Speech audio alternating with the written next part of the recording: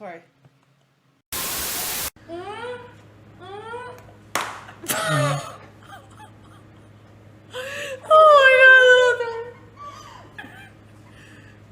We're moving away the things that might actually.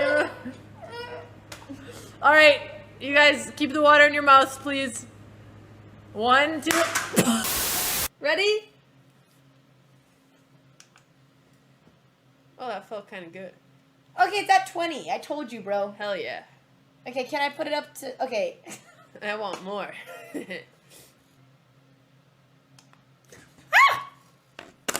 Oh, that's kind of nice. Oh, it woke me up. Take it off! Take it off! No! I'm turning this My off. collar! Alright, this is my collar! Pet dog! Fuck!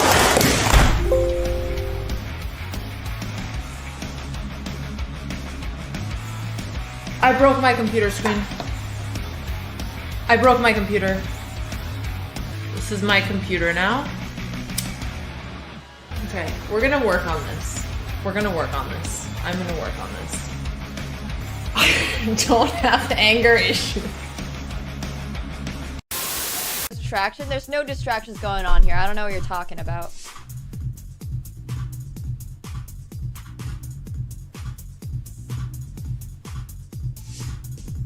Wait, I got this. I got this.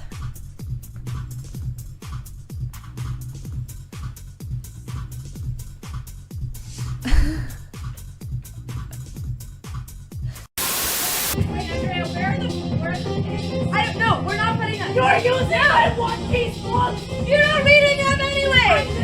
You're not reading them anyway. You're never gonna read them. Andrea took my one-piece books and she put them under her DJs. Andrea, use your own You don't books. even read them. You have 40 books and you don't read. You don't read. But can we talk about something?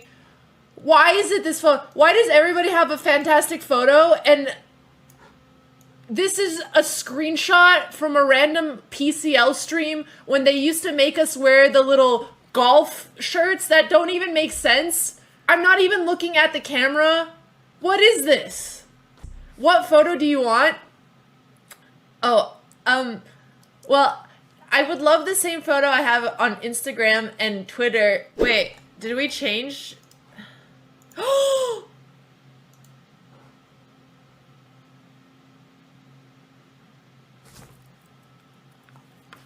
did it! Yeah!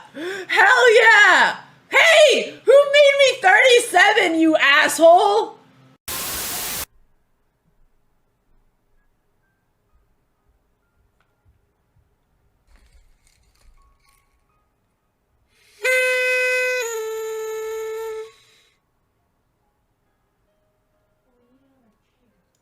Hello and welcome everybody to this fantastic coverage of Formentera Spain chess tournaments. I am your host, Women's Grandmaster Dina Belenka, and alongside with me is the amazing Mr. Grandmaster David Howell. David, do you hear me? Are you with me, David?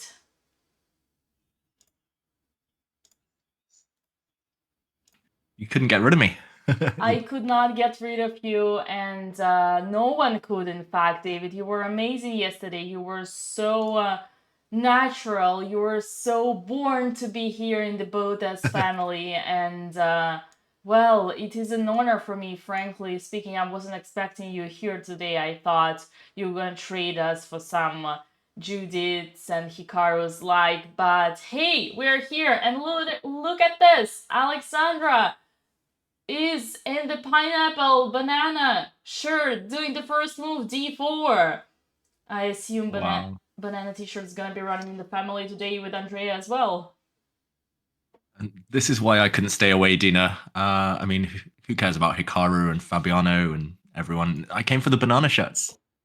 We were promised them, and Alexandra has delivered. But where's Andrea? We want to get both games going. Yeah, Two for the price Andrea's of gonna one. be here right away. d4 happened in her game. She's finally playing against someone below 2000.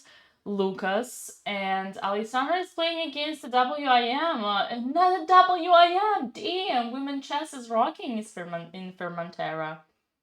Yeah, it's nice to see. Actually, on the cameras, pretty much half the players are women. It's really good to see a properly balanced tournament. And wow, Andrea's opponent looks super chilled, rocking the shorts. He knows the cameras are there. He's posing. He's actually from Norway. He lives quite near me, so I know a little bit about him. But Andrea can take him down if she turns up to the game. Where are you, Andrea? What's she doing, Dina?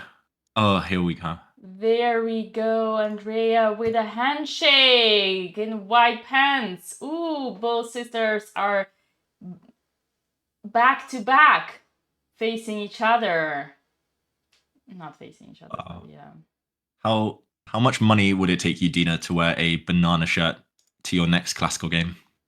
I mean, I gotta have a company. If I don't have a company, then yeah, it would be tough. But as long as I have the company, you know, everything is negotiable. Everything has a price, as my guru Botez taught me once. Yeah, I'm not sure there's enough money in the world for me to wear one. Really? But I appreciate these two. I appreciate the exotic vibe, the bananas. Hopefully the fans will be going bananas when the sisters win their games. I'm going to bring more luck today. I'm going to bring more luck. Okay. But we have some moves. Dina, are you surprised? Alex playing mainline Queen's Gambit. I'm not surprised. Queen's Gambit is the main weapon of Alexandra.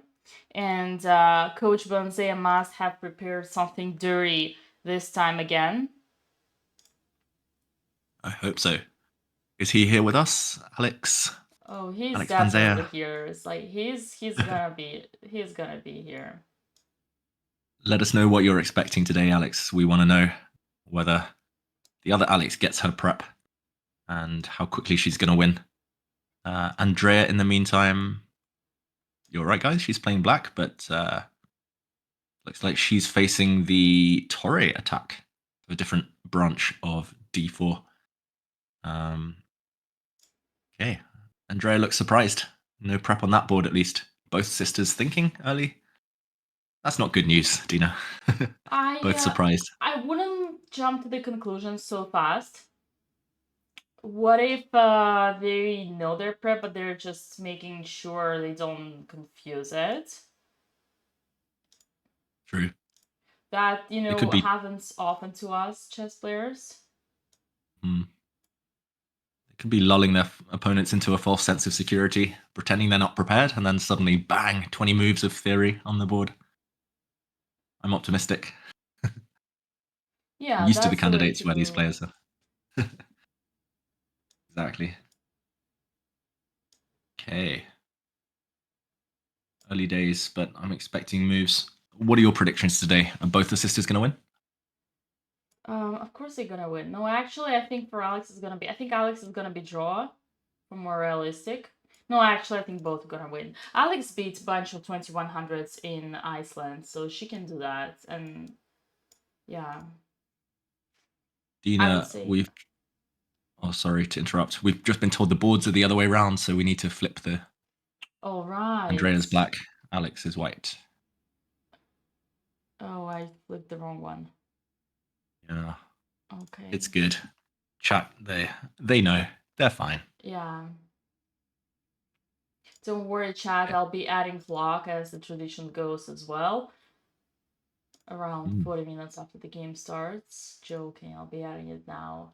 In the meantime, we got another move. Oh yeah, what a spicy move. Queen's Gambit declined mainline. He takes d5. Yeah. I mean, I'll get excited when I see what Alex has up her sleeve next. At the moment, it's just a position, as they say. Andrea looks confused about something. C takes d5. Wow. Pawn takes in g3. H3. Oh, h3. Yeah, my board didn't update. Ooh. This is That's interesting. deep move. Must admit, I'm not familiar. Haven't seen that one before. This is interesting's a nice way to put it, Dina. You're right. That's a good word. I think she's freestyling now. Can't see Alex Benzea recommending that one. So where do you think was a surprise for Andrea?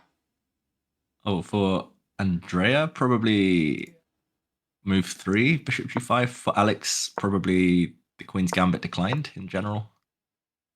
Don't know. Hard to say. Sense. But she definitely has done plenty of things out of her sleeve for Queen's Gambit decline. So she's just very, like, kind of choosing among the options. But you can see that Alessandra's opponent already started thinking as well, which is probably a good thing. Like, when you get surprised, you want to surprise back. That's true. Who cares about main lines anyway? They're overrated. I've always said that. Now we're talking. Speaking my language, David. Learning.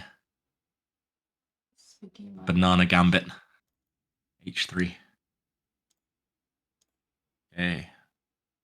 Andrea, I'm slightly worried that she's thinking this early. But I guess black has a bunch of moves. She can castle. She can choose her pawn structure. She knows how to handle time pressure, as we learned yesterday. Great result there. Yeah. Okay, Alex's opponent has made a move. Bishop d6. Nothing special. I'm surprised. Let's see. What are you surprised by? The banana rama here, or the moves on the board? Bishop d6. So yeah, the board is slightly behind. H3, bishop d6. Do you have the tournament organizers on speed dial? Maybe we can call them up, ask them to fix the board. How do you know that? That's actually correct. Did I tell you that yesterday? No, I'm psychic. I know these things. Man. Natural. How did you recover from yesterday's chaos at the Botez stream? Ooh. Good question. Not even sure what I did. It was a blur. It was quite late here. I just chilled. I watched some scary documentary on Netflix and I passed out. About what? Because I'm old and Friday nights are for movies these days. How about you? What did you get up to? Wait, what scary documentary? It was called like What Did Jennifer Do or something like that. What did Jennifer do? She quit US chess. Okay, that was too soon and very far too. David is so good. He is not reacting when I'm trying to put him into a comfortable situation because he knows the world is watching. But yeah. I know the world is watching. I'm gonna. Yeah. I'm cool with that. But yeah, I don't recommend that documentary for anyone. It was a bit creepy. Oh. Ooh. Yeah, Jules Gambit in the background. Chat is saying that's right. Yes, that's the. I'm expecting him to wear banana outfit as well. Yeah. Who did this one? Oh, the other Jules. Clearly no moves. Okay, Andrea moves. She stops white from expanding in the center. Good. I love people coming into the stream and being like, what are we watching? Imagine people tuning in for the first time. They don't know the sisters and they're just like, what's the dress code here? Imagine FIDE, Dina. Imagine Emil Satovsky tweeting about this. Yeah. Now you are putting me on the spotlight. What would you do if you were the head of FIDE and you were obsessed with the dress code and you saw the sisters? I like that, David, you're learning. You're learning how to be a trash talker. You know, that's a very important skill. I can see you using those lines in some more important moments, but tough decision. What can you do? I mean, honestly, I think at this point we should ask the question of what would you do as a tournament director if you saw Alireza Veruja wearing, what was it, Gucci? Versace was Versace, leopard style t-shirts, and you're supposed to wear suits. Gucci razor. Gucci razor. Yeah. Yeah. I mean, everyone's got their style. I don't believe in dress codes. You don't? No. I think anyone should wear what they want. Unless, no, I think they should wear what they want. Maybe no shorts at like a world championship, but apart from that. Right. Ooh, Oh, another move. another move. I gotta say, Dina, I don't like what Alexandra's doing in the opening. She's locked her bishop in. Okay. Which what not to do. Maybe there's a plan behind it. I'm not convinced though. So it was bishop d6, and help me with the moves later, because I don't think She played knight c3, c6, and knight e3. What? Oh, what? Exactly. What about Exactly. this boy over here? I mean, I don't really know where that piece is going. Yeah. Yeah, I thought you said she was an expert at the Queen's Gambit. Well, she was before I saw this move. Now I don't know what to believe anymore. They say don't believe everything you see on the internet, but this is... Yeah. I hope my eyes deceive me. Yeah, normally you want to get the bishop outside the pawn chain first before you close the door behind it. Yeah, she's closed the door, but her bishop's stuck in. Close the door, hold the door, come on. Ooh. Yeah, someone was asking if Alex has been over 2,000. I think she has. Well, she's a very good definitely... player. I think she's been 2,100 because she's a WFM. She's won for the master. Yeah. But one thing I need to tell you about Alex is that she doesn't... Like, sometimes we don't put her title because she doesn't think women are allowed to have titles. Mm. Yeah, Alex thinks women's titles... Alex thinks women's titles are fake. We should clear the opponent's title off the screen then, like Zurich Bay. If we give the opponent's title, we should give Alex's title. You're right, because... Both or neither? Because, yeah, what difference does it make? They're both W something. They're both strong. No, and Alex and Andrea, they're both seriously underrated. Ooh, really? Wait, so. wait, can you repeat that? I'm not sure everybody heard. Can you repeat that? The sisters are both seriously underrated. Alexandra deserves way more than 2,000 and Andrea way more than 1900, I think. I mean, at least the way she played. I've only got yesterday's game to go off, Dina. Like, I've only got experience of one day, and yesterday Andrea drew with, what was it, nearly a 2,200, 21 something. Right. 2 pawns down in an endgame. It was impressive. 93.3 accuracy yesterday for Andrea Botez. Exactly. Ooh, interesting stats there. 93.3. Or was it? I think it was a 93.5 even. 93.5. We're raising the bar. I wonder what certain people would make of those statistics. You mean mathematically speaking? I'm sure there's a team of mathematicians on the case. Right. Okay, so early days, but okay, Alexandra looking off to the side. Maybe she can hear us. Blink twice, Alex, if you can hear us. Some chatters... Yeah, I don't like the bishop on c1. Oh, okay. Let's go. Some chatters was saying we need to rearrange the layout so that sisters face each other. That would be fun. Inception. You can flip everything, and it will look strange though now that the board's this way around. And they're back to back like real sisters. You know, I got you, sis. I got you, sis.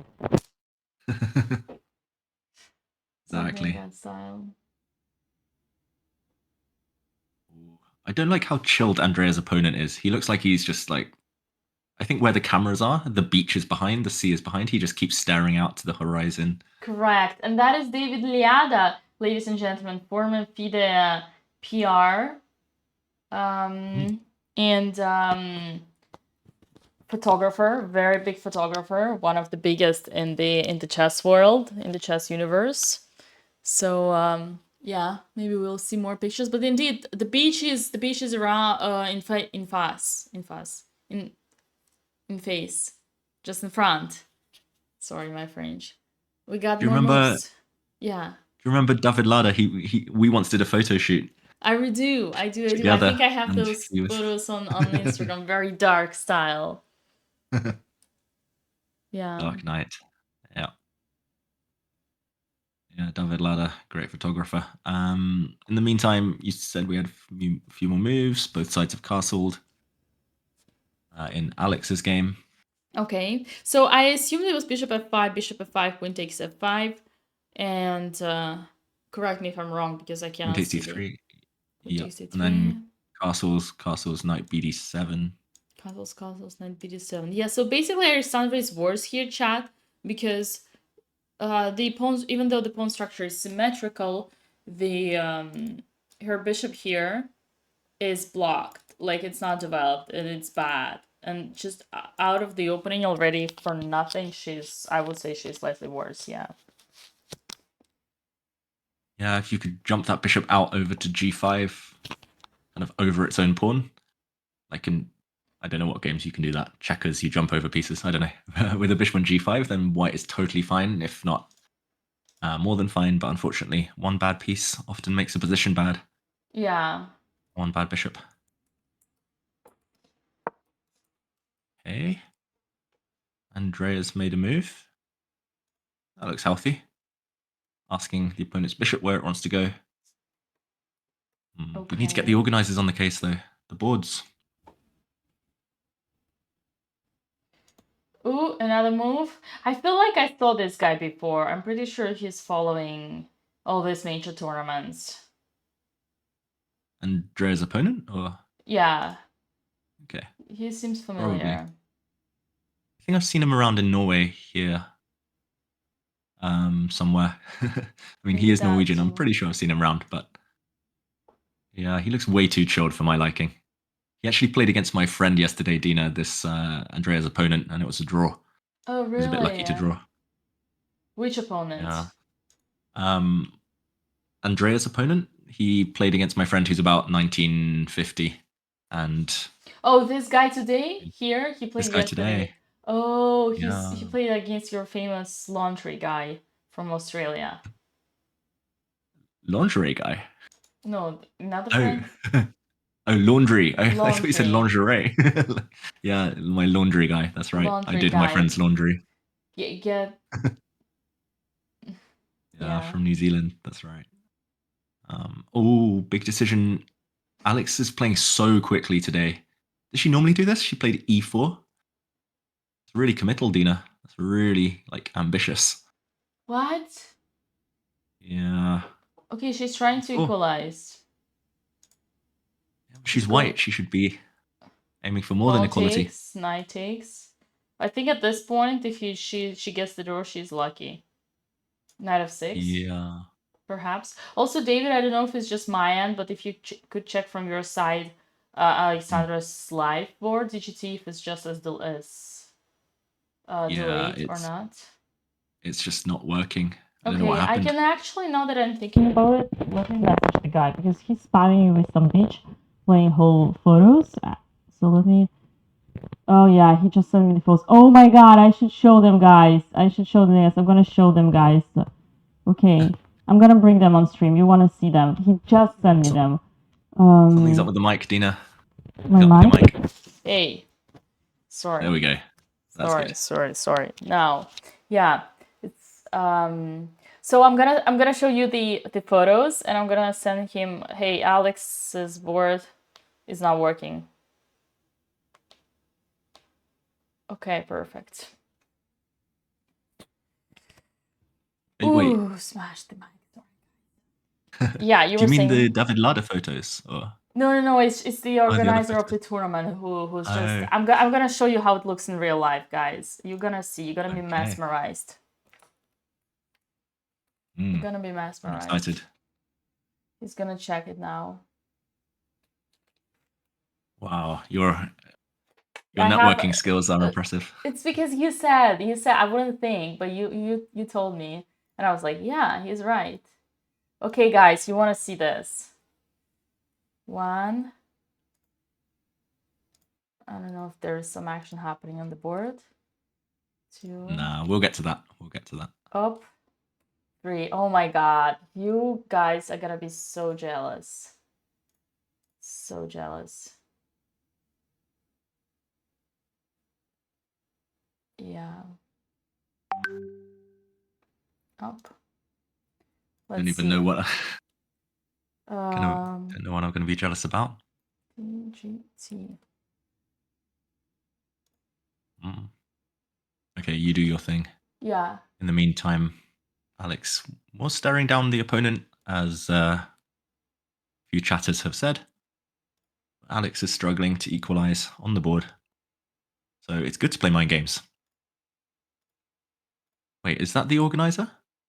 It's coming now on the camera? Alex is Oh shouting no, to someone. that must be some tech guy, but yeah. Okay. Whoa. Literally, you're a magician. You text and suddenly someone comes to fix stuff. Again, David, it's just because you reminded me. I wouldn't even think about it. So. I was just joking, though. I was But I you was were like, right, and you said it was your intuition. Okay, guys, I got Ah. something for you. You ready? I'm ready. There was a move. What was the move? There was a move on Andrea's board, bishop f5. On Andrea's board, bishop f5. Okay. But I want to see the pictures now. You've been Okay, ready? teasing the photos. Let's see. Ready? Formentera. Everybody's ready. This is how it looks in real life. Look. This is the other side of the... this is how it looks on the other side. Wow. Yeah. And imagine I make it big. Like that. We should have this angle. Who wants to see the Look. tournament hall? I want to see the beach. Imagine we have this one. No walls. There are no walls, right? And it's yeah, I think first day was the rain. Unfortunately, they cannot have camera the other way around because of the light, you know, then the board gets super dark. Oh, have you ever played in such a beautiful place? Never. Like I'm so jealous. Yeah. I think there's only one time I've ever played like with no walls. And that was against Garry Kasparov on his balcony at his flat. We were like playing a blitz match and the sea was like right there next to us. Wow. But not a tournament, unfortunately. I wish every tournament was like this. Now we're going to jump to Alex. You ready? This is Alex from the other side. This is us, chat. This is us. Us sitting there. Not bad. Not bad. Wait, I didn't even see a cameraman. Like, who was taking these pictures? This was literally 5 minutes ago, or 10 minutes ago. Yeah, probably. One of those guys passing you around without the head. And I have one last one for you, and then we're gonna go back to the board. Okay. The last one you're gonna love. Bring it on. The last one is the best.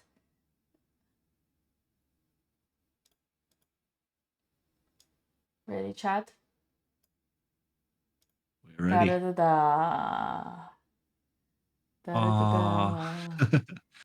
Alex, Andrea, and their BFF, Vasily Ivanchuk. Andrea Classic adjusting her hair. Wow. Yeah, I'm loving the denim shorts. Ivanchuk, what a legend. All right. Nicest guy ever. Just strong Grandmaster too. Former world number 2, I believe. Correct. Wow. Also, we got plenty of moves in Andrea's game, and now I think, yeah, we gotta comment on that because I've been distracting you, David. I'm sorry about that. No, I'm good. If I was here purely for the chess, then I would have chosen the candidates, but I chose this. I wanted the beach pictures. I wanted the Ivanchuk shots. I wanted the banana shirts. That's very nice of you. I'm not sure I wanted G5 for Andrea, but you've played it. Well, And she's what do trying you to think play of? fast, right? Yeah, but there's playing fast, and then there's playing risky. Because she wants to win. Well, interesting position. Her position is not worse at all, surprisingly. Yeah, it looks like the opponent's a bit passive. Right, I and don't know this is much. Andrea's style. Yeah, Like we saw yesterday, I almost was gonna suggest like shouldn't Andrea play like a more like kind of dynamic attacking positions, aggressive, and there she goes with the exactly. aggression. She hasn't played a single retreat yet, so only forward so far. I think she learned her lesson, so she'll know in the situation. But I think this is actually Andrea's position. I could easily see Andrea winning this game, honestly. I can easily see her do that. Yeah, I was going to say I don't know that much about her opponent. I've only seen like yesterday's game that he played against my friend, but he played quite passively there and Ooh. definitely looks like he wants to be out on the beach. So I don't think he's the most aggressive player in the world. So if Andrea can attack him, he might not like it. So he must have come there to have some just holiday.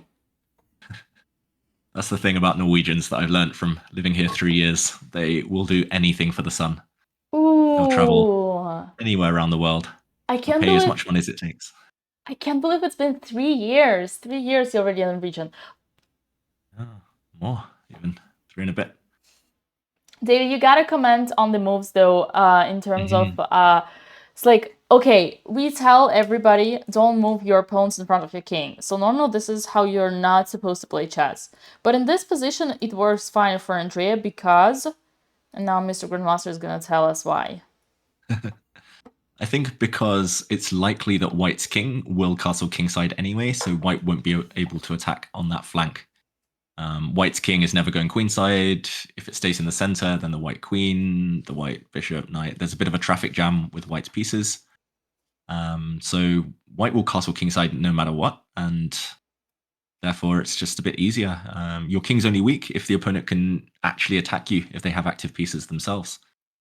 So I love your knight bd7 move here. I also quite like knight e4 at some point for black. Oh yeah, right, kind of like yesterday. Yeah, exactly. And it's a forward move, so Andrea might play it. But yeah, the one thing I think Andrea should avoid is allowing White to play knight e5 and then h4 really, really quickly. But the opponent's already played pawn to h3, so it's unlikely he's going to actually waste a tempo, lose a tempo, and try and attack there, if that makes sense. So Andrea's king looks a bit open, a bit airy, but for now it's fine. As long as she continues to play energetically, which is her style. And she has played knight bd7, so yay! Knight bd7, there we go. Great, star. Another Sheriff star for Andrea.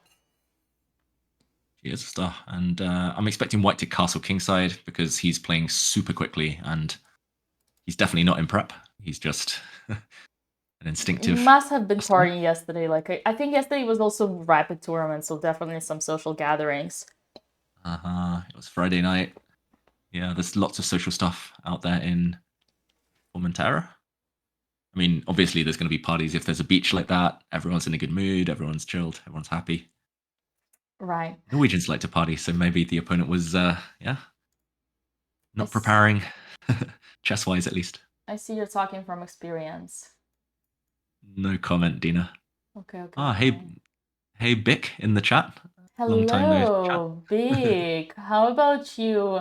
You come join us, Big. I think I already took one of your commentators. Now it's about time I take one of your producers like this. We'll be starting on time, and I won't have to adjust the clock after 20 yelling chatters on me. Yeah, that's right. Like Bick, he's a great streamer, great chess player, great producer. I've worked with him literally the last week. I was going to try and keep it a secret from everyone at chess.com that I was commentating here as well, but I've been outed. Sorry, Bick.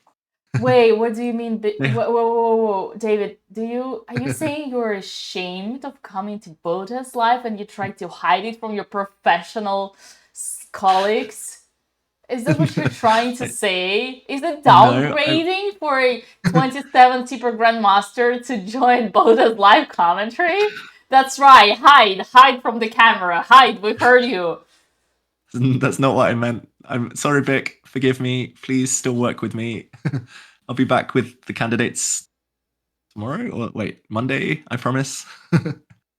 Oh dear. No, I mean it was a choice. It was. I wanted to keep my mind fresh. You know, the candidates. It's grueling. It's intense. It's.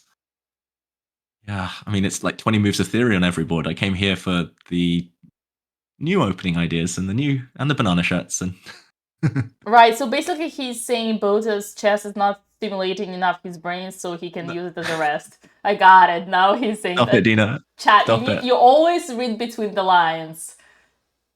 Oh my gosh. Vic, don't tell the bosses. It's fine. Vic is That's- our guy. Vic is, yeah. I mean, it's nice to try a bit of everything in life, right? So I'm hoping Hikaru's watching this stream as well and others, and they'll be inspired by the banana shirts. Oh yeah, this is honestly, all of us, we have been greatest supporters of Hikaru. He might not understand it. Even when we print a 3D 2-meter portrait of Hikaru and put it in our streaming room on the background, it's still because of respect. Mm. We actually did that. I don't Okay. know if you're aware, but that's okay. I mean, I wasn't aware, but I'm not surprised even slightly. Yeah, you I see mean, the if I was as creativity. creative, I would do exactly. Great minds. Yeah, if I was that creative, I would do the same. Okay, David, yeah. Sorry, go ahead. I was going to say back to the chest, Dina, before I dig yeah. myself a bigger hole, before I get in trouble. Same for me. I wanted to ask you, so actually not to ask you, but kind of like conclude something here. So basically, Bandrea faced something. What did I say? Bandrea? Andrea? I want to mix up Banzea and Andrea. So basically, Andrea faced a surprise, and her coach Banzea was not in the good prep today. Okay, that threw him under the bus. Bishop g5, and Andrea started thinking from the move 3. And all these moves, what I like about the situation we have over here is that, yes, Andrea takes time to think, but actually she doesn't take so much time, and she makes logical moves. And for her, she's playing pretty fast. And that's a really good way to go. Bishop f5 was slightly dubious according to Stockfish, but, you know, for me, it's an achievement because Andrea finished the development, ladies and gentlemen. So more or less, let me see. Bishop g5 was move number 3. So last 7 moves, which were completely new, kind of, right? New, not prepped. Andrea spent only 20 minutes. And ladies and gentlemen, our girl has finished the development. Once again, I think we have a huge achievement over here. Huge, huge, huge achievement. Yeah, and it looks a bit like the London system with colours reversed, and we all know that Andrea has a love affair with the London system. The black bishop's on f5. Like, if she were white, the bishop would be on f4, so a similar diagonal. Yes, she's fianchettoed her bishop. It's slightly different, but she knows the ideas. She knows the structure. Like, I'm happy. I think she'll be happy too. And now it's just a question what to do next. Many plans. She can play pawn to c5, queen to b6. She can play knight e4 and try and open up the center instead. Man, I love this. I definitely love this. Yeah. I mean, I think it's just an equal position, and may the best player win. And that's fine with black. And like, Alexandra's position, I'm less happy about here, Dina. Okay, let's move to Alexandra. It's a perfect moment because Andrea decided to disappear anyway. And I got you, chat. I got you covered. Just a second. You know, it's like this is what you feel when you were in the big shoes. Okay, just a second, chat. Oh. We need you. Oh, I got you. I fixed it. Andrea's back. Nice. Okay, Alex's position, queen e2. Mm-hmm.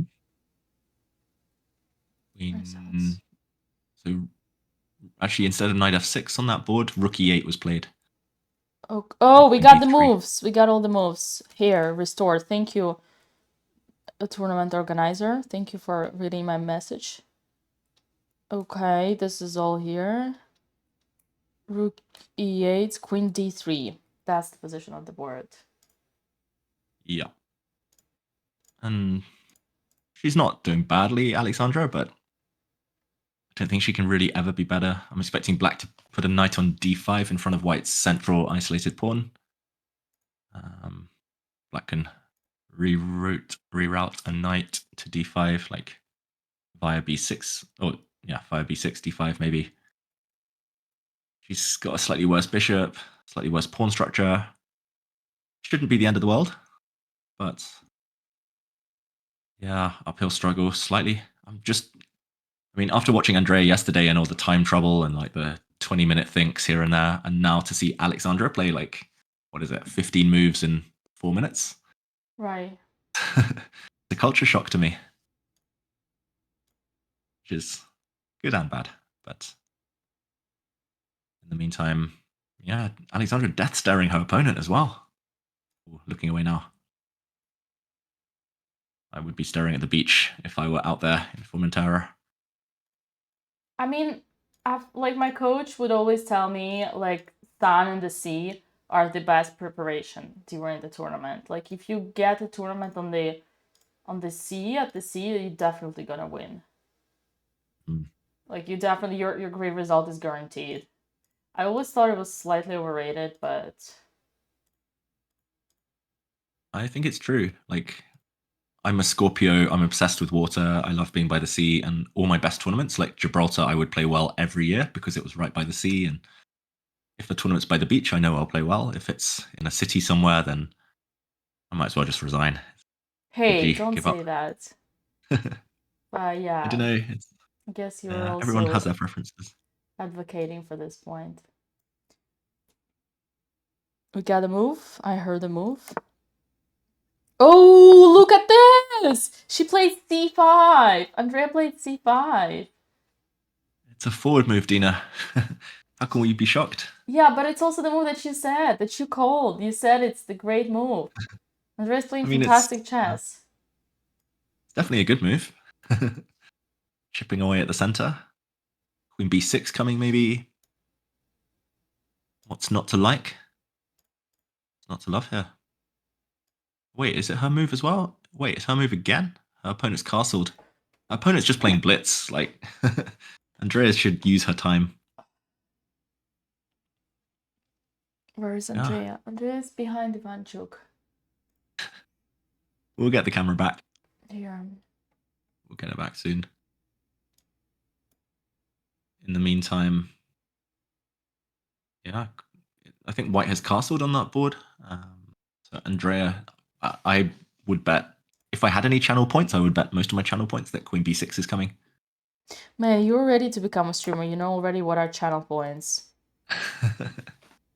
I'm a lurker. I've watched a lot of streams. I've just never You have known how to set one up. Who's your favorite streamer? Right answer. Amaranth. No. No. What? No, I'm joking. It's David, Dina you're such Belenkaya. a nice guy. I didn't expect it. Oh, come on. You're not okay, David. You're now hired by BotezLive.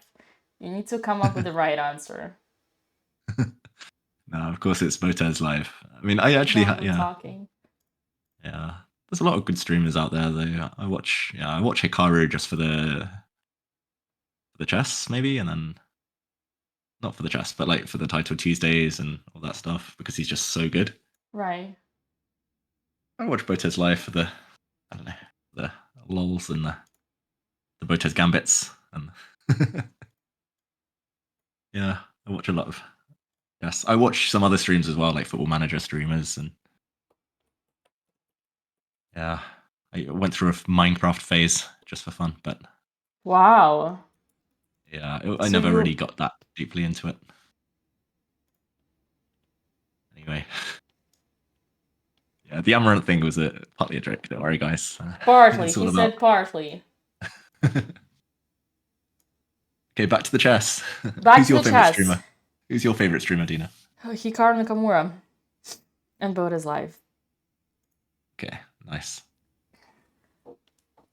not chess.com or chess. Is that a streamer? That's not a streamer. Yeah, that's a company that makes streamers. if I can put it together.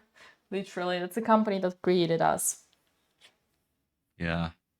Actually, I saw someone in the chat mention hot tub streams, and I nearly once did a hot tub stream with Magnus, but I chickened out last minute, so I felt guilty. Just left him in the hot tub streaming. Like, So he was hot tub streaming alone?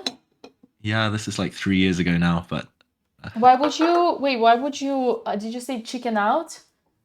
yeah, like I wasn't beach bod ready, so I was like, I don't know. Oh, you Back in those days. you didn't have a summer body. Exactly, I didn't have my summer body ready, so I But- was. Neither did he. I'll tell him you said that, but yeah. I mean, I'm just guessing. I've seen him, like, I think he lost his summer body, like, when kind of he became more social and less disciplined. No comment. But yeah, in those days I was a bit shyer. These days I wouldn't care. Like, hot tub stream. Yeah, the Play some thing is, blitz. David, like, the percentage of people who look good is so low that, like, that the bar is so low that, like, as long as you're entering into the door, you probably are fine. It's just confidence, right? Like, if you play some chess with a smile, who cares about I what think else is it's going on? your in this game? body, your choice. But that being said, if everyone should have their own standards for themselves, and the healthier they are, the better. Yeah. Okay, let's go back to the chess. Okay. No moves. Queen D3. Queen Okay, D3. and Andrea, yeah, I'm expecting Andrea to play Queen B6. I'm not really sure what she should do against Queen B3, but trading off the queens. Andrea, I expect quite a long think, at least if not on this move, then definitely on the next one. Because it's a key moment for Andrea, or at the end of the opening, early middle game. What's Alex's opponent thinking about though, Dina? It just looks so nice for black. Like knight B6, as we were saying, maybe even Queen A5, Queen to D5. White's isolated pawn in Alexandra's game is just, it's going to haunt her for the next 30 or 40 moves. I have a bad feeling. Yeah. Sorry, Go on. ahead. No, you go. I was going to say, I know Alex's opponent a little bit. I actually once prepared for her, for a student. Oh, really? Asel Sarik, I don't know how to pronounce it, Sarikbay. She's also from Kazakhstan, just like Andrea's opponent from yesterday. Oh, But, wow. I think she's quite good positionally, so she'll be liking the fact that she has. She's already given Alexandra an isolated queen's pawn. She'll try and blockade it. Black's probably not much better, but yeah, black's very safe. Oh, and also remind me, what does it make you think when you see like Alexandra's opponent is from Kazakhstan and she plays solid? I mean, you were the one who was giving me the lecture yesterday about Yeah, I the wanted to Kazakh see- school of chess. Right, I wanted to see And what you games. took from it. I mean, I literally have a notebook. I was writing down all the many idioms you were teaching me, the chess lessons you were teaching me. The Kazakh school of chess, I know, is very good at endgames. So Yeah, positional chess, right. positional chess. Yeah, because it all comes down to Soviet school of chess. Mm. I feel, guys, we need to it's been a long time I haven't schooled you for I think this is okay, lecture for 1000, but this is actually lecture even for 1600s. So in this position for Alexandra, we have an isolated pawn structure. David, you're gonna learn a lot from this. Teach me. When you're playing against an isolated pawn structure with black, your goal is to, first of all, obviously ideal to block the pawn with a knight as an outpost. You bring the knight there. Long term, and actually half long term, half short term, in general, your goal should be to eliminate minor pieces, trade minor pieces, just like in Andrea's game from the round 2, where she could actually beat her opponent, FIDE Master. And you gotta let these rooks, and this queen, your major pieces, attack the weak isolated pawn. And once everybody rooks and queen protect, you make a boom, c5, boom, and you grab the pawn and you win. This is the plan. When you're playing with an isolated pawn, do you think you're lost? Like, do you think you're doomed? Not necessarily, if you know exactly what to do. When playing with an isolated pawn, you need to use your space advantage. You're the only one who has a pawn in the center, in the small center, because we also know there is a big center, right? In the small center, when you have a pawn, it gives you a space advantage. You use it to attack. Attack what? The king. For those reasons, you are okay to trade major pieces because, like, let's say rooks and queens. Well, actually, queens doesn't. Okay, I'm making you confused. First of all, you are gonna attack the king. To attack the king, you need pieces. Unfortunately for Alexandra, the problem is that already one knight and one bishop have been traded. So, I'm touching the mic. Sorry, David. Oh, It's cool. I'm screaming. I didn't hear much. Okay. I mean, I heard the chess lesson. I didn't hear the mic stuff. So carry on. I want to know. Yeah. So unfortunately for Alexandra, there's lacking one knight and one bishop to attack. She needs minor pieces to attack the king to put the pressure. So the fact that already one knight and one bishop are traded is good for black. Here, white wants to trade rooks in general and queens because there would be less pieces to attack the weakness. Two plans for white with isolated pawn. Either attack, if not enough pieces, then screw it all and trade major pieces. Did you get it, chat? Can you start again? From the beginning, I needed to. I want it once more. All right, I'm joking. No, that was perfect, Dina. Like, I totally agree. Isolated queen's pawn. Everyone knows everything about them now, and it's one of the most common pawn structures in chess. So, I hope everyone was taking notes. Like you said, white wishes there were more pieces on the board. Alex would be totally fine if that were the case, but right now, what do you make of that move? Given a star by the computer, Queen A5. I'm surprised. I guess, actually, chat, I told you this. Nothing new under the sun. Rook is gonna come to d8 because I told you you're gonna attack this pawn with major pieces, plus finishing the development for black. Mm. Oh, Dina, you should... Yeah. Sorry, you go on. One more detail, two more details. Obviously, when you're playing with isolated pawn, unless you have some big attack, which is not gonna happen here because not enough pieces, minor pieces, you need to also be looking how to get rid of this pawn. For instance, if this was like white to move, d5 would be a legit idea. Like, let's say king h8, d5. Oh shit, there is knight g5 and mate. That's funny. Okay, let's say some a5. Random move d5 would be a major idea because if they take, queen takes, white got rid of all their problems. Yes, you're trying to sneak for a draw, for instance, but hey, at least you're not gonna lose. So whenever you have isolated pawn, you're gonna want to get rid of it. This is, okay, if there are 2000s in chat, one more plan would be to push b5 and trade this, and like this, your isolated pawn would become a pass pawn. If we remove this one, then it wouldn't be a weakness as much. But this is like, bro, you're dreaming. You're in outer space. Okay, I'm done. Dina, you should go back and clip that last 5-10 minutes and put it on your new school of chess on the main page so everyone learns about IQPs. Something tells me I screwed it. I actually should have repeated myself because apparently my mic was... No, it was good. It was fine. I mean, talking of your that little speech there, I love your d5 move actually. Maybe even in this position, I was thinking. Really? Giving away the pawn?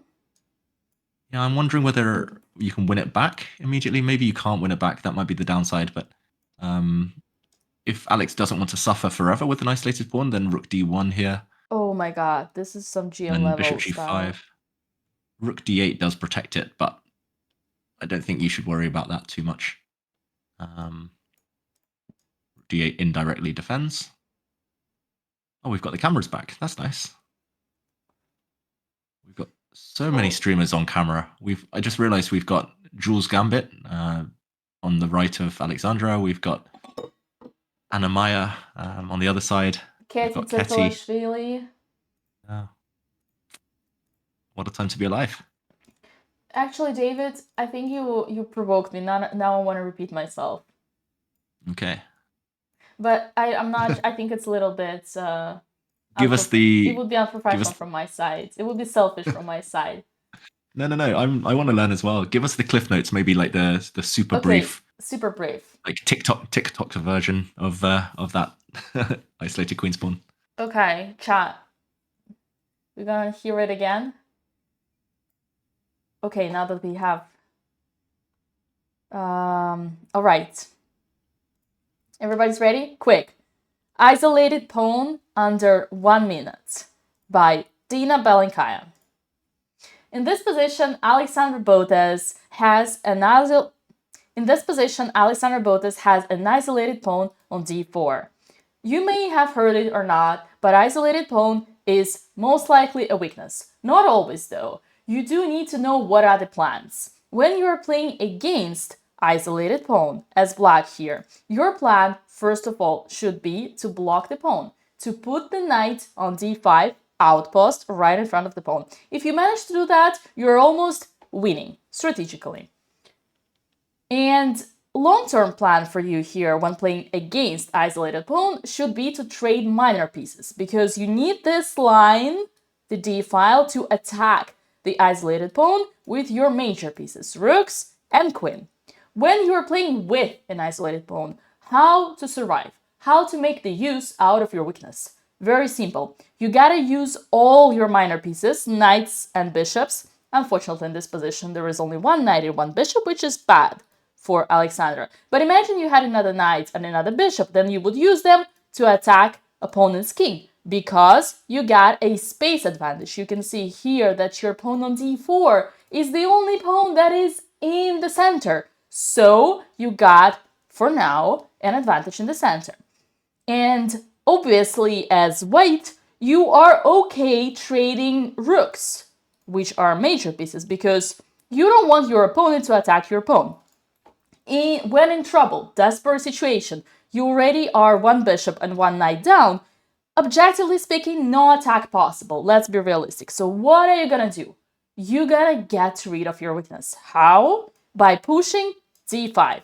David Howell, my wonderful co-host, who I just forced to be muted because of some reasons, has suggested, well, in this position after queen a5 that has been played, to push directly for d5. And after queen takes d5, David calculated a line.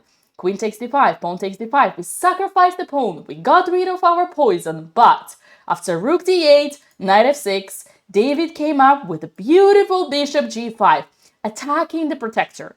And when the protector gets taken away, then we get pawn back and bishop b2, and I guess rook b1, and then bishop goes back, and black saved their ass.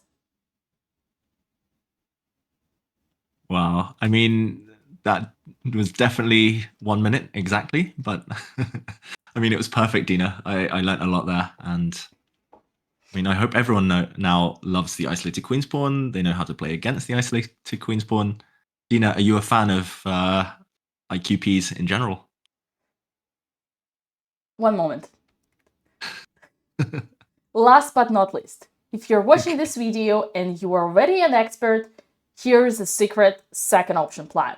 To get rid of an isolated pawn, you can turn it into a passed pawn by pushing your b pawn to b5. And after c pawn goes away, your isolated d4 pawn becomes a passer. But you're dreaming. You're in outer space. Thank you for watching. David, you asked me something. What did that mean? I can't even remember. I just said whether you like playing with isolated pawns, isolated queen's pawns, or do you like playing against them? That's a perfect question. To be honest, David, you might be surprised, but I hate both. Because when with white, I feel too much pressure that I need to attack quickly, otherwise I'm lost strategically. And and sometimes I'm not quick enough. And when playing with black, I often feel passive and I get under attack. But in general, That I makes think sense. I'm better against it because I kind of like I know what I need, quickly trade minor pieces and just go for the attack in the weakness. So in general, I would say practically I would always choose against the pawn, the isolated pawn. But it depends on the style. For example, for Andrea, it would be perfect to play with an isolated pawn. That being said, I wish we could show you like some classic, some actually my favorite. Okay, when I was a kid, not a kid, like until COVID hit, all my life I would play this. I would play this all my life. Quick. It's a Queen's Gambit declined. This is the classic, chat. Classic. This is a classic isolated pawn. You play for white, with white here, and you got all the pieces, so yes, you're gonna attack. While this knight is gonna go to d5, you are gonna try to create something on the king. You see that there is way more space for white here. So this is that kind of situation that I, like this position I hate for both white and black. I don't have enough time to equalize, and I also don't have enough time to attack.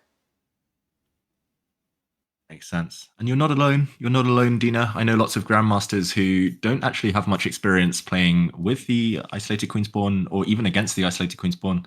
There are some grandmasters in England, and I used to just do anything possible to get this pawn structure against them because they were, I won't say clueless, but they didn't have much experience in these types of positions. So it comes from lots of openings. The IQP, it comes from the French defense, the Caro Can, the Queen's Gambit accepted, Queen's Gambit declined. Comes from and the Nimzo Indian. It comes from endless number of openings. So actually, the free lessons you're getting from Dina really useful, no matter what opening you play. Caro Can in French, I think, also. Yeah, I mentioned this. Oh, you mentioned this. Sorry, I get it now. You said IQP. IQP is isolated queen's pawn. I was like, why is he asking about my IQ? Oh, I mean, I would never question your IQ, Dina. It's definitely higher than mine and most chess players. But the isolated queen's pawn, that is a more important life skill. Right. Okay. Queen b3 questions in the chat. Was the one for the game. B3. Okay, I like that as well. I guess black will play knight b6 or queen b somewhere. Queen b4, queen b6. What is queen b3 for? It's attacking a pawn, Dina. There's a loose pawn, unprotected. LPDO, loose pawns drop off on b7. Loose pieces, but yeah, you made it sound like that. The problem is it does kind of ask black to play a useful move anyway. Alex is basically playing blitz. Yeah, I'm surprised, I must say. It was a bit like yesterday, Andrea played queen b3 in her game, and it was like, oh, what's that? But it was hitting a pawn. I've got to say, Andrea's game, I kind of prefer her position to Alexandra's right now. I think Andrea's doing pretty well. Yeah, we haven't looked at Andrea for a moment. Okay, now tell us, I want a 10-minute TikTok on Andrea's pawn structure. Go. Wait, hold on a second. I messed up with everything. Okay, I'll let you off this one. Just this one. Chatter, he provoked me. He asked me to adjust something technically, and I wish I wouldn't hear you. Okay, you go for that, and I'll give a lecture on Andrea's pawn structure. How about that? Great. Wait, why did she take? So the most we missed while I was wrapping was c5 short castle takes on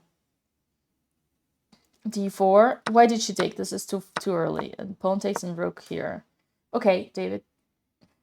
Yeah, it's actually hard to give a lecture here. I mean, the pawn structure resembles a exchange Slav.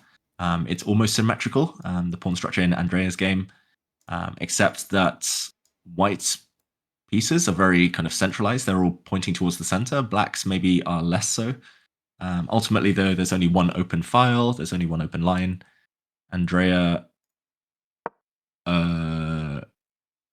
weird move there. I was going to say she's going to bring her queen out and connect the rooks. You always want to connect your rooks to protect each other. That's the best way to get active, to keep the open file.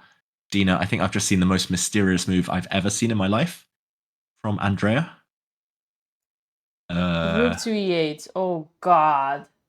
I know what she wants, David. I know what she wants. She wants bishop f8, e6. We saw this before in her games. She wants But that's this. a retreating. Yeah, but she realized that the bishop has nothing to do here. And that's why she wants to put it there. Andrea is trying to play solid. The only problem is that she pushed g5. I think here her moves are lacking logic, and I've described this before. And I'm going to point your attention into another strategical mistake, which is releasing the pressure too early. This center was under pressure, and plus, let's calculate. Are we good with math? How many pawns in the center for Andrea? 2. How many points for Andrea's opponent? 1. So basically, Andrea trades this golden c5 against this cheap c3. Removes this 2 off the board. Can you imagine that? Remove this 2 off the board. And this is what we got. Another problem is that our girl said, hey, I'm coming after you on the queen side. That's great. When you attack, you want to keep the center tight. Closed. Always keep it tight. After capturing on d4, there is an open file. With an open file now, this is going to be a major distraction. So you cannot, the center is no longer tight. It's open, wide open. So it's going to be harder for Andrea to capitalize on her advantage, space advantage on the king side and doing something nasty here, because she will always get distracted by the central c file open. David, what do you think about my 1000 level chess strategy explanations? I would give it a solid 2000 level. That was very good. Nice. I mean, you're right. Like, I mean, essentially, that 2 versus 1 pawn structure, that arises again from so many different openings, and it's always, like you said, always better to keep the tension if you are the one who holds the key to trading. Let the opponent wait, let the opponent sweat, let them calculate the pawn captures every single move. Don't break the tension ever. Tension is good in chess if you are the one holding the key. I think that was maybe a big mistake. And this last move by Andrea, this rook to e8, which I said was really mysterious, ultimately it's slow. You got to prioritize in chess as well. It's a bit like life. If you have like a to-do list, if you have a bucket list, like, okay, I want to do like 5 different things today. Number 1 should be developing the pieces, connecting the rooks, occupying the center, like high priority strategic stuff.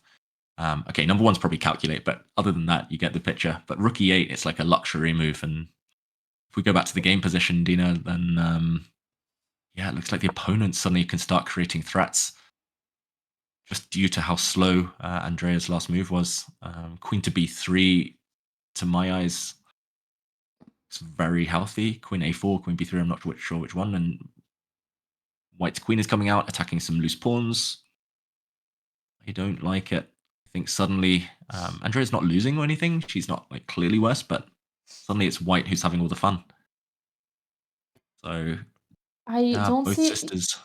Queen b3 is on the board, or I was like, oh, you think like when he plays? I think it's what he should play in this position. And Andrea has an awkward question to answer there. It's like, does she try and trade off the queens and kind of beg for a draw, or I don't think she has any other options, unfortunately. Her opponent's playing quite conservatively as well. I saw someone in the chat say Andrea's playing like uncharacteristically safe, but her opponent isn't the most aggressive player, so it might work out, but she'll need the luck of all those bananas if she's going to get a better position later on. It feels like both sisters probably fine, probably can equalize, but not much more than that. And there we go. Our opponent brings out his queen. Both queens are now out on b3 on both boards. Wow, you predicted it.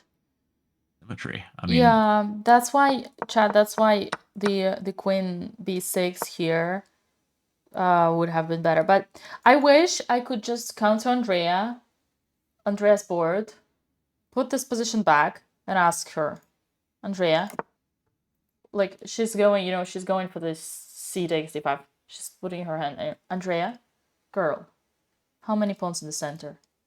2, Mother Dina. Your opponent. 1, Mother Dear. Andrea, don't touch your pawn. You're right, Mother Dina. I'll not. That's it. 1 second explanation why this is a strategical mistake.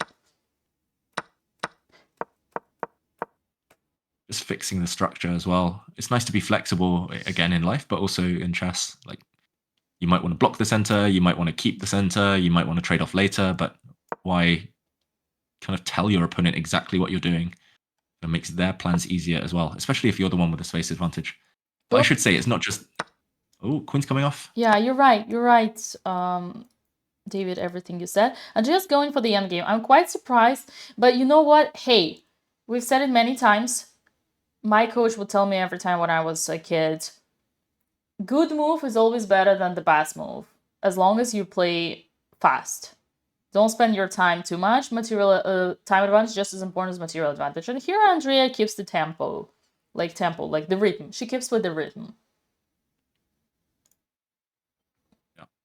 Ooh, her opponent's playing so fast. It's crazy. He's playing well, but Bishop c7 is kind of okay. Yeah, but I mean, he's not calculating.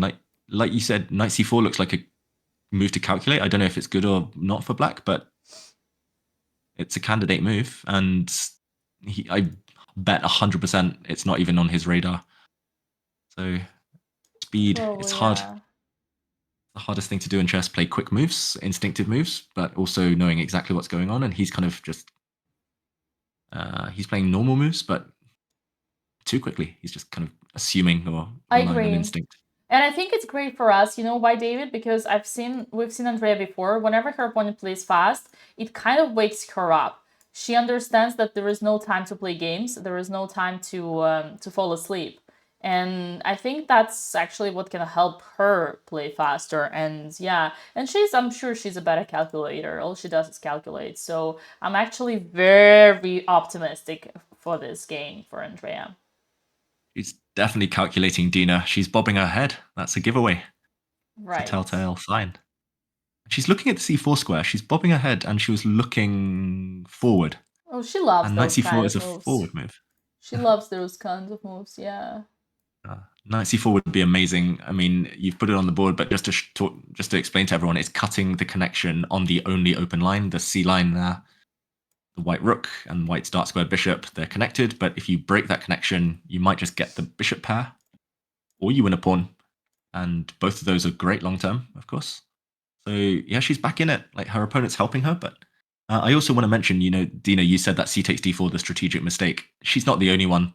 Friend of BotezLive, friend of the channel, Ariane Tari, once made a very similar mistake in a big game, and he got told off for it by Magnus Carlsen. So knight c4 on the game right away. Yay! Well, yeah, this is like such a typical Andrea style move.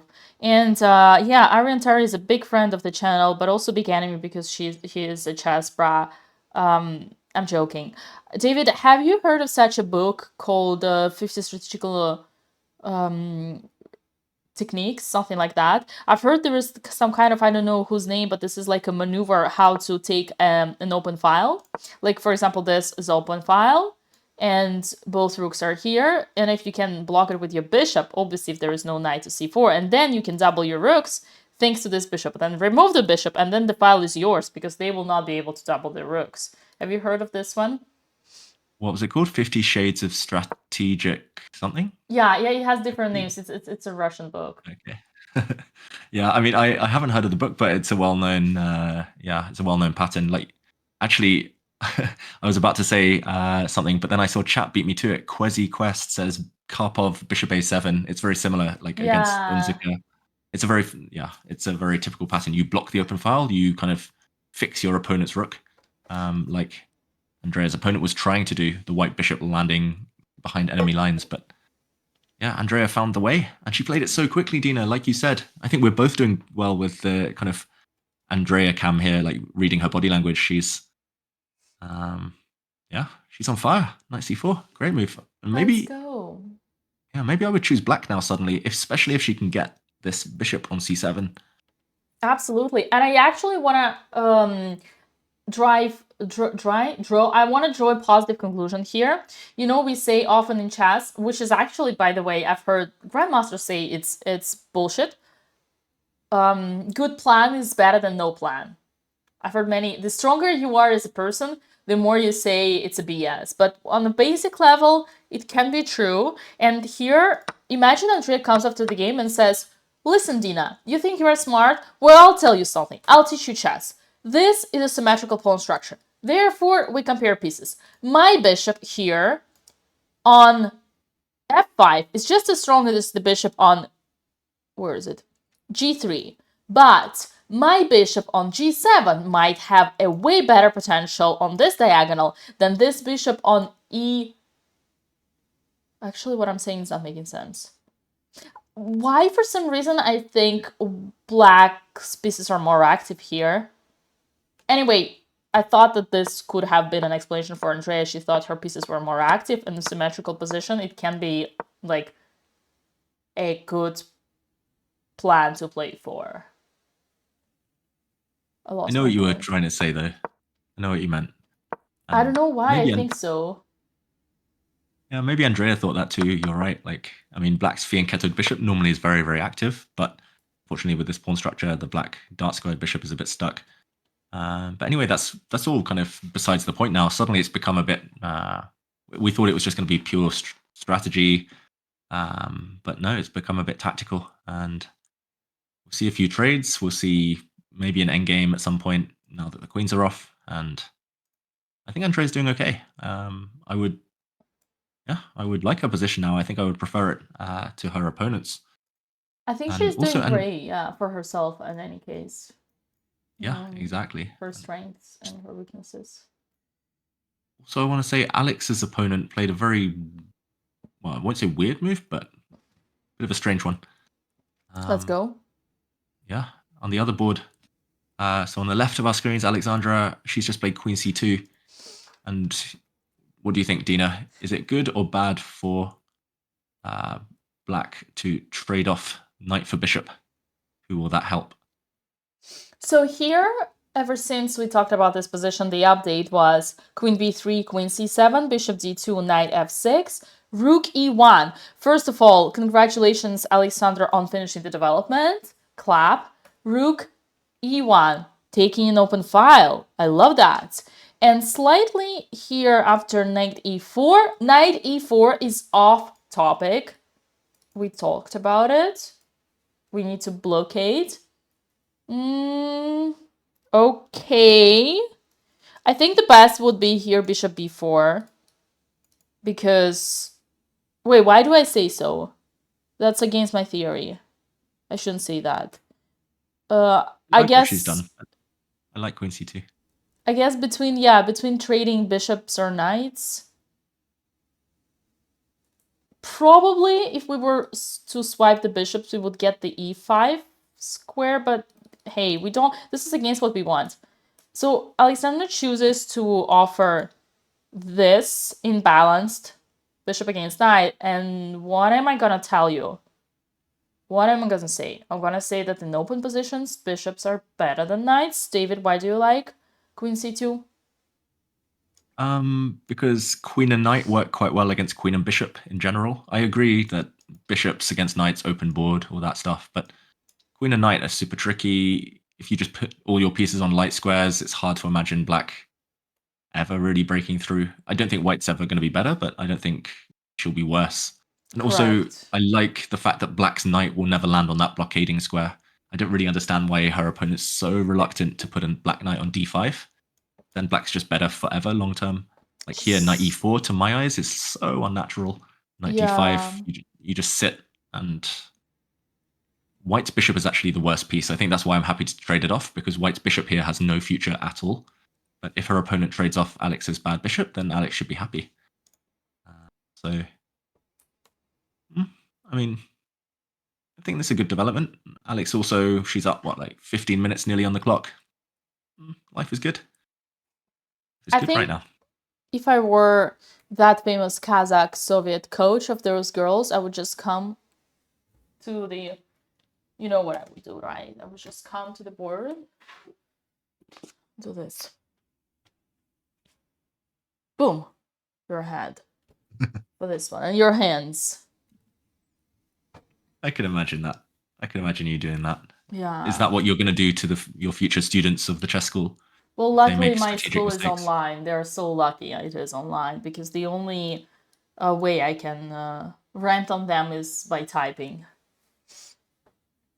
Words can hurt as well, Dina. Not just being slapped in the face with a book. Yeah. Words are the... With a IQP, as you say, IQP book. Exactly. No, but honestly, bro, this is unacceptable. Yeah. The opponent should kind of admit a mistake now and go back, but that's the hardest thing to do in chess. I think. Going back, losing time. Yeah, are you going to be a strict teacher with your chess school? Well, I've always been strict teacher. That has always been also my problem. Like, especially when I was only starting and I was going to schools, the biggest mistake, like my mom would always tell me, stop trying to teach them. You know, like primary school. They don't need that. They don't want that. They just want to have fun with chess pieces. Were your chess coaches strict? Oh yeah, yeah. Whenever I wouldn't listen, he would just take me like cats, you know, like here, cats, and then throw me out of the classroom. Just throw. I had the same coach as Giri Anish. You know, also I don't know if you told you that my mom is Giri's first coach. Yeah, I didn't realize it was your mum. I thought it was your dad was Giri's first coach, but I knew there was a family connection. Yeah, that's why my Anish mom. turned out as he is. Yeah. I mean, that's why he stayed in chess. But yeah, but then once he grew up, he went to my coach, like who is like a male.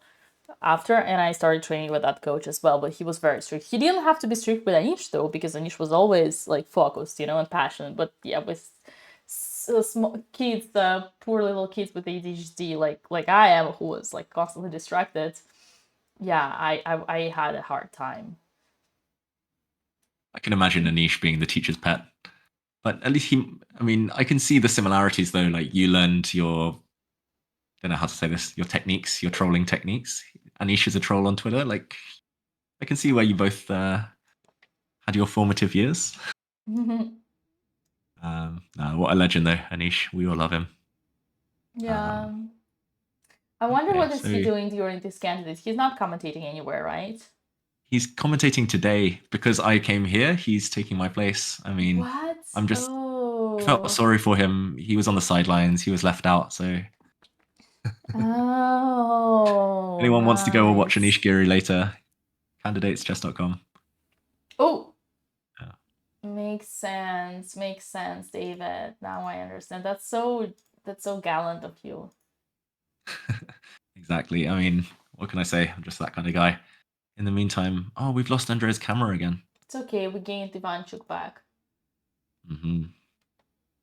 Okay, Papa Botez says, the father of a current Canadian IM, when he was young, if he was playing bad, his dad would just come and sit next to the table in such a threatening posture that in one of the matches, his son's opponent got scared and resigned. Wow, I can imagine that.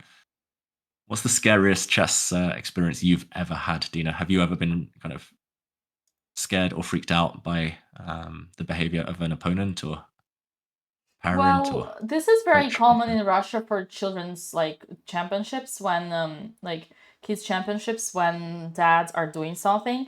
I remember, for example, like Anastasia Bodnaruk, she just became world rapid champion for women. We played like we grew up the same city, played all the time. She's 1 year older, she would win all the tournaments. But yeah, her dad, everybody knows in the city her dad. Like he would come to every single game and he would always, you know, like do something, stand behind the player, or like whenever she would cry, like during the game, he would always find some ways to. But I remember even like my mom, when I was like still a kid, like maybe, I don't know, until like 10 for sure, like first 5 years of my competition, whenever like we had a tradition, like how do I know if I have a good position? I need to relax, calm down, breathe, and feel good, she would come behind my pawn and she would look at me and she would do this.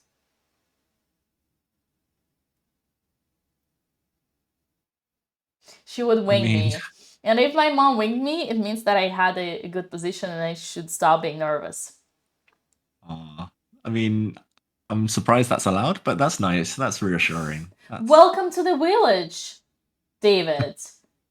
Everybody has their ways. Every single family had their ways of cheating. It's like, how do you survive? You think like you're like, you come from a civilized society. You think like it's just everything is according to the rules. No, welcome to Russia.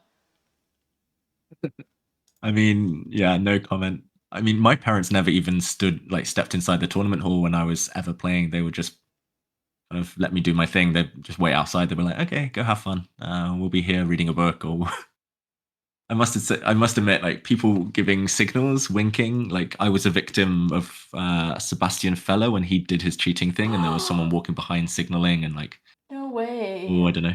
I have quite firm views on that, but winking, like when you're young, maybe it's okay. Maybe it's fine.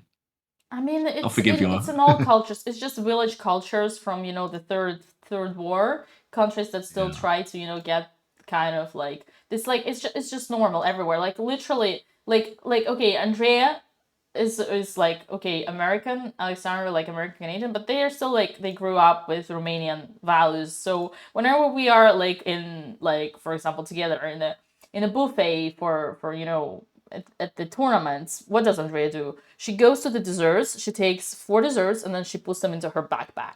And then you tell me that you can take a girl out of the village, but you cannot take the village out of the girl. That's just good sense. Like, that's frugal. That's part of the deal when you have a buffet. I respect that. Like, who hasn't taken like a croissant out of breakfast out of a buffet? Like, that's that's not just the village. Okay, here's another question, Dina. Like, you were talking about parents and how they react with kids. Will you teach your kids, if you have them someday? Like, will you teach them chess? Will you encourage them to jump into this? If my kids are not world champions, that they better hide now. My eggs are better hide now, okay? Okay, this is way too deep. Sorry about that. Like, yeah, this is way too such deep. a cancelable material.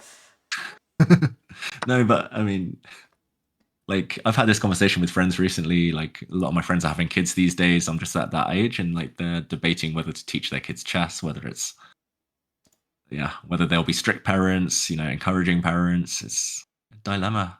Papa Botez, you need to share your wisdom with us.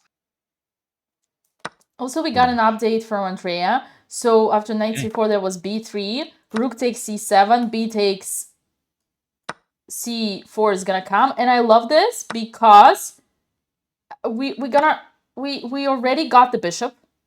We changed the pawn structure. The position is gonna become more open. Potential pass pawn. Let's say, assuming Andrea is gonna take, something takes, and then she's gonna do her e6, bring her bishop as she wanted.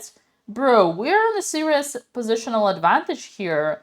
And in the opening, you have a pass pawn on the queen side. It's always the right plan. It's always the winning trade. Like, you want to have the most distant, like, queen side, king side. In the endgame, you want to have more pawns, pawn majority, it's called, on the queen side. I agree. Big positional advantage. Also, this pawn structure comes from Grunfeld's, comes from the semi-Tarrasch. Outside pawn majority, like you said, Dina. A bishop pair, long term. Also good for black. I don't really like Andrea's last move. I think she should have gone for this immediately, like you pointed out on the board. But she actually delayed it, and this might give white extra option. I think white now needs to find a good move, but I think he's going to be forced to find it. Lesniewski, the opponent. I think his name's Lucas. Yeah, I knew Andrea wouldn't take because she doesn't like making your opponent advance. She wants to advance herself. And her move is a very good one. Apart from, I don't think she's calculated that deeply, but c5, d5 would be really. Oh, damn it! I thought he was gonna pause, but c5. I think she might have thought she could play b6 here, but bishop a6 is really, really annoying.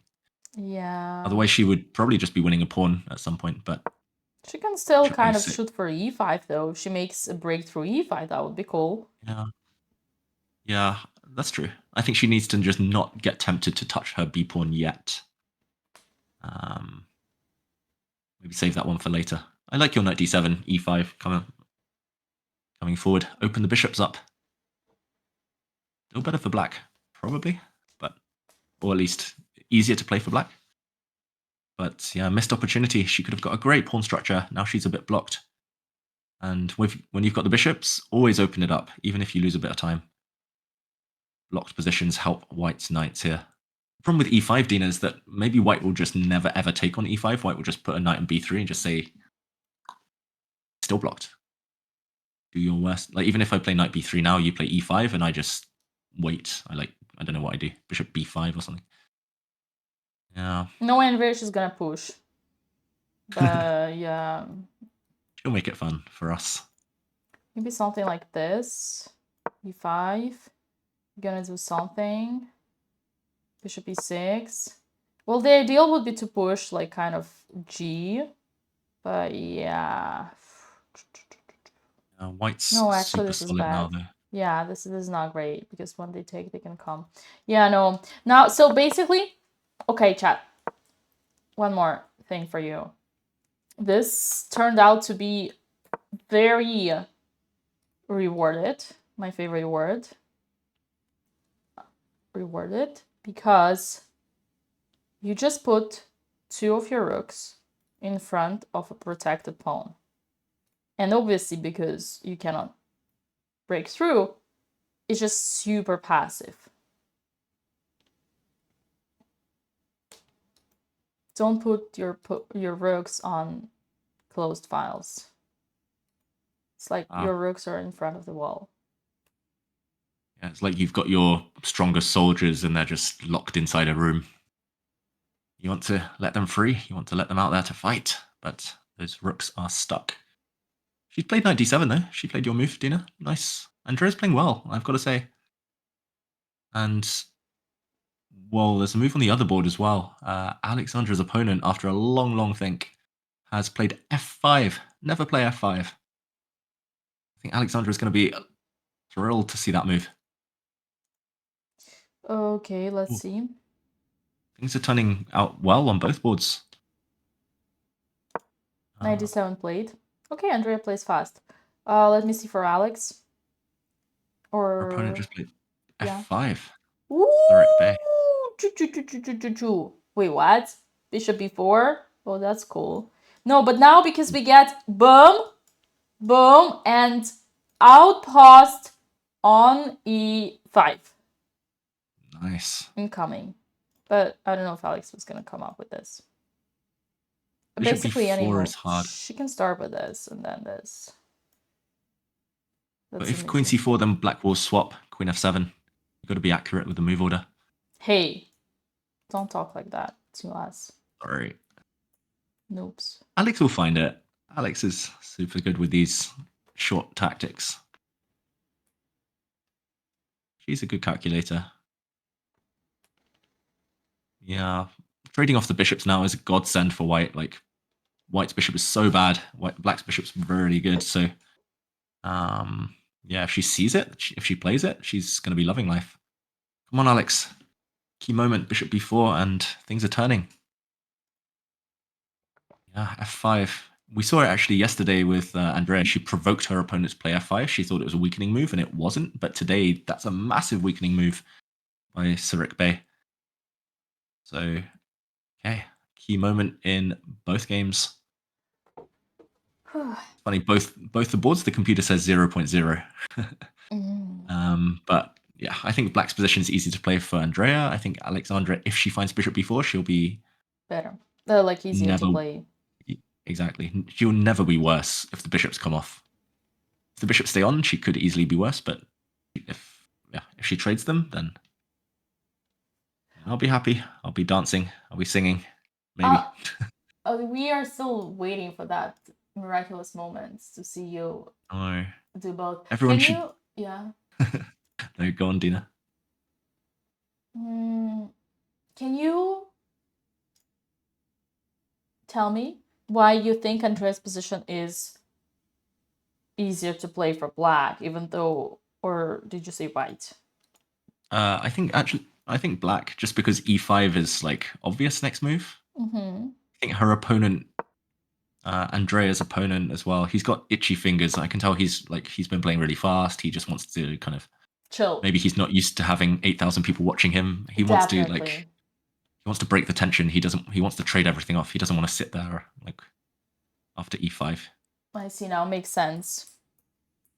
Yeah, he's I understand. So the more complex position, the better for us, for Andrea, because she's more invested into the game. The guy is just like, whatever.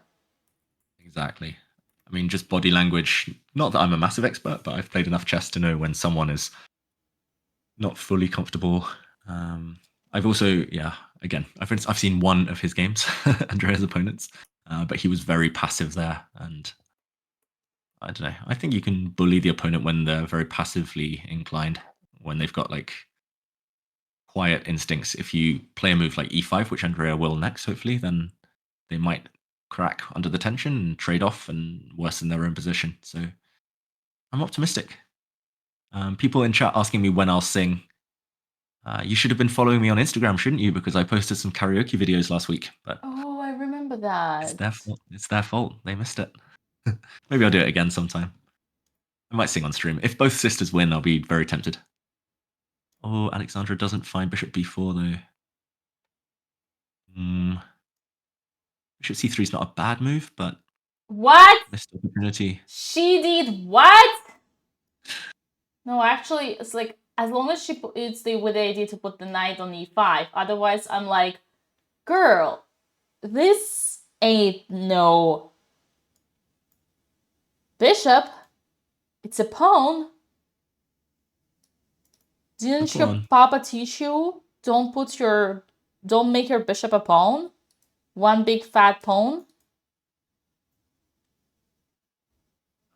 95 is not an idea because they would take, right? And then we would lose a pawn. Yeah, they'll probably take everything. I'm just a bit worried that. Yeah. Actually, this is fine. She would have to find c5, which is not that open. Actually, this is fine. But girl, this is disgust. I am disgust. Ooh, there's a result in the background. Jules Gambit. I'm gonna see how she did. Oh, already? Uh-oh. Game there. Is that a draw? Wait, they're setting up the pieces. I'm not wrong, right? Yeah. Ooh, Jules Gambit. She drew against an opponent 300 points higher. Good result. Really?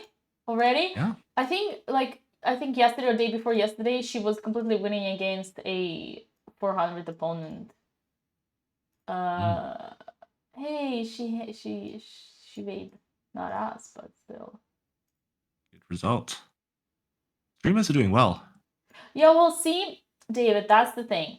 Welcome to American chess. All these Americans, Canadians, same as story.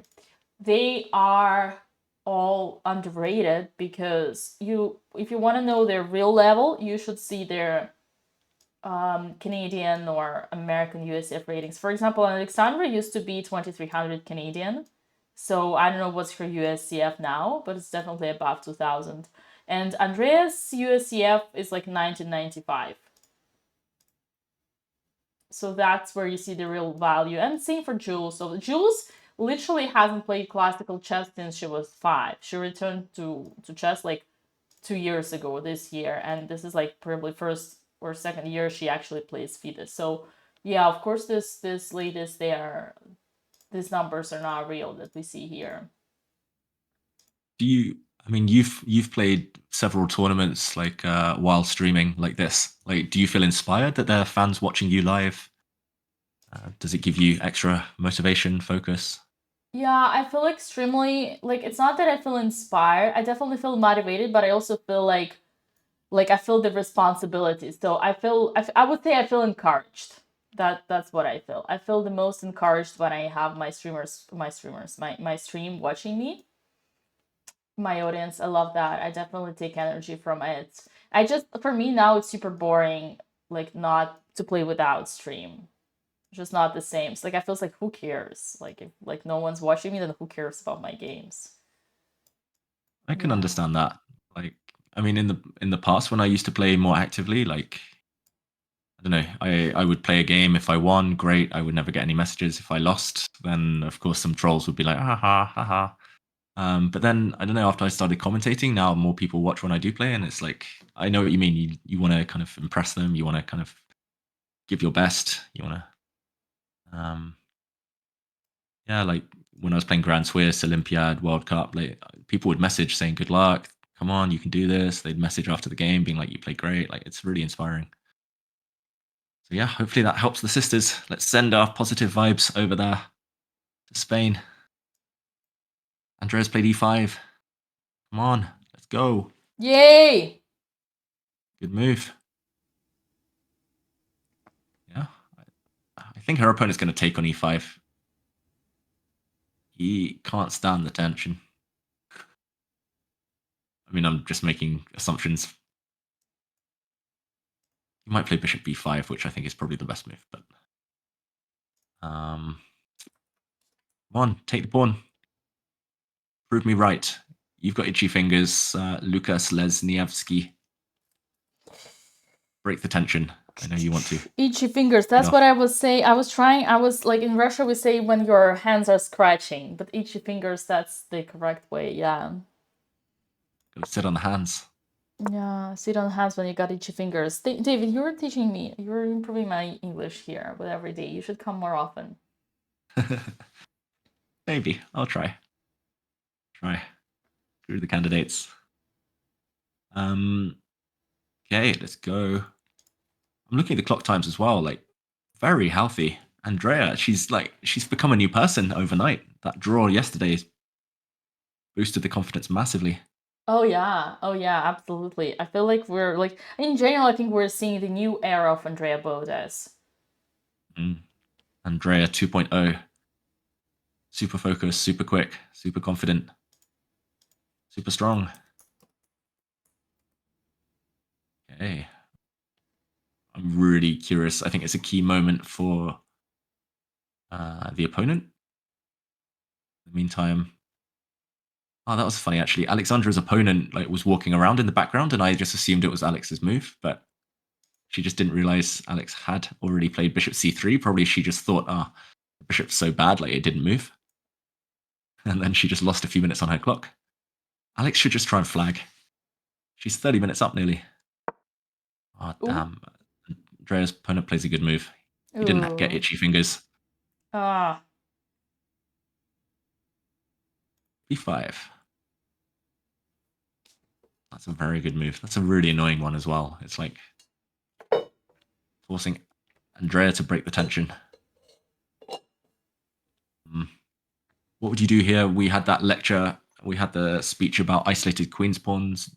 Dina, if you trade off pawns for Andrea on d4, you might get, I mean, it's a high IQ move, but you might get an IQP as well, isolated queen's pawn.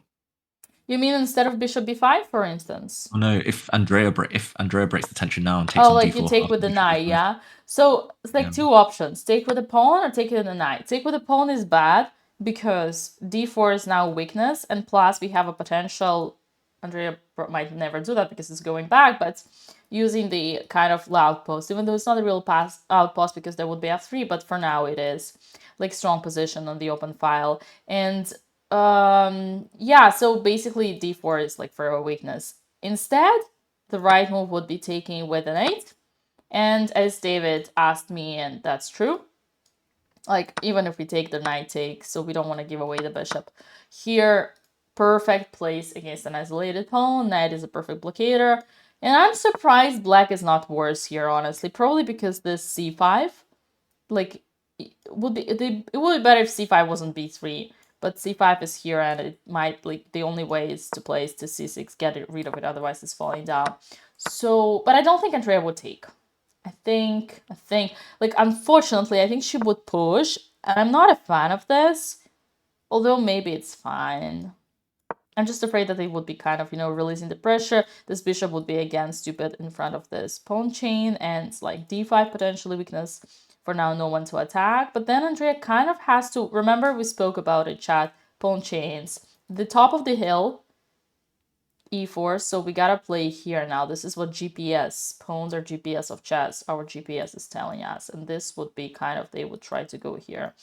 Again, I'm slightly annoyed by this two castles looking into the wall, but that's life. David, what's your take on all this? Yeah, I agree. I think she'll play e4 because forward is the name of her game. But I agree in general. Like normally this would favor white because white has won Connect 4. Anyone who watches me commentate knows that that's my favorite game. Connect 4, like f2 to c5, all those pawns. But if she plays e4 and then really, really energetic with her pawns, then I think she can keep the balance. The other move is f6, but that's not her style. Like to just keep the pawns. Like we saw earlier, she doesn't want to keep the tension. She wants to break the tension. Probably this is fine too, but I think she's going to play e4, Dina, and then when the white knight moves, she's going to play bishop back to e6 and then throw all the pawns forward, connect her own pawns, and just like all the bananas on the shirt, they're going to be bunched together, but she's going to push them, and I don't hate it. Go e4, Andrea. Just do it. That's what you want to do. Stay true to yourself. I think it's fine. I think she's fine. I think we're slightly lucky that d4 here is okay because, yeah, objectively, this is kind of the move that we expect the most. Yeah, I think it's also one of the most logical moves. I don't want her to take on d4. I think she'll suffer slightly. But e4, knight d2, bishop e6, and f for forward, f5, f4. Push. Push. Yeah. I'm not sure Karpov or Capablanca would play e4, but they're not playing this tournament. They're not playing Formentera. Yay. Hey, there's been a move on the other board as well. Queen to f7 by Surik Bey. Let's see that. That's a clever move. That's a strong move. She's stopped the d5 idea forever. We have knight e5. Ever. I guess queen d5. And now Yeah. would Alexandra play f4? Could have been. First, probably f3, asking, like, get out of my house! And once he gets out of your house, then... Oh. Don't ask Ben Feingold what he thinks of f3. Ugh. Never play f3. Never play f3. But it might not be a bad move here. Why not? Oh, here she has to take with a... Oh, and after bishop takes e5. e5. We take, and boom! And boom! And Alexandra makes her first result draw in the tournament and goes leading the tournament. The problem with queen takes c3, more kind of narrow, protecting, is c5. d5. Yeah, undermining. I think it's not easy to see this variation though for Alex because she'll need to calculate b takes c3 and then it's like 5 or 6 moves deep and then she goes queen b3 check, queen takes b7 like you said. But if you do it move by move, you can find it. Like knight e5 is probably what she wanted to do like at the beginning of your variation. And then here it's like f3 is like it's all the most natural moves, but to see it in advance like 5-6 moves into the future is hard. I would think. Come on, Alex, you can do it. You can find it. She didn't find bishop b4, but that was difficult as well. Go, knight e5. Otherwise, she's maybe a bit passive. Both sisters at key moments, they could go active, they could go passive. I liked that thing in chat a moment ago. Someone was like, why have they tuned in? And it's David commentating and 2 Hikarus on the stream with their funky shirts. It's not the candidates. I can confirm. It's Formentera. That's funny. Ooh, she takes on d4. Andrea. Let's hope the opponent takes with the pawn. He's going to take with the pawn. I can feel it. Ooh. Yeah, maybe it's good. It's not a gamble, not a bluff, but like maybe Andrea's kind of sussed out. I think the opponent's going to take back with a pawn over on that board. And he's, I think taking with a knight is not as obvious. He's not a calculator. He's an instinctive player.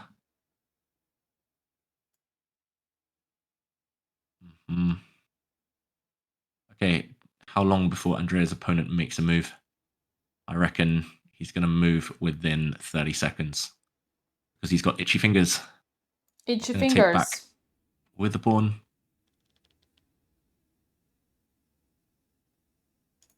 Yeah, I think if he takes back with the pawn, Andrea's going to win. If he takes back with the knight, not sure. Really not sure. Yeah, I agree with ONT guy. Being very impressed with the sisters. Playing really, really well.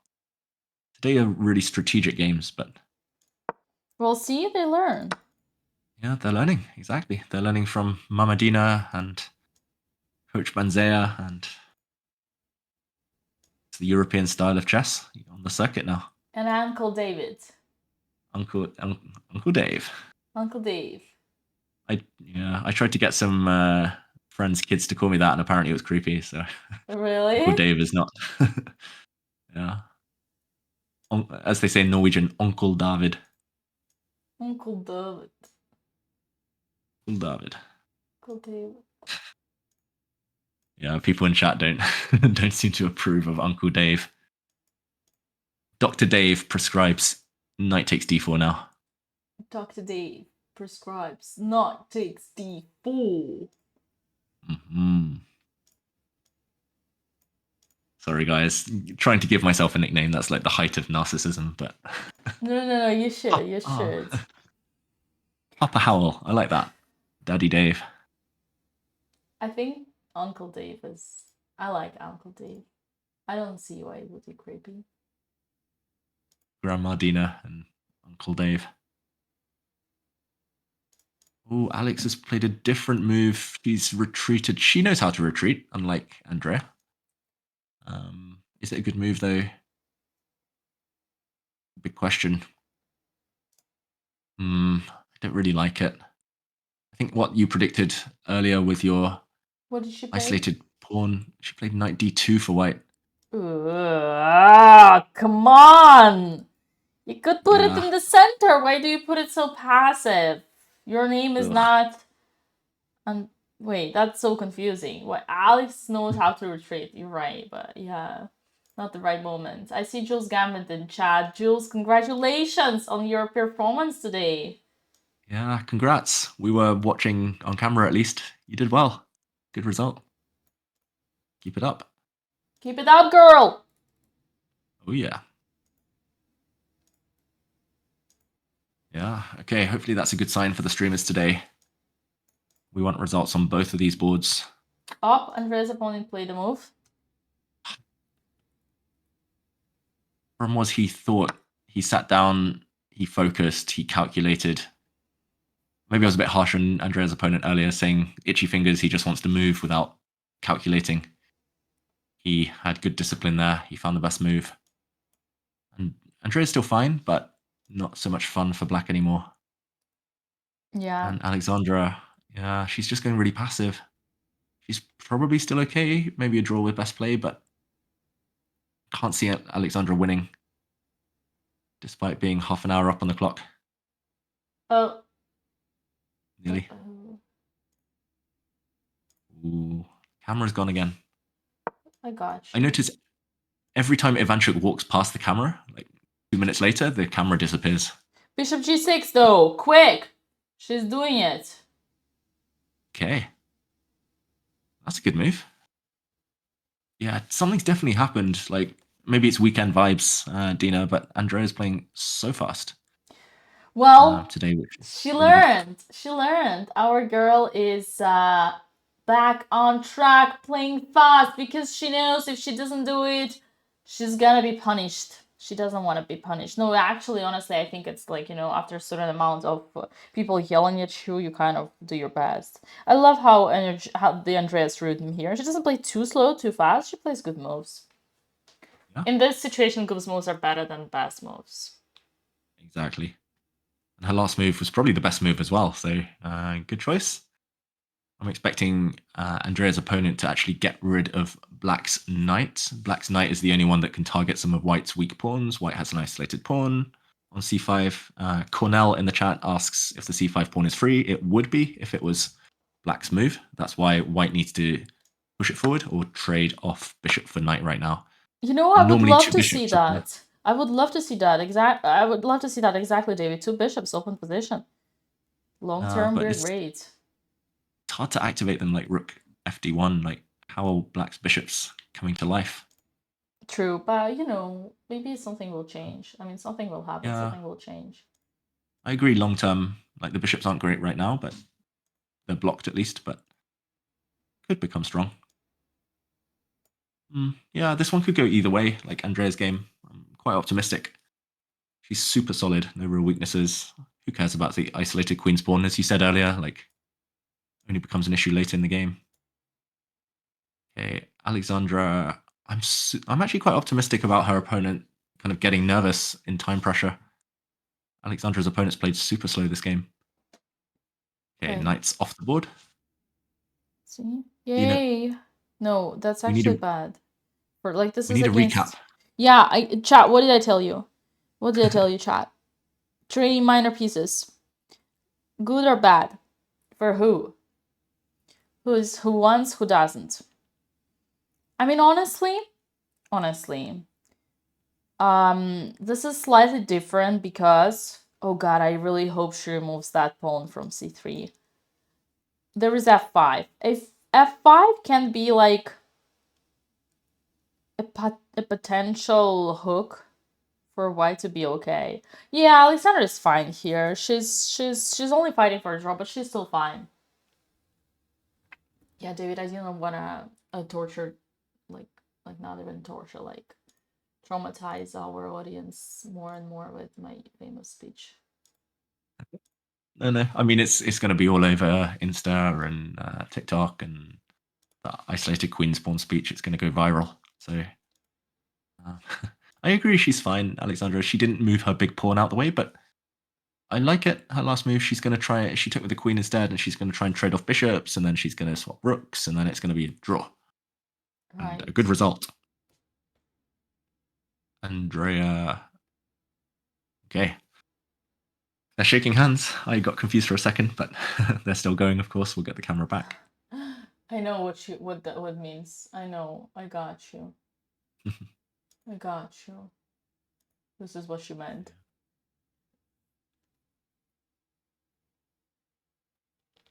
Oh, Jules Gambit liked our lessons on isolated pawns. I thought we were talking about IQ, not IQPs. IQPs. David, do you mind? I'm getting cold for a second. I will switch off the air conditioner. Okay. I can Just hold the fort. Second. Don't worry. Don't worry. Your time. I'm right here. I win the battle I don't hear you, but I'm not going anywhere. Okay. Right, chat. Remember, this is the time of day where it's just me. So tell me what you really think of Dina. No, I'm joking. Now's your time to ask questions about the chess, about life, about the weather, about anything. Throw the questions out. Oh, Dina's back. You missed your shot. Maybe later, everyone. Maybe not. Yeah, they didn't like Dr. Dave on his own. They needed Dina back. Dr. Dave. Okay. Is this the same location on both cameras? It is. This is the other view, the other side of... Oh, the beach is just there. That's where the players are playing. Dina is great. Oh, they know you're back.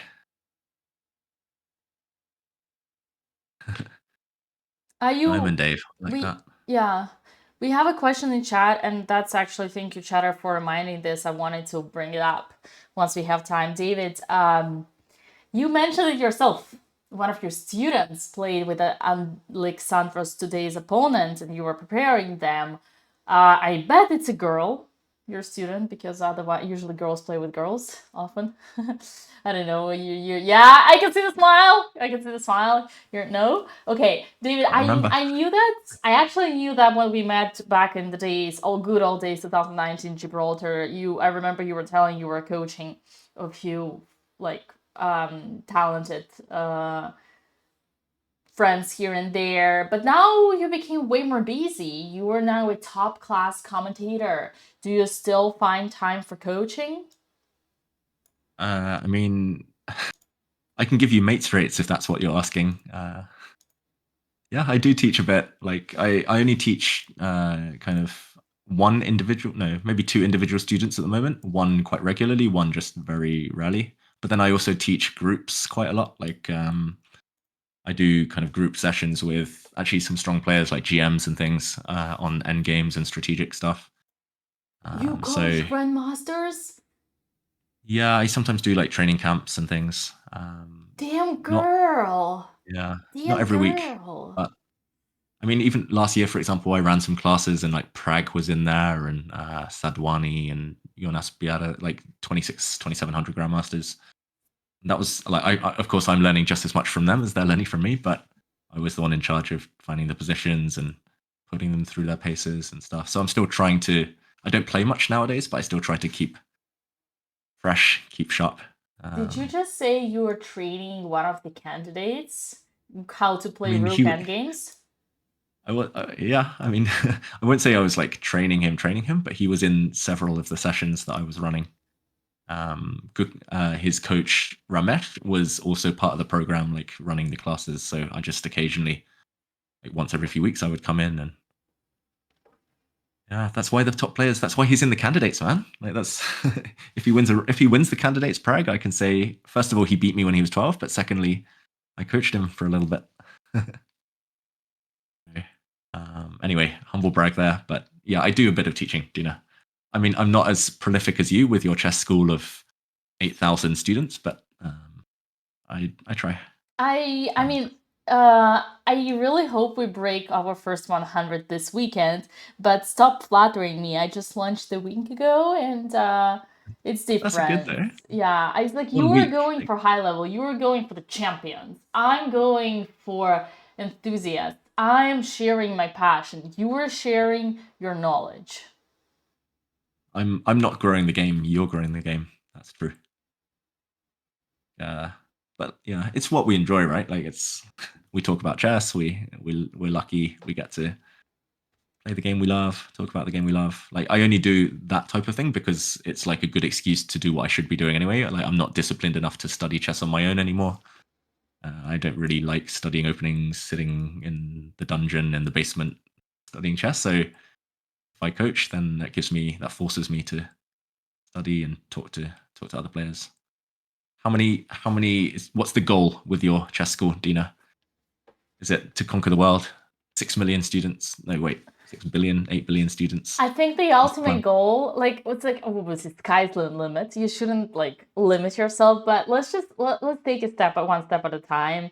I think now we're approaching 90. I hope this weekend we pass 100, and then we're gonna celebrate our first 100 students. But to be honest with you, the goal is just like this is something new, completely new for me. It's like a subscription model community, learning community with instructive videos, but also like a daily ongoing process of kind of how you say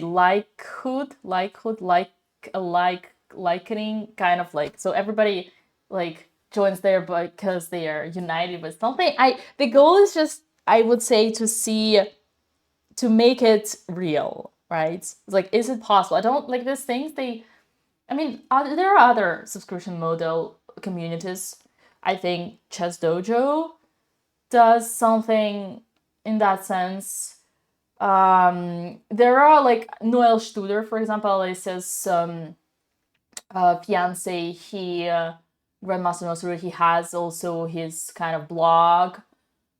I think the goal is first and foremost to see if like this is kind of my first big chess educational project and to see what I can do with it. Like if I can do it, and obviously, like, yeah. But I obviously want to build an empire.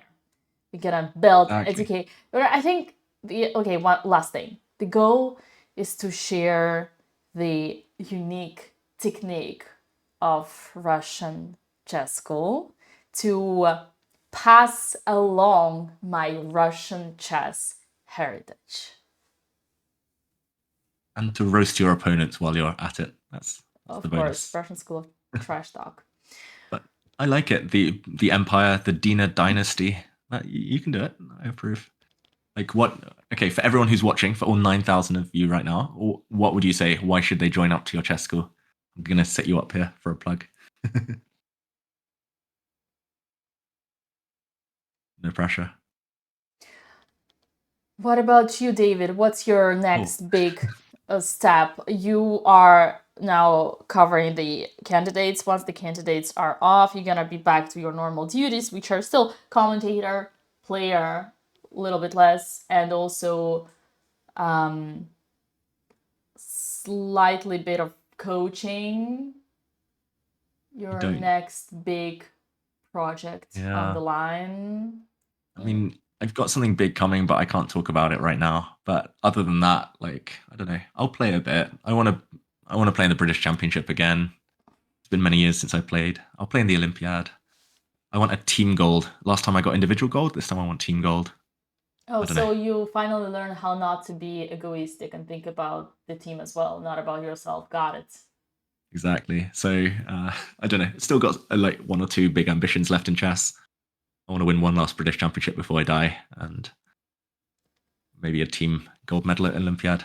But yeah, then I'll retire. Then I'll focus on coaching. That I actually really enjoy coaching, just as much as commentary. Maybe I'll start streaming just for fun. I play way too much Blitz and Bullet anyway at home. Like I play in bed. Like I might as well just turn on a camera and just, I don't know, stream while playing. So I don't know. There's so much stuff I want to do, Dina. I don't know about you, but like there's so much to do, so little time in the day. I love the wish passion. Every day was like 48 hours. I love the passion, and that is obviously first and foremost the most important, is to be driven by something, to have a project, to have a meaning in your life. And I also feel the same. Also, I'm constantly lacking time and wish I had more on my end. So many things I want to do. Just I only have 2 hands. But David, there were a few things I wanted to comment. First of all, you mentioned you still have a goal of getting a gold medal for Team England on the Olympiad. And well, my friend, it's good to set up unrealistic goals, because this is what prevents you from retirement. You'll never be able to do that, so you'll never retire from competitive chess. I love that. It's like as if I was like, I don't quit chess until I become a grandmaster. But I knew something was coming there. You were being too nice. I just didn't know that would be it. Damn it. Wait for it. On a more serious note, jokes aside, David, I can clearly see Team England now running for gold on the Olympiad, now that you have your born and raised famous English grandmaster Nikita Vitugov, born on the River of Thames in 1990, joining the team, finally getting back on track. Oh. I knew something else was coming as well. I mean, yeah. No comment. Anyway, let's go back to the chess. You know how we call those? Traitors. What do we call those, Tina? Yeah, there's actually there's a very strong grandmaster who's just started living in England. I'm wondering what's going to happen there. Anyway, back to the chess. We see no more moves. Oh, we do see one more move. Let's go to Andrea's game. Let's refresh that one. Our opponent's done something controversial. Actually, probably something just very good. He's played c6. He's taking the fun. Dina, I love how you just stir the pot and then go quiet with a mischievous smile. Anyway, Andrea's opponent's played c6. He's trying to take all the fun out of the game. He's trying to... Actually, both sisters now have an isolated queen's pawn. Oh, we tempted fate. Your speech. Why did you have to give the 10-minute lecture? Suddenly, Andrea's going to suffer with the isolated pawn now for the rest of the game. He has bishops, though, and we all love bishops. Dr. Dave loves the bishop pair. That's my favorite thing in life. If you ask anyone. I'm going to predict 2 draws, though. Yeah. No, you said everything. You're right. I feel like that was like perfect timing for all these isolated queens lectures. Yeah. I can't believe you went there. Like, I would, Dina. So this is the tragedy of Dr. Dave. Okay, like I spent my whole life playing chess. Yeah. I become England #1 for like 6 months. Yeah. And then suddenly, this undiscovered prodigy in the UK, Nikita Vujigov, Born and rises raised on through the river ranks. Thames. Exactly, born and raised. He comes in, and now I'm just a forgotten man. Yeah. Forgotten, wasted It's too soon. 2600, right? Yeah, too soon. Too soon. Anyway. It's okay. I know how Or it in my feels. life. Yeah, it's like if that can help the story. I've lived in France, and the story of French born and raised women professional chess players is so like miserable because every year there's a new immigrant joining the team. Every year. So every immigrant becomes naturalized French and then play the championship and then steal the crown. Like if you take Sophie Millet or like for example, like she's seen it so much and many others. Elmira Skripchenko came to France. Deimante Daulite, Anastasia Savina, now Mitra, I will not be able to pronounce her name, from Iran. She's the reigning champion. So yeah, well, what can you say? You gotta accept them all. It's, you gotta be competition what makes you stronger. But okay. You're gonna... Yeah, sorry. Bishop A6. I was gonna say, you're gonna start playing for the US. No comment. Okay. But I was just gonna bring the US team US chess team, but for boys. Look at them. Who was the last born and raised American grandmaster? I think it was Shankland, and look what happened to him. He's out of the team. Too weak. Only 2600. Dina, back to the chess though.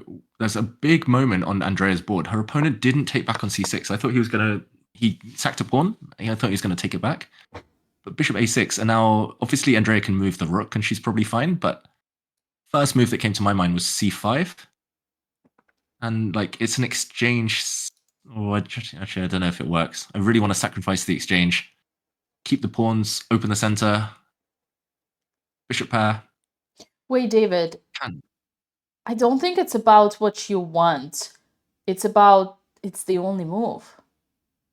Yeah, is it? And it's crazy to me to see that. I remember now you don't have the evil bar, but I'm here to spoil all the fun for you. c5 is the only move, otherwise Andrea's losing. And she might not find it. It's not obvious. She might move the rook. Yeah, fast. Only when you said that, Dina, I realized like if you move the rook, then your rook on c7 is trapped anyway. Rook e8, like I thought something, but I thought knight takes c6, but knight b5 traps the rook. I missed this. Oh, you're right. She has to find c5.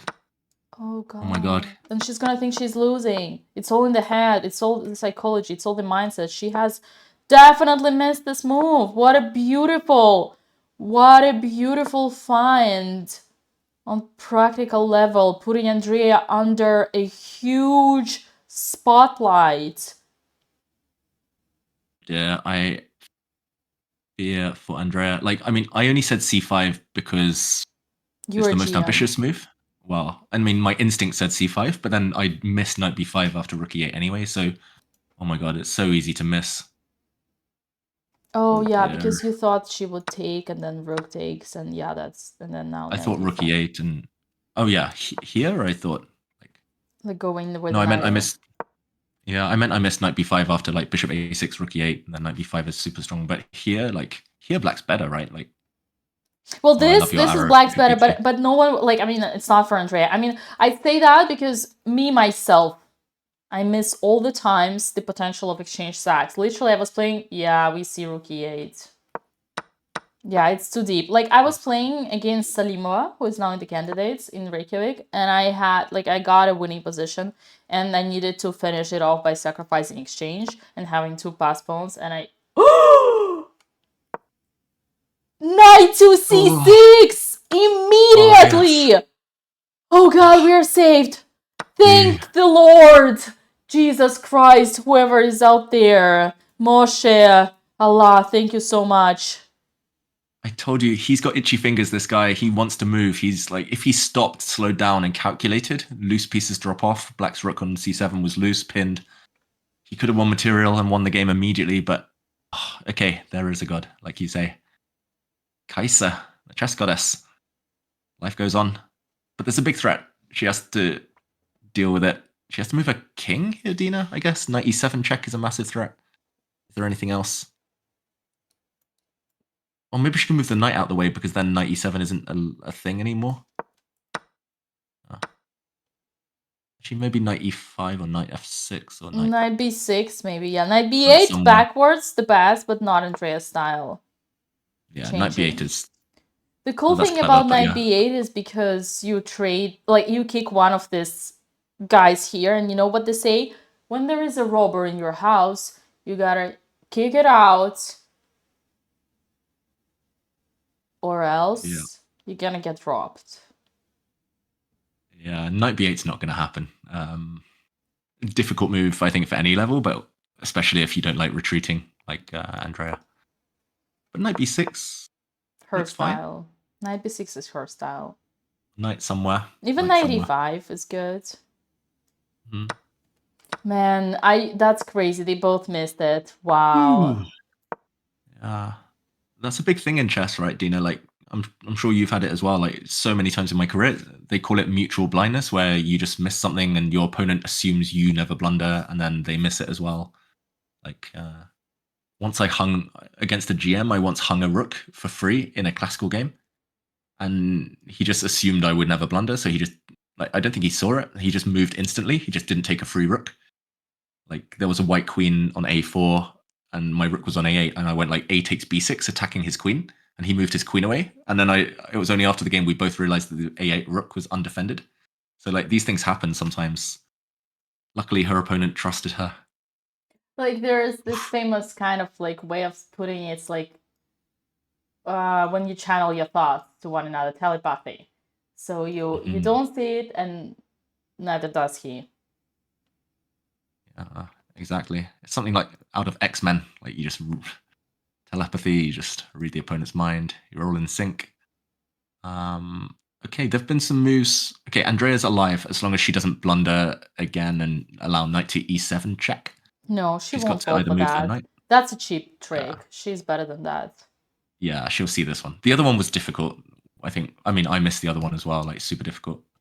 But this one, she'll move her knight or move her king, and the game goes on. Can we talk about Alexandra's game, because I think things have improved for her. Also, look at the clock. Alexandra, she's massively ahead. Ooh, 51 minutes versus 19, and the last updates were knight d2, queen d2, rook e2, d8. I hate seeing that, even though I told you don't trade rooks for when you're black.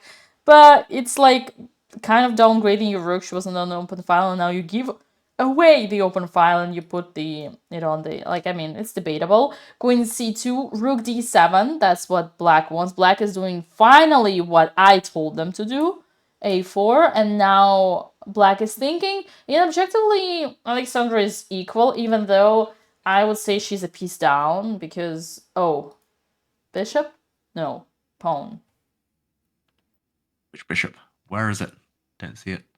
But Where? yeah, I mean, it's got the e file though. Like she can play a rook e2, rook a, swing the other rook over, stack them up. I don't see, like, even they do say that even the worst bishop is a good defender, and at least a bishop holds her isolated pawn. I think Alex is going to be relatively safe. I think she's got through the worst. Hard to see her being better, but You never know. If the opponent gets stressed under time pressure, maybe the opponent will go bananas and we'll win the game. Yay! Let's Go. go. Yeah, I want to see 2 big time scrambles though, because I'm a bit sadistic. And yesterday was fun with the time pressure. Andrea played really well actually, with her clock ticking down. Okay. Ale. Oh, we've talked about some deep stuff today, Dina. Did we? I don't know. We did. We did. Feels like we did. We did. I was like, I just, wish they will delete the bot for you because I don't want you to lose your job in all the ways possible. You're getting yourself in trouble every now and then, especially when I talk about religion, but that's okay. I mean, I'll just let you talk about these things. I'll take a back seat when you do. Yeah. I'm thinking. Anyway, chat. Yeah, go ahead. No, I was going to change the topic. Go on. Oh, I was going to change the topic too. Okay, go for it. After you. I was going to ask how you were doing with your refreshments, supplies. I mean, you know me. I'm just going to sit here for the next 7 hours without needing the bathroom. So you go for it if you need. I'll hold the fort. All right. That's honorable. What do you say, chat? Yeah. 1 strike for Dina before the storm, because we're going to soon see the storm. We're move 23 for Alexandra. We're move 25 for Andrea. So the most exciting parts are about to begin. We're about to speed up. There was a move. I think I heard a move. Ooh. Rook d8, and we're gonna see any rook move from Alexandra. Alexandra is totally fine. David, I'm leaving you alone. Hey, do it. I will survive. I think. Right. I hope. See you, chat. See you soon, Dina. See you on Enjoy. the other side. Cheers for now. Okay, chat. Now is a good time to throw the questions at me. I'm the slowest reader ever. Yesterday I read like 3 questions and then Dina was back and 20 moves had happened, but I'll try to be better today. Any question you want about the chess, about life, about predictions. Also, let me know in the chat what you think. Are the sisters going to win? Is it going to be Banana Rama a double victory? Is it going to be 2 draws? Is it going to be okay, chat asking me how to find a girlfriend. I mean, hanging out on stream here probably won't help, but you never know. There's a lot of questions that I'm definitely not going to answer because I don't want to get into any trouble. How to improve ability to think about moves in my head, asks perfect shower settings. Blindfold chess, like hanging out with a friend, trying to make a few moves blindfold, or looking at a position in a puzzle. Like if you see a position like this, closing the eyes, trying to remember where all the pieces go. I know it sounds hard, and like even the top chess players in the world struggle sometimes, but if you close your eyes, try to imagine, like you got to get the inner vision going. That's how you calculate better. You don't necessarily need to see things in the head. I'm very visual as a person, but wow, the questions are coming thick and fast. So bishop pair, it's important because bishops are the best pieces, especially on an open board, and they complement each other so well. David, who's your winner at Van Digsters? I wish I knew where that was or what that is. Let me know. David, how are you able to commentate for so long? Because I love chess. I hope all of you do too. I mean, there's variety is the spice of life, as I often say, and Formentera, some strong players. It's nice to see, like, it's, I mean, it's nice to be able to root for someone here. Normally, I have to be really impartial with my commentary. I have to be unbiased, but here I can root for the sisters. I hope their opponents don't mind, but it's nice to be able to cheer for someone, and I like that. It's a nice way to change the pace, switch things up. And yeah, I do love chess at all levels. So really vague, but is e4 or d4 better? If you're an attacking player, I would suggest e4. Maybe you've got more options there. If you're a more positional player, like slower games, then d4. But it's tough to generalize. Philidan asks, how does a strong player like you end up thinking about retirement? Because I'm old. I'm 33 now, and I'm at the time of life. Most of my friends are settling down, kids. I don't know. At most sports, chess aside, like most sports, top level sportsmen well, moves happening everywhere. We'll talk to them about the moves in a minute. But yeah, top level sportsmen, they retire in their 30s because life gets in the way, the bones start creaking. I wake up every morning like aching all over. I don't have time to study openings chess like I used to. I can't compete with the kids who spend 10 hours a day studying, who have big coaching teams around them. I've worked alone. Like I've never had a coach since I was 11 years old. So it's hard to keep up. Retirement is fun. I wouldn't be here commentating streaming if I were still playing chess regularly. So you should take what you can get. Do I have any rituals or superstitions? I always wear white socks and white underwear when I'm playing with the white pieces. I always wear dark socks, dark underwear when I'm playing with black, and that's actually true. So, in the meantime, Alexandra is gaining space on the queen side. I like it. She's pushed her pawn forward to a5. That's on the left of your screens. On the other side, a trade of knights. That's good for good for Andrea even, because bishops would see the bishop pair in action. It's opening up. They'll come to life. Old Eddie asks, do I think I could beat Magnus without 2 rooks? Nope. Can barely beat him with all my pieces, or yeah. Do I like Nando's? Yeah, don't mind it. Do I find Dina intimidating? No. I've dealt with scarier co-commentators in the past. Do you think the sisters have any chance of winning? Yes, I believe. I'm a believer. I think that Andrea's bishop pair gives her good long-term chances, even if for now it's level.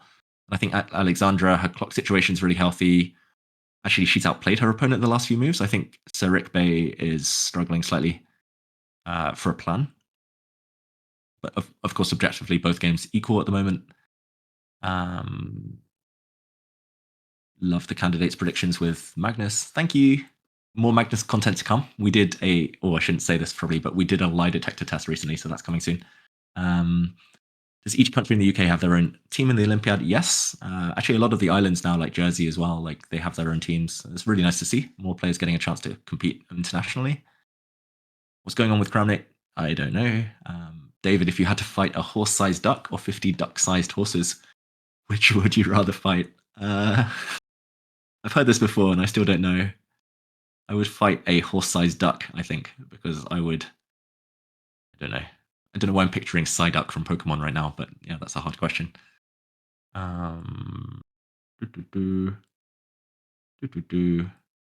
I meet up with my friends last night? What friends?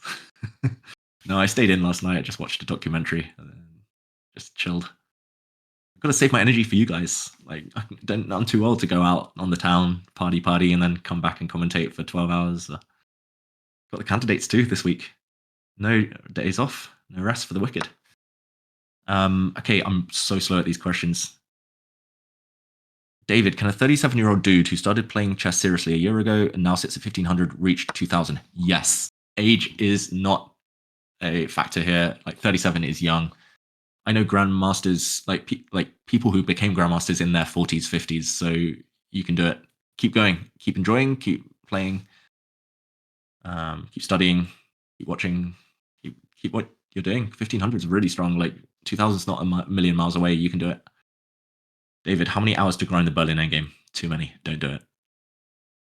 I'm just going to randomly pick some from scrolling now. Do I come from a chess family? No, I wish I did. I'm jealous of the Botez sisters with Papa Botez. My dad taught me how to play, like how to make the moves, but I was beating him within an hour when I was 5 years old. So he didn't know much about the game. But then it gave me no pressure. Like they just saw it as a hobby. So that actually took pressure off and made me enjoy it more. Mumu Powell asks how to help her 8-year-old daughter who only wants to play for a draw. She doesn't want to upset the other person. It's never change. I mean, the world needs nice people like your daughter. Yeah, whether chess might not be the career for her, but nice to hear that she's so empathetic and shows sympathy towards her opponents. What openings have gained the most popularity with improved engine knowledge? Gambits are back in fashion because engines show they're not that bad, which is nice. Do I think the banana shirts are helping the sisters communicate telepathically? Yes, I can feel it. They literally both have isolated queen spawns right now. Look at Alexandra's on the left of your screens. Look at the white pawn on d4, isolated. Look at black's pawn on Andrea's board on d5, isolated. The sisters, they're in sync. Definitely telepathic stuff going on right now. Do I think there are tricks for the Botez sisters, or are they too drawish? There's no such thing as a position that's too drawish.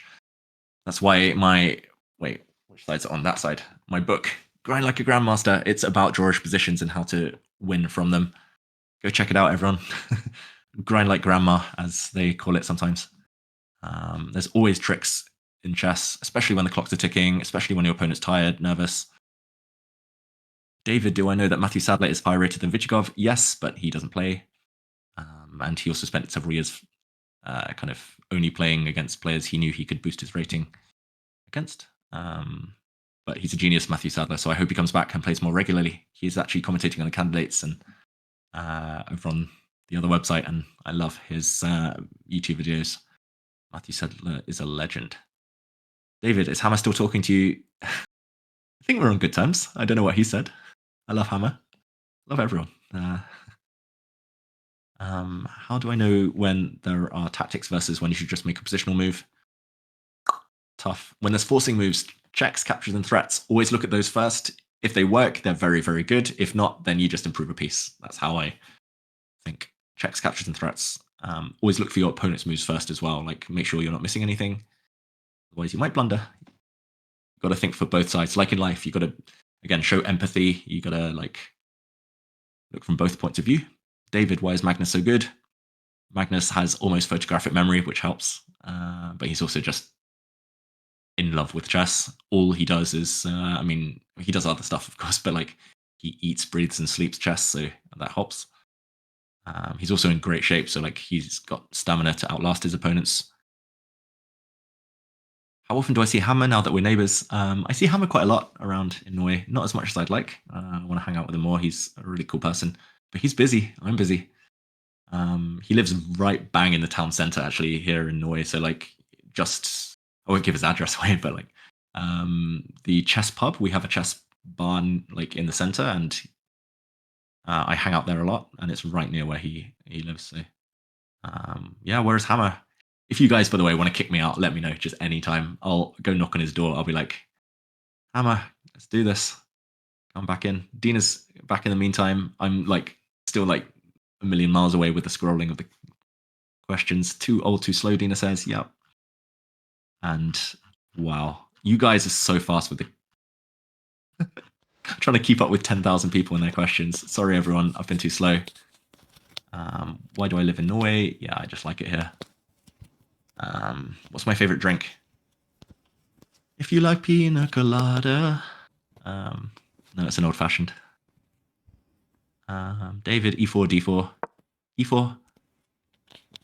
Oh, Hammer and me commentating. We'll do that sometime. Like, if I start streaming, I'm going to invite, like, Magnus on and Hammer on and Arian Tari, and I'll call in some favors. All of the Norwegians. What ELO would you start going to tournaments? Just tournaments for everyone. Go do it. Dan der Geist. Go do it. Do you stare at your opponents? Oh, talking of staring at opponents, Dina, you're back. Welcome back. I am, and I've been listening to you on the background, and I heard that you consider yourself too old for the game of chess, being 33 years old. I was gonna say too old, too slow. That's a famous saying that we have on Twitch. I see lots of moves happening. You mentioned both isolated pawns for girls today, and I was like, David, we're lucky. Chad, we're lucky today. We're finally gonna learn a new pawn structure. That's a perfect way of revising it. And Andrea's game is really fast, man. You've seen all the moves, and after the blunder, knight c6, knight e5, knight takes e5, bishop takes e5, rook takes c7, bishop takes c7, rook c1, bishop b6, now rook d1. What can you say, David? I mean, I like it. Look at those bishops, the symmetry, one bishop on g6, one on b6, like crisscross, the like x-ray vision for both of them. If you can somehow get active, though, I don't know how black gets active for Andrea, but I would love to maybe rook e4, rook to a4 for black. If black can get a rook active, I think Andrea's going to win. I can't see her losing. I think Andrea's got like 0 losing chances, even if she loses her isolated pawn. Dina, I'm getting excited. So am Not just I. because chat is so lively, but because Andrea's position is getting good. And look at that on the other board as well. Alexandra's opponents just played a dubious move. Apparently. Let me see that. Yeah, well, I actually, like, Andrea's game looks like closer to draw, but she's got 2 bishops. And guys, 2 bishops in the end games, she's gonna figure out something what to do with this isolated pawn. She most likely will play rook d8. But and she's gonna keep the advantage, maybe not, we'll see later. Let's jump quickly to Alex, f4, so just catching up here with most rook d7, a4, rook d8, a5, let's go crab. Queen d5 blockading, but not the queen. There should be a knight or a rook. Rook e3 fine. f4 is a dubious move because it gives the white the e4 square, putting your rook on e4, and now saying, my dear, if you don't move to f3, then your bishop is gonna be really bad because I will move to f3 and then you're gonna beg me for forgiveness. Yeah. Alex is just outplaying her opponent right now. And look at the clock as well. 13 minutes to make 15 moves. It's not going to be easy. I think her opponent's going to push the black pawn to f3, Dina. Her opponent wants to attack, but black's pieces, they're like a totem pole stacked up on the d file. They're not ready to switch over to the king side. Right. Yeah. It might be Alex's dinner here on f3. Exactly. Long term. It's like you said with that black pawn yesterday, Andrea's opponent. Food, free food for later. That's like the post-dinner appetizer. Pawn on e3, on f3. Disconnected. Stuck behind enemy lines. Alex is... no, I'm not going to jinx it, but I think they're both in good shape. Man, I love I that. have a good feeling. I love that. And Alex is kind of bored because her opponent spends so much time. You know, I was gonna say this Alex knows what Andrea's opponents feel when Andrea is taking so much time.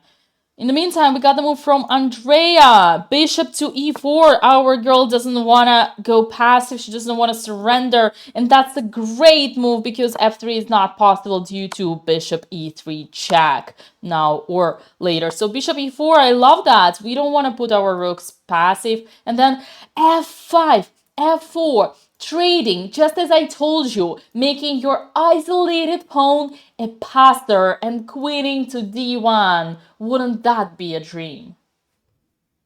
Yeah. Team Bananas. Let's do this. Bishop e4 is a great move. Actually, Alex just played rook e4. Andrea just played bishop e4. So they're in sync. They've synced up. Like the hive mind is just... yeah, they're just... I mean... I think they're both going to win. I just have a feeling both of their opponents look uncomfortable. I mean, especially Alexandra's. Andrea's opponent's just disappeared into a puff of smoke. He's literally run away from the board. Don't know where he is. Maybe he's on the beach. He looked like he wanted to be there. But looks like Andrea's almost smiling, actually. Can she hear us? That's just for the context. The beach we're talking about. Go. Literally. Wow. And there we go. That was the handshake earlier, but no more peace on this board. Andrea, she's bobbing her head. She's calculating. Both sisters up on time. Hammer would be, I mean, wherever he is right now. He's probably out on the beach here in Norway. It's super sunny today, but Hammer is probably just like nodding his head in approval. You know how scary Hammer is. I think he's so proud right now. Oh dear. I don't know where Alex Benzera is, but I hope he's proud too. Alex Benzera is definitely lurking. He cannot miss. His students are his children. He's so invested. That's a good coach. Coach should always be invested. Yeah. Okay. Yeah, you're right. Alexandra looks super bored right now. She's just, she's 32 minutes up on the clock, Alexandra. Her opponent is just, frozen. 10 minutes to make 15 moves. I like this from Crime Raker. In Kazakhstan, we have a problem. It's the Botez sisters. They're outplaying all the WIMs. Okay, Andrea's opponent's back. Dina, what are you predicting? Are you as optimistic as me? Andrea's gonna win. Alexander's gonna win. Both gonna win. The way these games are going, they're both winning today. Let's go, banana shirts. I think so too. I hope everyone at home is ready to go bananas because it's on. It's on. Get your bananas emote ready, chat. Is this the first time? Like, I mean, literally, this is day 2 for me on the channel as part of the family. And is this like a on-running joke, or is this just spur of the moment bananas? I'll just tell you this, David. There is no day in the Botez show that goes without creativity. And disguise, Farias, disguise is a big part of it. Usually, whenever they lose, they make bets. Whenever they play, they make bets. And the loser has always to wear something ridiculous. The more ridiculous, the better. So I would say yes. Now, bananas in particular, I haven't seen, but this is normal here. Okay. I might have to come back more often. You for the shirt. will. The fashion choices alone. Okay. Dina, like both the opponents are deep in thought. The time advantage is growing. Positional advantage is growing. I see what you're saying. Perfect timing. You can do it. You can do it, David. Oh, whoa. Big move on Alexandra's board. I love that. That's what I Whoa. said. Oh, God. Rook f8. The worst possible thing to do to put your rook from the open file attacking the weakness to in front of your own pawn. And f3 fixing the weakness. There we go. What did I tell you? Bishop on d6. Oh, God. Another mistake Look at the right next away. move. c5. What? Trading the isolated pawn? Wait, whoa. Okay, everybody, pause for a second. What is this? What is this? This is a pawn. What is c5? Please, make your pawn bishop again. Make America great again. Make your bishop great again. Make your opponent's bishop great again. Make the Botez bishop brilliant again. It's come to life. Dina, I mean, Alexandra is just better. Like, amazing rook, amazing bishop. Alex is going to win. Like, look at the clock as well. As long as she doesn't panic and rush too much. Queen a4 looks cool, actually, but I think she'll just take the pawn. Probably. Wow. This is Wow. like you were saying telepathy. When you blunder the rook and your opponent doesn't take. It's like Alexandra puts her bishop into c3, the worst possible scenario. Just making it completely, like, you know, between two pawns, making it one big pawn, and her opponent is like, girl, I don't like you suffering. I want to help you. Please, here, take my pawn, activate your bishop, be my guest, feel like home. My home is your home. Exactly. If you manifest it, if you think about it, the opponent might clock in and help you out. I mean, this is time pressure. So Rick Bay, like, she's played well up to this point, but she's got 8 minutes and she's got itchy fingers. She wants to do something. Like, it's a position where you just have to sit still and wait and wait and wait, but that's not human nature. She wants to do something, but by doing something, she's just helping white, improving white's pieces. Earlier, someone asked, like, how to improve, like, positional play, but you got to think for yourself, but you also got to think what your opponent wants. And so Rick Bay is not thinking about Alex. Yeah. Thinking about what our girl wants here.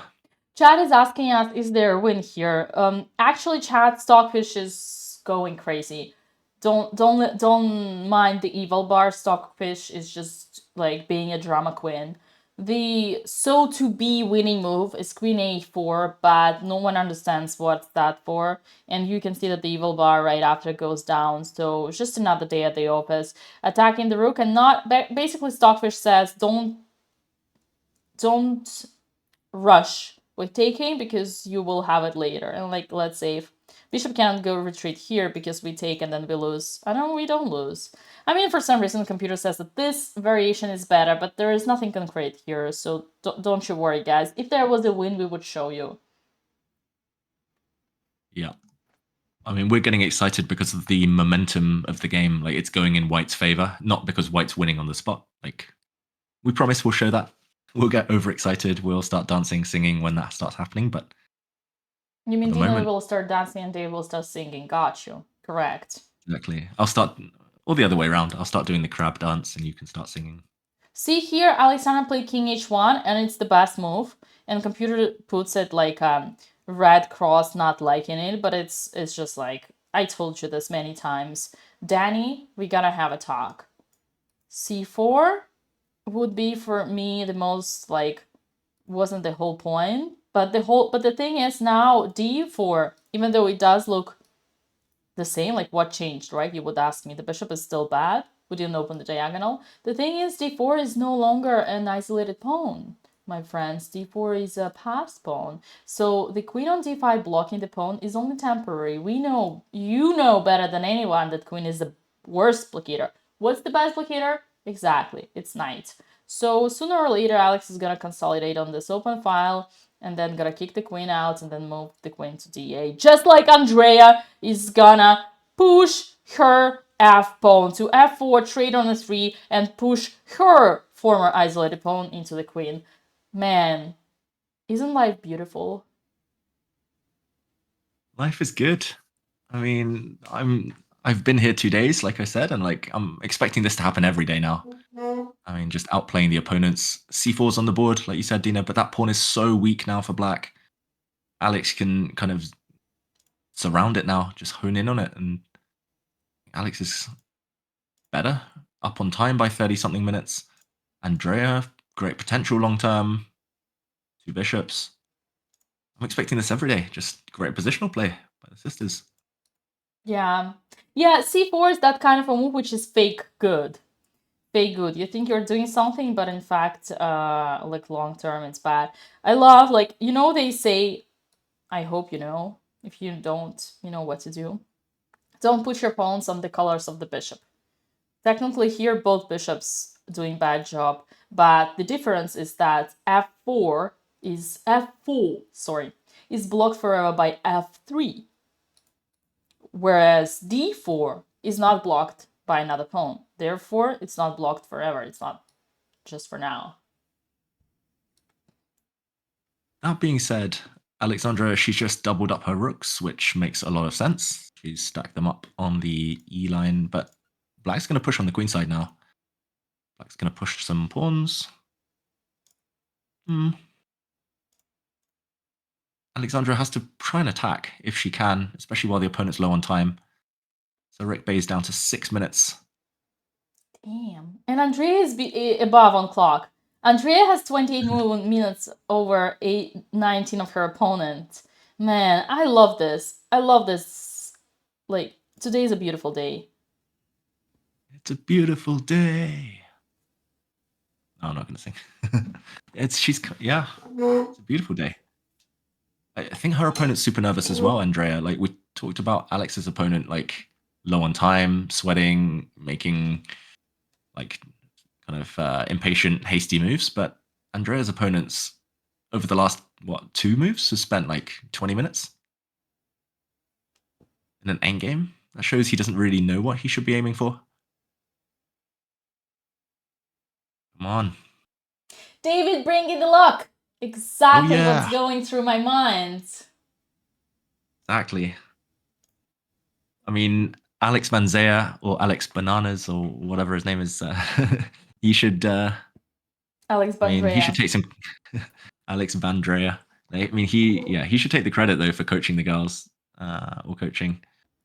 You mean Hammer should get fired, right? Because you know it was Hammer before. I mean, Hammer chose Naka.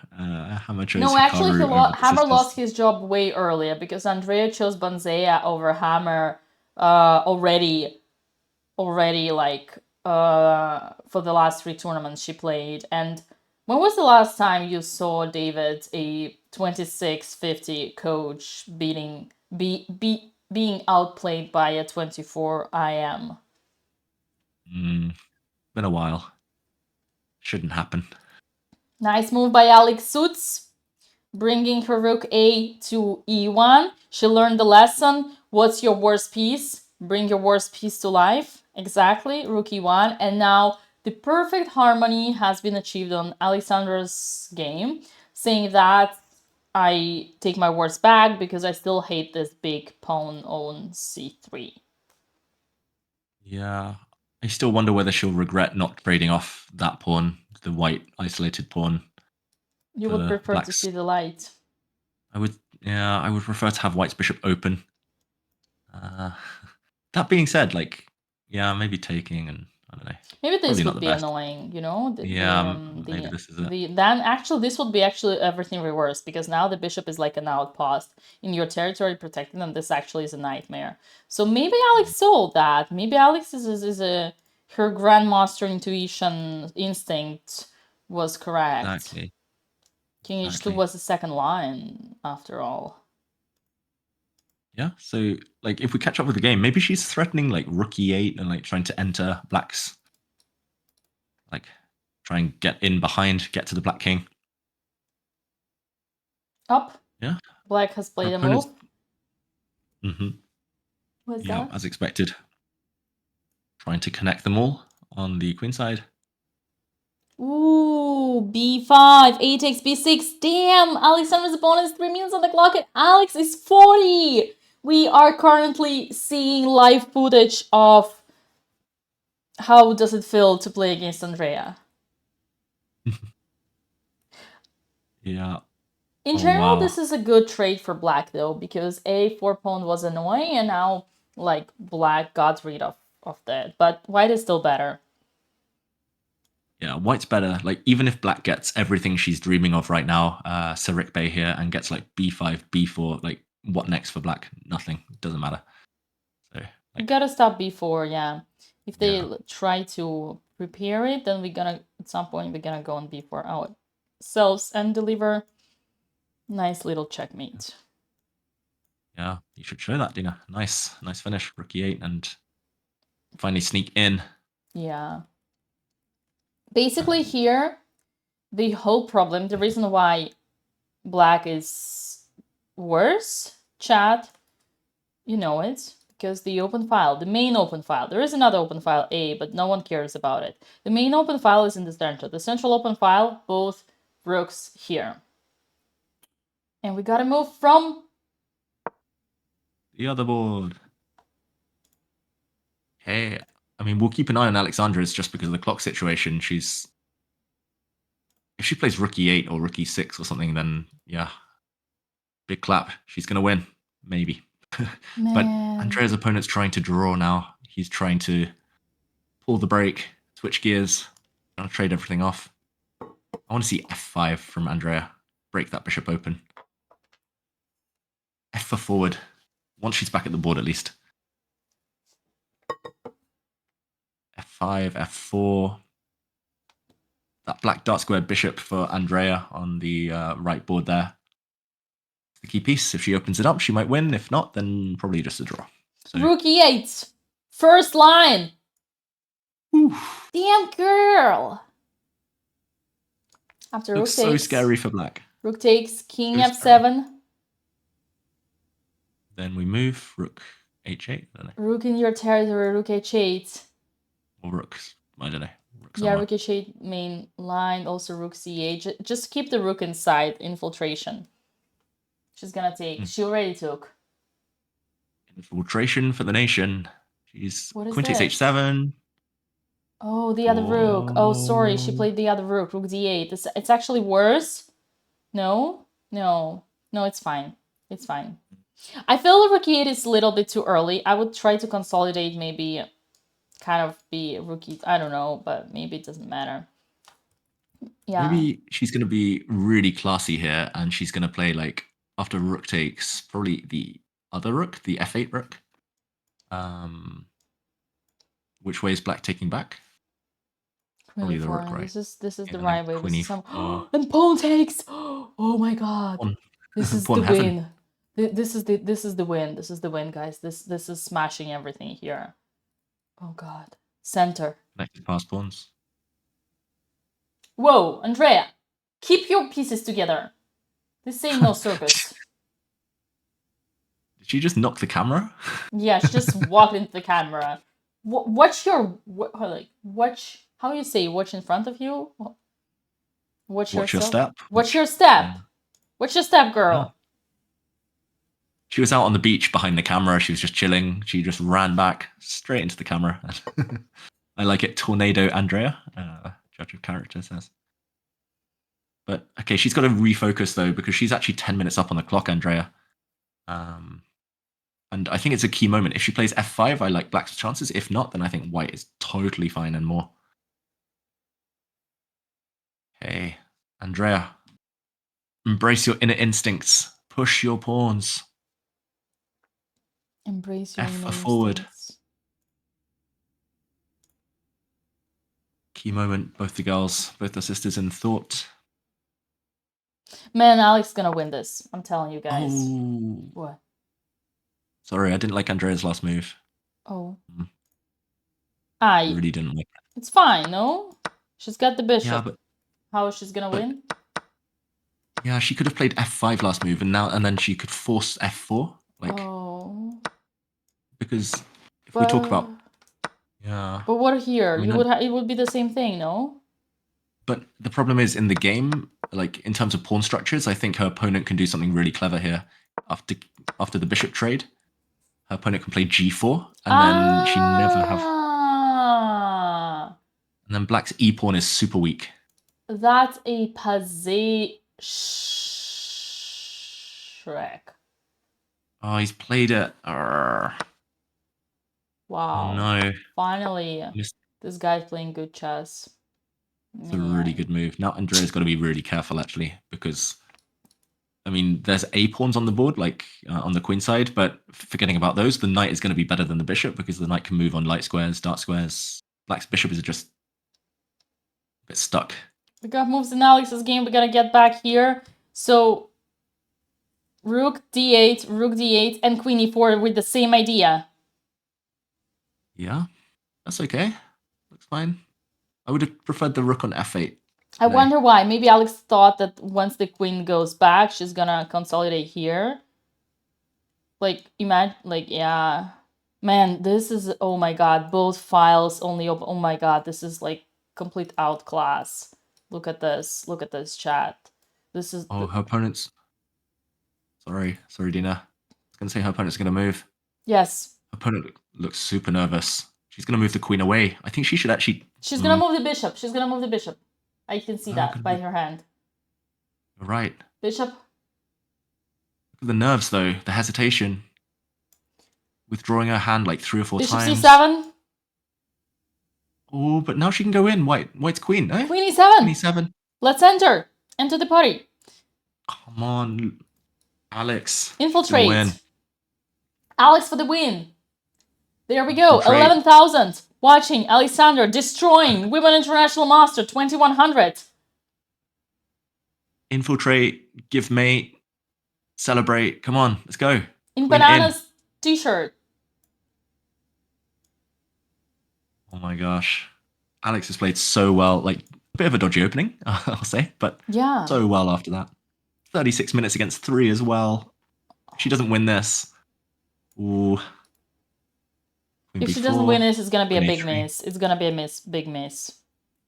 Look at the opponent. She's literally knocking the table there. Like, the table was rocking back and forth. Oh yeah, opponent, she's worried. like, She's nervous. Super nervous. Like, the nervous kind of Man, actions there. Queen e7 is a big thing. You gotta understand. Like here, Alex with her queen is gonna play cat and mouse. Cat and mouse. It's a good description. Just keep attacking the opponent's like continuously chasing the queens, trying to trade off, B7 trying to make a next. draw. Queen G7. Bishop D6 a must. But now. E5 is coming. Oh my god, David, look at this. Rook E6. I have Queen E6 and Queen D8. King F7. Whoa. Queen takes B6. It's party. It's party. Literally, this, the most ridiculous pawn of all times, is making the biggest use of all pawns because it is a bishop in disguise. It's a masterstroke. She saw this 40 moves in advance, Alex. She put her bishop on c3. She calculated all that way through, and she said, I know it's a big strategical mistake, but hey, she's gonna think it's a bishop. She's gonna fall asleep, and then I'm gonna capture her queen. I hope the table that's like rocking back and forth. Watch out, everyone! Like, watch the table. It's literally like crooked, so it's like every time someone makes a move, the table shakes. I hope it doesn't annoy Alex too much. Now is a good moment to just think. Yeah, the fun thing is, like, if it's not Queen E7, then the other moves that computer suggests are King G1 and King H2. Nah, never gonna happen. Yeah, so it's like, I wonder what Alex can, like... Actually, maybe she knows that she's gonna play Queen E7, but she does the GM strategy. Remember, chat, we talked about it when your opponent is in time pressure. You should not think just for one move when you have plenty of time. You should move for, like, you're gonna do this, they're gonna do, like, let's say this, and what are you gonna do next? So that you play the reply, and then you reply instantly. Exactly. Like, her opponent here, Sarik Bey, her heart is beating fast. She's got 3 minutes left. She knows she's been totally outplayed. She's lost control. Her heart is racing. Like, Alex should slow down, allow her opponent's heart rate to slow down, and then speed up again. The opponent will suddenly get stressed again, and then the opponent will blunder. That's how to do it. Like, change the pace. Fast, then slow. Then fast, then slow. And the opponent can't deal with it when they're low on time. Come on. Queen E7 is what we want, but 34 minutes is a good time to think for 5. Yeah, Queen E7 though. I can't believe... In the meantime... Yeah, go ahead. I was going to say, Andrea, I'm a bit more worried there now. I'm less confident she's going to win that game. She's not. After missing the chance to push the f-pawn. Not after this. But draw is fine. I mean, she missed a strategical... I mean, it's a lesson. Chat, it's a lesson. Pawn structures. Pawn play. What do they want? They want to push because of the head of the pawn chain. Yeah. And bishop versus knight is also really difficult, like, combination to work out. Often the bishop just needs open diagonals, or it needs targets. And now the black bishop is just stuck staring at a cement, like a granite wall of pawns on e3. It needed to open up white's dark squared pawn chain. David, now she can't do that anymore. How is this called? F2 e3? Yeah. Let's test David on called... his knowledge of Russian chess school. Oh, it's called a wall. No. It's called a... I mean, obviously you're gonna fight. You're gonna argue with me that it's a wall, but I'm gonna tell you it's called the B word. Chat. Remember the B word? Not that Cemento one. then. The B word. B word. It's called the blockade, the bridge, the barricade, bunker. Barrier. Exactly. Barrier. Ego core. That's correct. It's a barrier. That's what my Russian coach would always tell me. It's a barrier against the bishop and often against the knight. If the knight was on e6, it would also be a barrier against the knight. We studied it many times. The only reason, as David said, actually, this position is open. So there are a bunch of open diagonals for the bishop. The problem is there is nothing on this diagonal, so it's targets, just like David said. Here, Andrea goes for a child trick, thinking that her opponent is... a patter. I'm gonna take the pawn and she's gonna push f5, but unfortunately he's not so naive. The B word. Yeah, why didn't we think of bananas? F2 e3 is the bananas. Too slow today. I should have thought of that first. I do agree a wall is a barrier. I was just teasing David.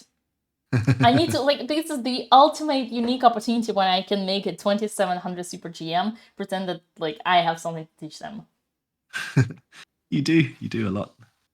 I'm learning all the idioms. Actually, there haven't been so many today. What idiom would you say for Alexandra's game right now, for example? The pawn, the big pawn on c3. Hmm. Is that one? Yeah, it's like, I don't know. It's like the ugly duckling. It's been the problem child of the family, but it's suddenly blossomed and become, or it might become a beautiful piece later. Yeah. Was an introvert. It's yeah. You're right. Yeah. A child kept in the monastery for the first 18 years of their life. Exactly. Oh, Andrea's opponent's playing really well now. I really fear for her. D5. This is it. One missed opportunity. It was actually when Andrea disappeared and then came back, bumped into the camera, and then lost focus and didn't play F5. In the meantime, there's a handshake behind. Who is that? Anamaya has swimmer? just finished. Is it Anamaya? I don't. Anamaya, the kings Yeah. are in the center. How did Anamaya do? Unfortunately, not a good result. But, okay, she'll bounce back.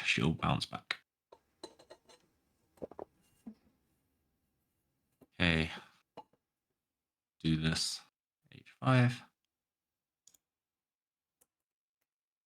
Ooh, it's definitely the calm before the storm.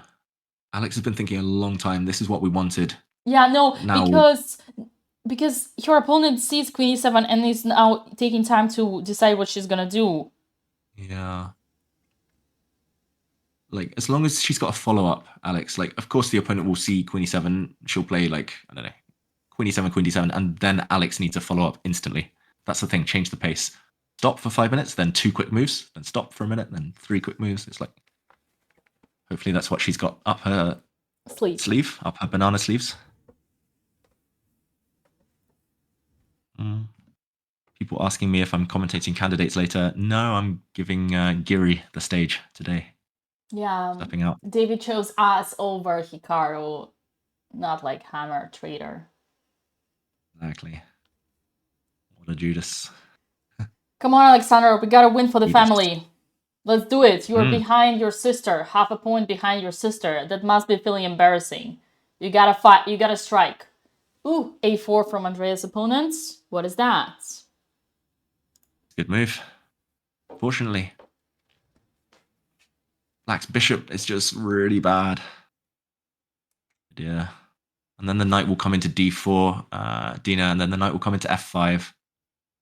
Catch up with that game, maybe. Let's see. A4. Update that board. Rook D5. F6. A4. Damn, I don't like this rook on D5. It's controlling on the board and Andrea's rook is sitting in the garage. Takes on G4. Pawn takes. Andrea's playing here for a draw. I guess she understood that. Yeah, but getting a draw would be a dream right now. The problem is A5, knight D4, knight F5 is such a strong plan. Like, the knight will be so much stronger than the black bishop. Ooh, come on, Andrea, you can hold this. Channel yesterday where you defended like a grandmaster. Meantime, Alex, she senses it. Like, this is the longest thing she's had in the whole game by a mile. So she senses. That's correct. Senses she's got a strong move here. Maybe a winning move. Checking how much time Alex has spent on previous moves. Yeah, I genuinely think this is the longest by quite a way.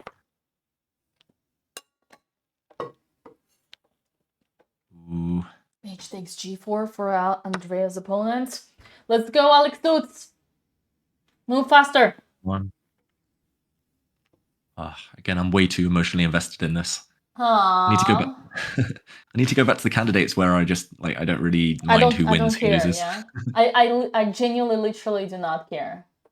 Literally, it's like there's 8 players. I don't really care who wins. I mean, I don't have a favorite. I don't have a favorite. Yeah, here it's like, come on. Have you ever? We mentioned this name many times here. You right? Everybody knows that you're a big friend of Magnus. Have you ever been his second or coach?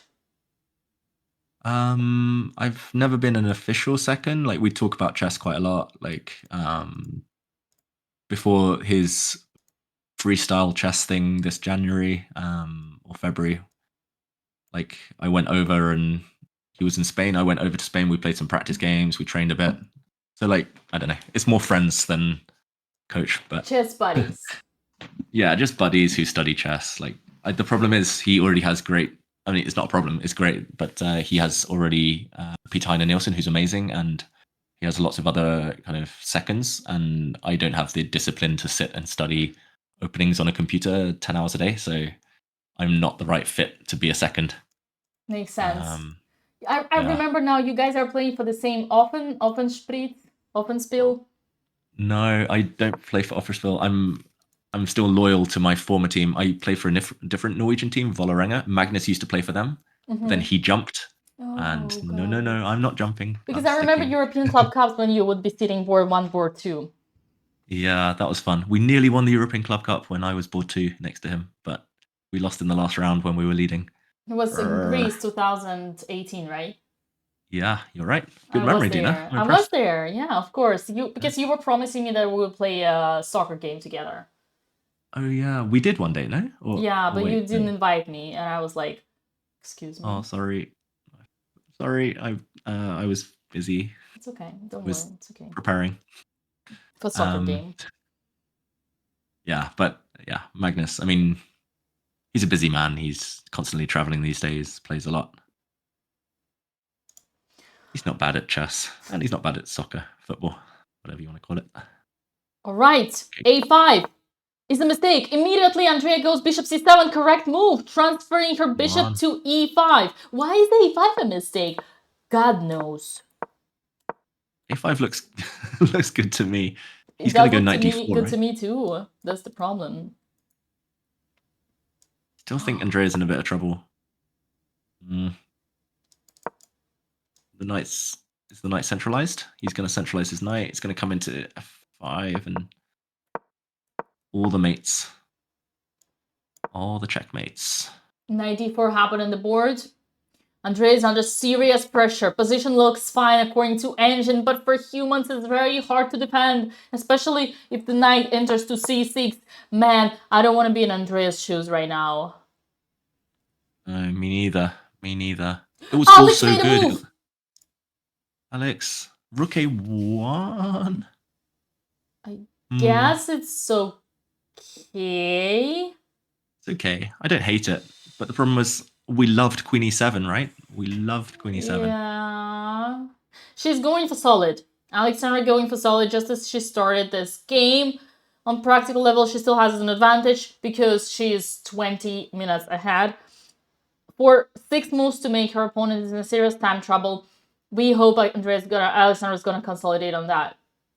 Yeah, that's the good news, Dina. Like rook a1, there's zero chance her opponent expected rook a1, so the opponent's going to burn all of her remaining time now. Like her opponent will have expected queen e7. At least now Alex has surprised her, so I quite like it. True, and only move here, to be honest with you, only move here is b5. You don't want to take on e4, and if you don't take on e4, then the actual rook a7 is coming. Like if something like random like this, then pin and win, no? Wow, that's beautiful. Pin and win. That's another idiom I need to learn. b5 is the only one, but who's gonna understand that? She crushed, she cracked. Queen e4. Nice. F takes e4. There we go. Botez for the win. b5 only move now. Alex is a massive advantage in the endgame. Massive advantage in the endgame. Yeah, she's got this. Look at those pawns. Take control of the center, kids. That's what they tell us. Look at the center there for white. Look at that big pawn on c3 supporting the center. Allez, Alex. Let's go. Allez, Botez. Allez, les Botez.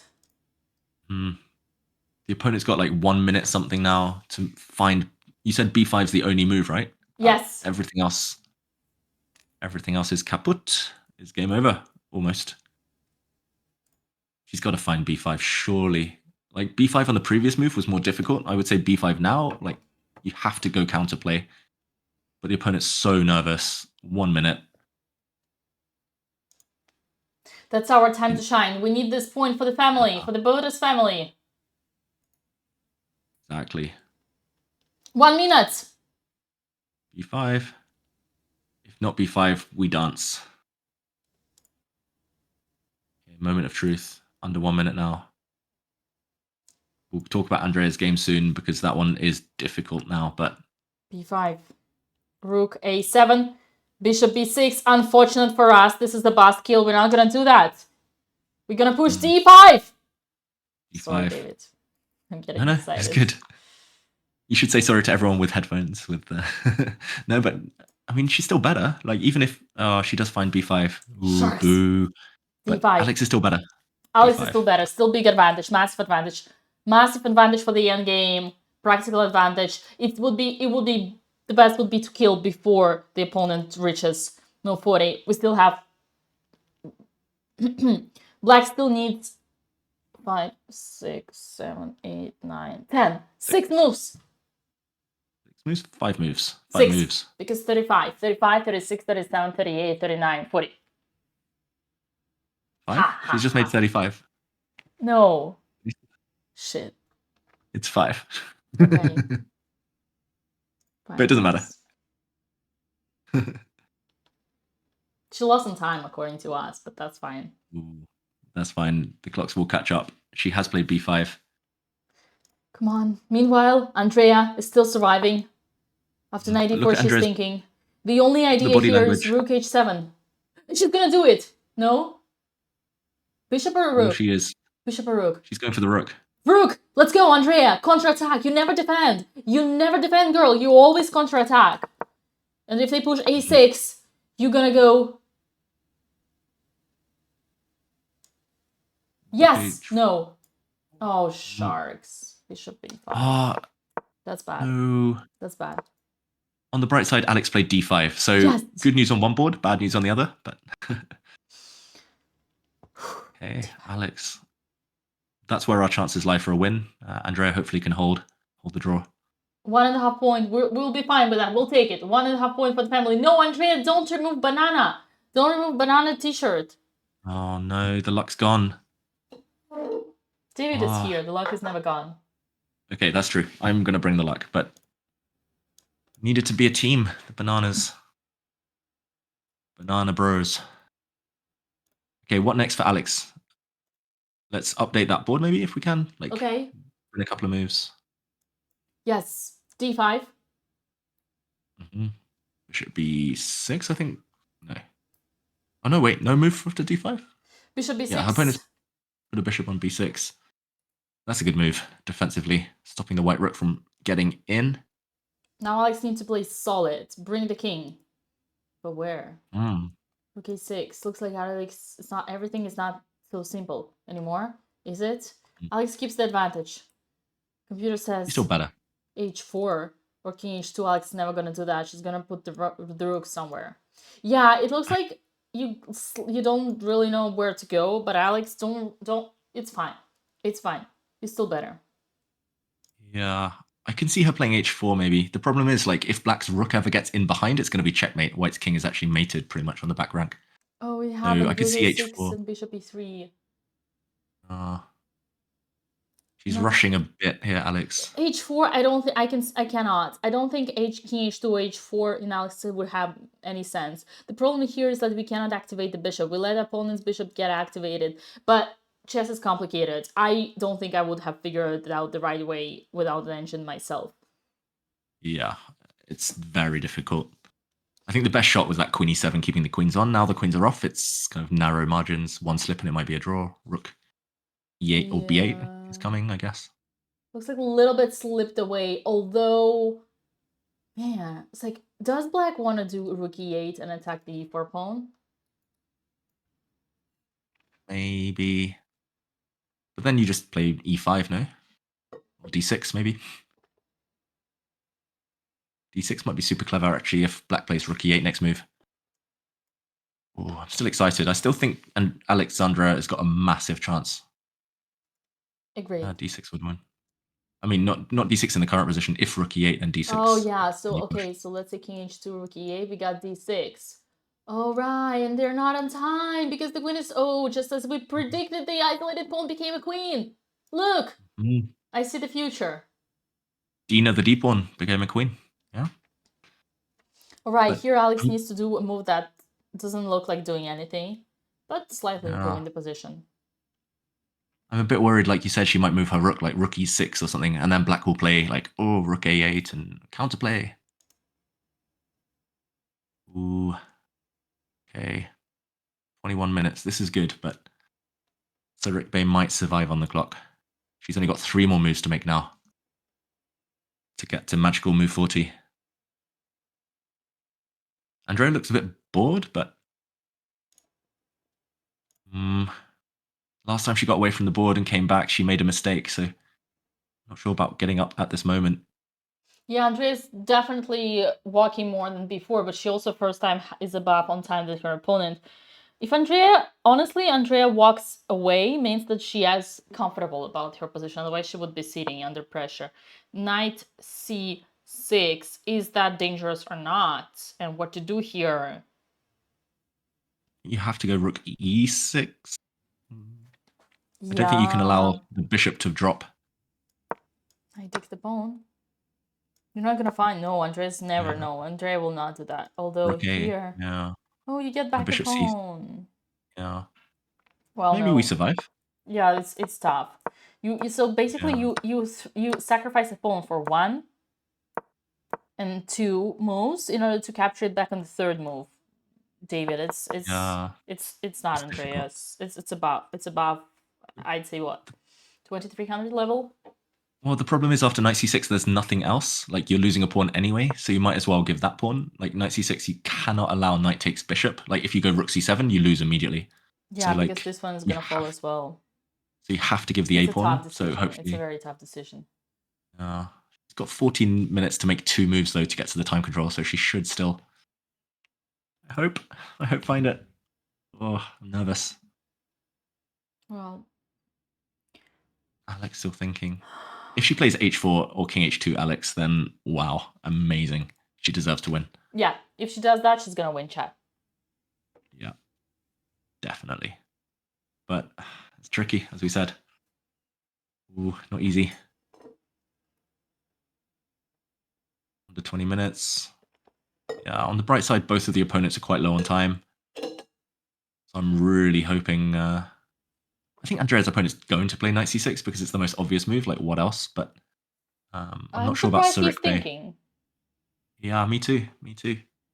It's like he played so quick on difficult moves, and then he's now slowing down on obvious moves. It's interesting. Right. He's just, no, but it's very professional though. I should say he's staying calm and a key moment of the game. Just get those knight. Black would love to get rid of white's knight on that board. Andrea's game. Knights are so tricky, so annoying. Okay. Push h4, Alex. We're going to telepathically communicate now. I'm going to push h4. You're going to bring the king up. You're going to take advantage of your opponent's blunder. Going to push your central pawns, make a new queen. GG. Going to happen.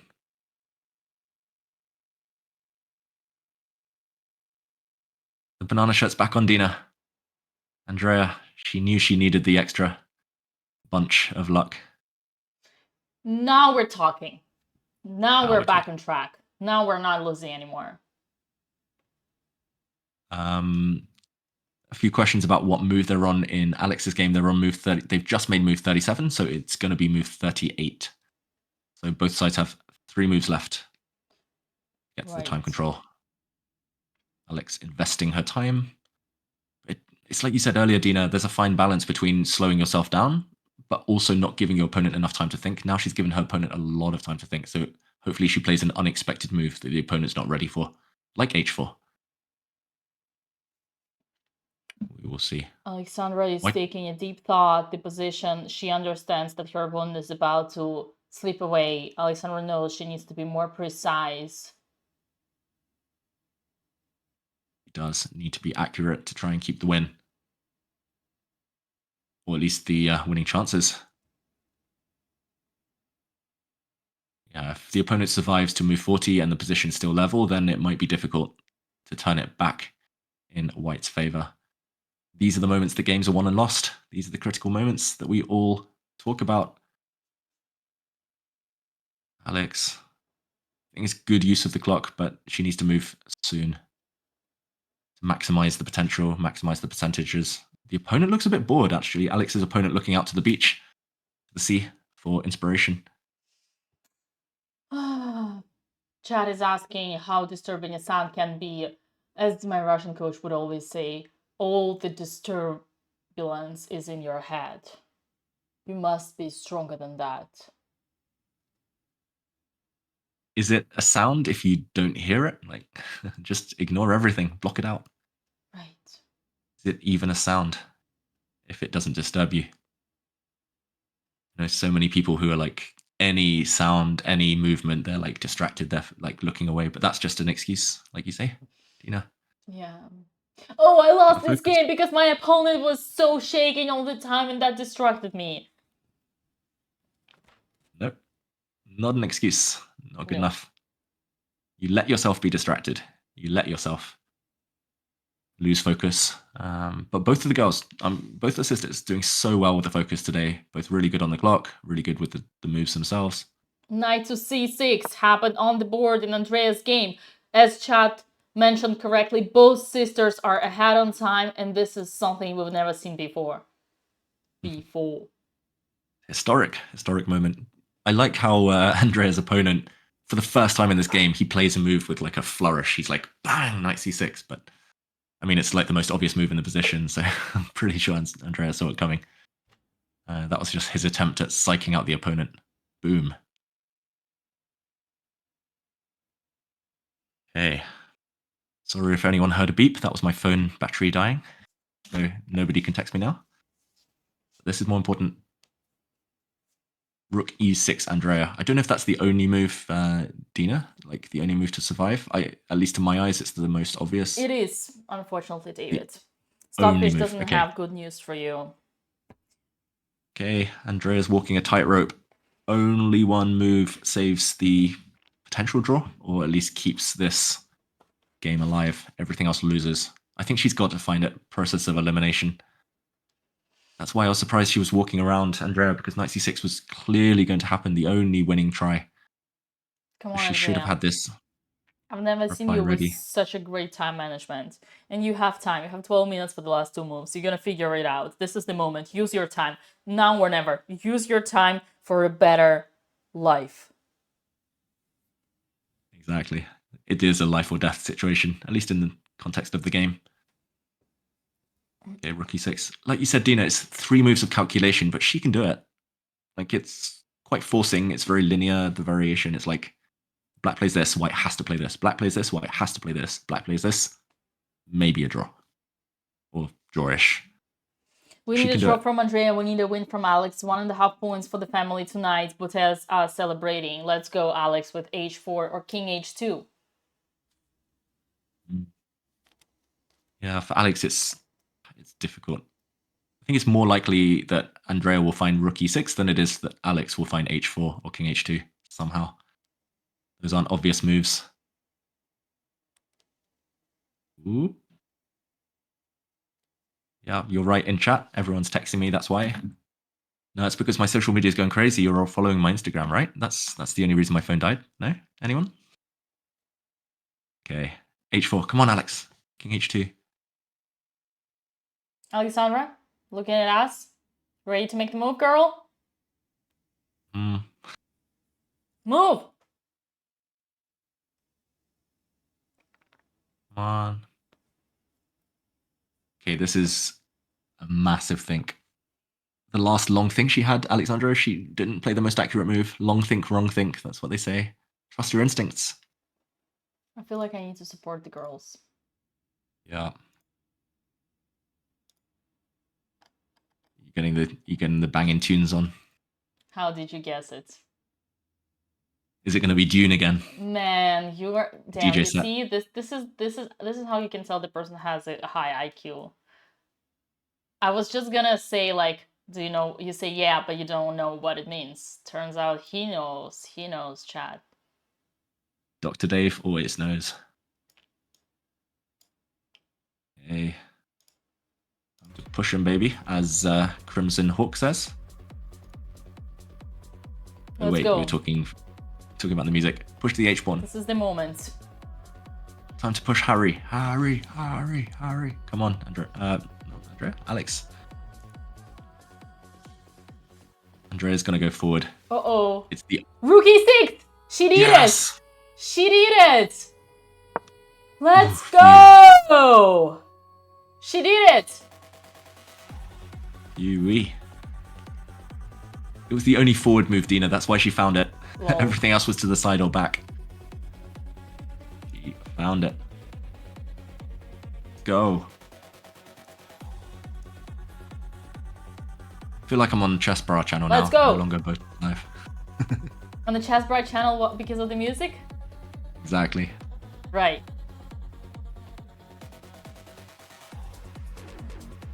Alexandra, now your turn. Come on, H4. We want it. Ooh, B-dubs! 10,000 beats for Rook to E6! Knight takes A7. Andrea, we know Andrea is a grandmaster at giving away pawns when it's a critical situation. Giving away pawns for initiative, Russian School of Chess. Minimal pawn sacrifice. She's a grandmaster at giving up her A pawn. She did it yesterday. She played A5, just threw a pawn off the board, and it was the best move. She's Man, done it again. that's correct. That's exactly true. Oh god, wow. He's always giving up Andrea the A pawn. Just to hold the draw. Rook A6 now. Move we want. Don't know again if it's the only move or not, but swing it across Rook A6. I think it's the only move. Dina, again. Second time in a row, the only move to hold the draw. It. Now she's gonna find it. She knows it. Eye of a tiger, exactly. She knows it, chat. She knows it. Come on. Alexandra, what about you? Come on.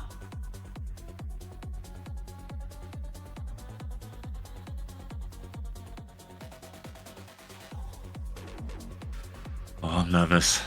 Alexandra, there are ways to mess this up, so... Ooh. Come on. Move 38 for Alexandra. She needs to do something. It's not evident. It's too slow. I know it looks too slow, but... 9 minutes. Bishop a5 is also possible, by the way. Yeah, Ooh, I was wondering about David, that. this is under spotlight. After bishop a5, this is way more natural than moving the king or the pawn. Black has only one move to do. Rook d7, that's Yeah. the only move. I think it's quite an obvious one though, otherwise white plays d6, d7, d8. So I think, Hey, you didn't have to be that lame. sorry. Okay. I mean, yeah. Bishop a5 is nice though. I wouldn't mind bishop a5. I think it's just about the follow-up. Bishop a5, rook d7, she needs something now. Yeah, because now engine says Hello, put the bishop everyone. back. We warmly welcome you all to the Where? Korea On... Open Oh, on okay. Saturday, Then, Korea. no, we want to see This h4. call Do you know is why I like h4, Dina? Because if you can put the white pawn on h5 for me. You like h4 because... If you... Oh, she plays king h2. That's one of the best moves. That... We love it. Now we're talking. Now we're talking. Oh, nice. Finally. Long think, right think. Come on. Finally. Let's go. Go, Alex. That's classy. That is sophisticated. Gotta say. Super classy move. Now, the reason everyone at home, it looks like a weird move, king h2, but now any rook checks, if black ever gets a rook behind on the first rank, it won't be checkmate anymore. And her opponent replies instantly. He prepared Okay. the reply. Ooh, Is it king f7? I'm not so sure about that. It is king f7, yes. Yeah. I'm not sure it's a good move. Careful like, not now, blunder. if the rook ever lands on... Yeah, don't blunder the rook. But if the white rook ever lands on the 7th rank, that's going to come with extra power. It's going to be rook c6. Still like h4 just to give the white king... Go h4, h5, king h3, bring the white king. The king is a soldier as well. Needs to lead from the front in an endgame. Man, if Alexandra plays rook c7, she's gonna win this. I mean, we said if Alexandra plays King H2, she's gonna win this. Yeah. Let's go, Agree. Alexandra. Andrea's head banging, exactly. She's calculating rook a6. We know that.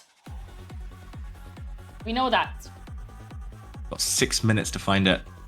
That's move 40 for her. That's why the opponent ran off to the bathroom. He has made his move 40. Needs a break. Andrea, key moment. Move 40 and move 41 are where the most blunders occur in chess statistically. Just before the time control and just after the time control. Yeah, also move 41 statistically. Yeah, exactly. Move 40 because you have no time. Move 41 because you relaxed and can't get back in the zone. That's why the blunders happen on those two moves. So if she finds rook a6, she'll find the next move. Move 41 will be easy, but move 40, this is it. She sees it. She just wants to double check everything, but she sees it. Yeah, I like your faith. Never lose faith. I never lose faith in my children. I don't know what's her doubt though, because the only move is this, and then both work. Whatever she prefers. Bishop c3, bishop c7, and the pawn is back. Just double checking any works. Yeah. She'll probably lose the black e-pawn and have to suffer with 3 white pawns against 2 black pawns on the king side for a long time, but that should be a draw. Yes, you're a pawn down, but if it's all on one flank, it's a draw. You just got to kill that white a pawn before it starts moving. That's the only potential queen that white has. So kill that pawn now. Everything about giving pawns for the initiative, sacrificing pawns for the initiative. That's Andrea Botez. Do it. Bishop c3, bishop c3 or bishop c7, that will come later, but rook a6, come on. Mischievous Mike says, David's superpower is his bladder. Yeah, I could sit here for ages. I could do this all day, as Captain America would say. Don't worry, guys. After move 40, I'm sending him to outdoors. Dina will force me. I'm sending him outdoors. Let's hit move 40 first. Okay, I want to see rook a6 first, or I want to see h4 or rook c6 or something from Alex. Keep playing those classy moves. Ramp 000 asks if I'm going to sing today. I'll sing if they both win. Hey, that's mean of you. You know it's impossible. You never know. You never know. I think one of them will. But don't worry, Chad. I'll make David sing by the end of this. His commentary by the end of this tournament. Yeah, still plenty of time. This is just the halfway mark. It's a rest day tomorrow, right? Yes, it is. Yeah. What will everyone at home do without you, Dina? That's a good question. Well, if you guys are gonna miss me, you can join Chess Maestro commentary of the candidates, although it's gonna be on Russian, but I'm gonna make an appearance on the candidates commentary in Russian. If you want to join me, you're more than welcome. Otherwise, taking a rest is also a good thing. You know, go enjoy your weekend, Sunday, go outside, stop spending your life in front of the computer screen. If David is Captain America, is Dina Black Widow? I'd rather be Thor, but I know I don't have the looks or the hair or the thunder or the muscles. Yeah, it's funny, Dina, we're going the opposite ways. I'm going from candidates to BotezLive. You're going from BotezLive to the candidates. You know, David, we all grow up and mature and get promoted, each of us in their own ways. Yeah, exactly. And Hammer's just promoted to Thor. I realized that as I was saying it. Hammer should be Thor. Dang. I can't believe you think of that as a promotion, Dina. I think of this as the promotion. Well, for you, yes. Okay, rook a6, Andrea, stop. Stop living life on the edge. 2 minutes. Come on, Andrea. Move 40. Gosh, I'm getting I'm nervous. just curious, what is she calculating? That's so funny. Maybe she, like, what's the option? Maybe she's thinking of bishop c3 first. But why would you do it that way round? Like, don't understand. Now this, because she's a crazy woman, but she's bishop gonna lose this. Oh Chad, no! remember, rook behind. Black's rook would be paralyzed, and White's king would come over slowly. It would saunter over towards the queen side and win the game. So don't do this. You have to get rid of that white a pawn ASAP, quickly as possible.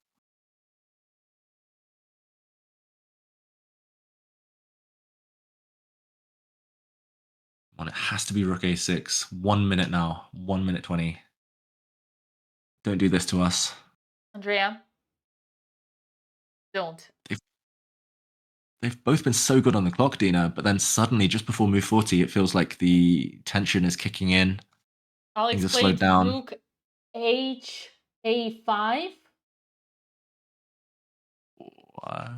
Ooh, I think I know her idea. I don't know if it's good or not, but she wants to force the black rook away, Dina, and then she wants to play e5. Andrea played rook a6. Now we're Go. talking. Now we're Go. talking. Ooh, and we can breathe there. Move 40. She gets 30 more minutes. Go, Andrea. It's gonna draw. Yes. Draw for the house. Great move. Great move. Only move, but a great one. Now Alex, rook a5. Rook to b6. Okay. And now She wants- e5. Yeah. That's beautiful. And rook I b8 mean, it's- happened. Now e5, Alex. Beautiful. Has to be. Beautifully played by Alexandra. Beautifully played. I love that. It's high risk, but high reward. I think e5's good, and then it's her opponent's move 40, and her opponent does not have an easy move there. I think, yeah, now e6 Yeah. check and bishop e5. Knight to c8 in Andrea's game, and Andrea gets the time. She's gonna any move here makes a draw. Alex played it. She did Come on. it. She played e5, e5 on the board. Alexandra Botez is gonna win this game. Ooh.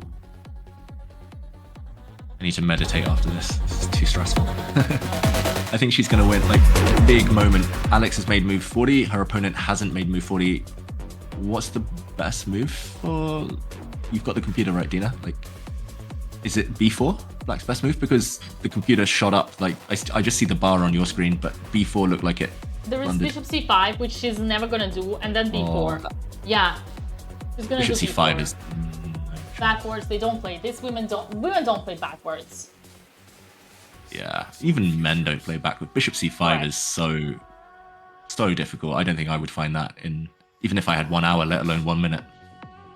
I like how The opponent finds David bishop always c5. tries to avoid being caught of being accused of any complicated topics.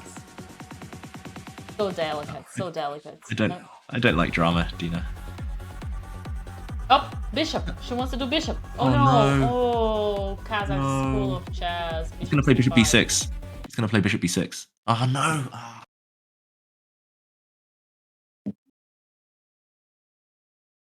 Good move.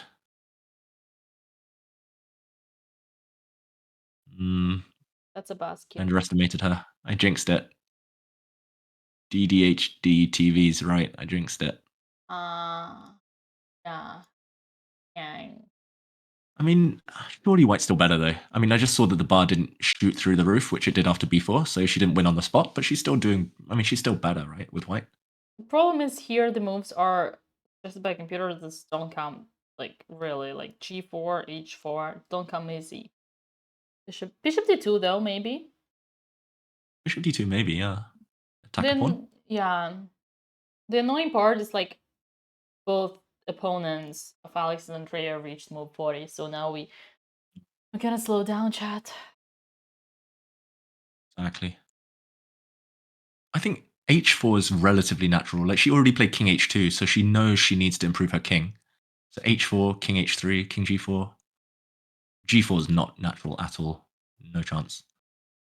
So, Dina, I think you might get your way. It might be time for me to step out for a second. Right. Show weakness. Perfect timing. Show your weakness, David. Take a break. Turns out I can't do this all day, guys, so I'm not Captain America. But yeah, enjoy, Dina. I hope when I'm back that both sisters are winning. They're both about to deliver checkmate, but in the meantime... no, something tells me you're gonna be back quicker before we even know it. Go. Ooh, Okay, see you wait, soon, Alex, everyone. wait, whoa, whoa, whoa, whoa, Wait. whoa, whoa, whoa, Oh, she's a Alexandra played the best genius. move. Alexandra played the best move, which I said was tough to find. This is just like Andrea's opponent did. Avoiding, black has pawn majority and black stops them from growing their advantage. And here, the only move for black is king g6. Kind of logical, Whoa. but still. Okay. I'm not sure she's... Yeah, it's pretty logical. I think she'll find it. But h4, like, that's impressive. Alex, she's a... Yeah, she's Karpov reborn. I mean, lots of pressure here. Okay, David, time for you to go. Okay, deal. See you soon, Go. everyone. Bye. Keep calculating. Bye, Be bye, nice bye, while bye, I'm bye, gone. Bye-bye. Hello, chat. You and me. Now, how are we doing? How are we doing, chat? You and me. I notice whenever I scream, my gain gets like really, my mic gets really red. I think for years or but that's okay. Okay, bad news. Alexandra didn't win yet, but she still has plenty of ways. She's still practically better. She's still putting pressure on her opponent.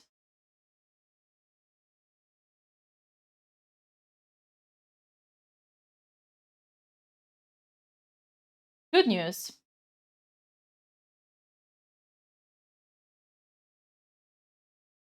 Is that Andrea is saving.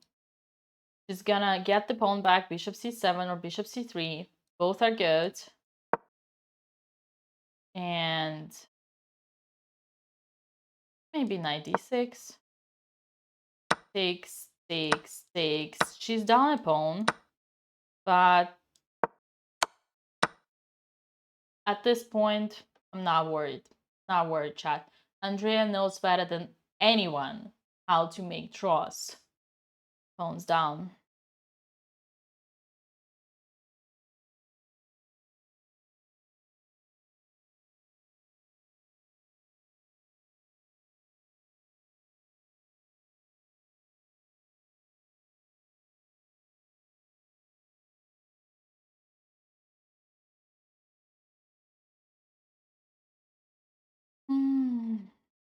Stop calling me the Belinkaya. My name is Dina, and my channel is Dina Belinkaya.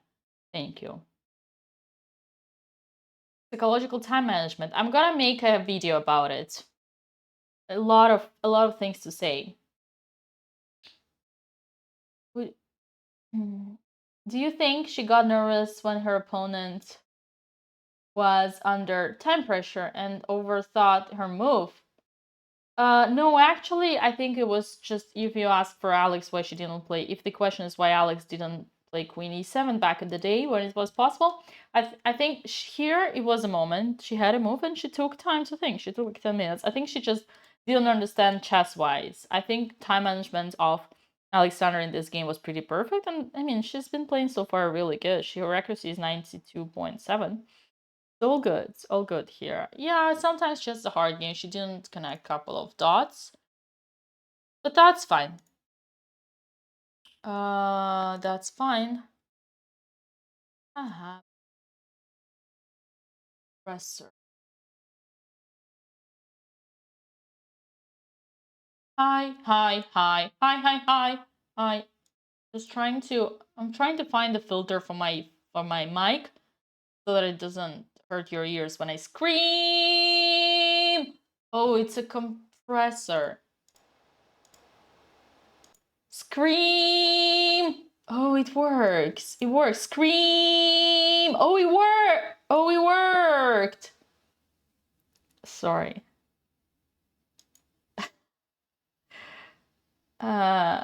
Yeah. Sorry.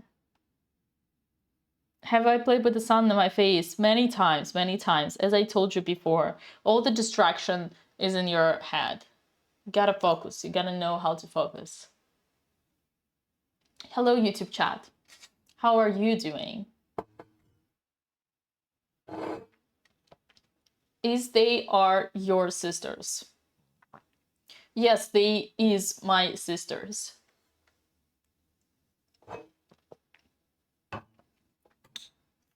Okay. David is gonna be right back.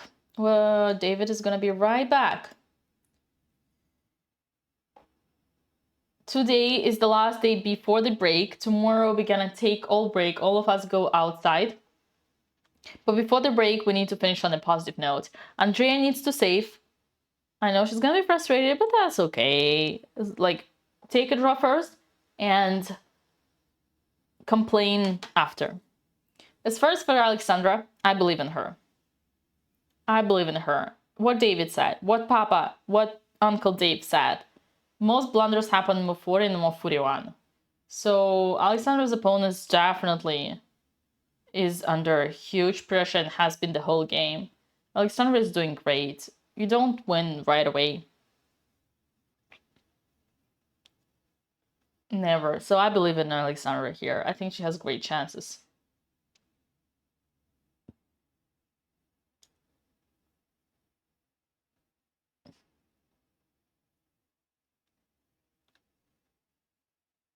How are you doing?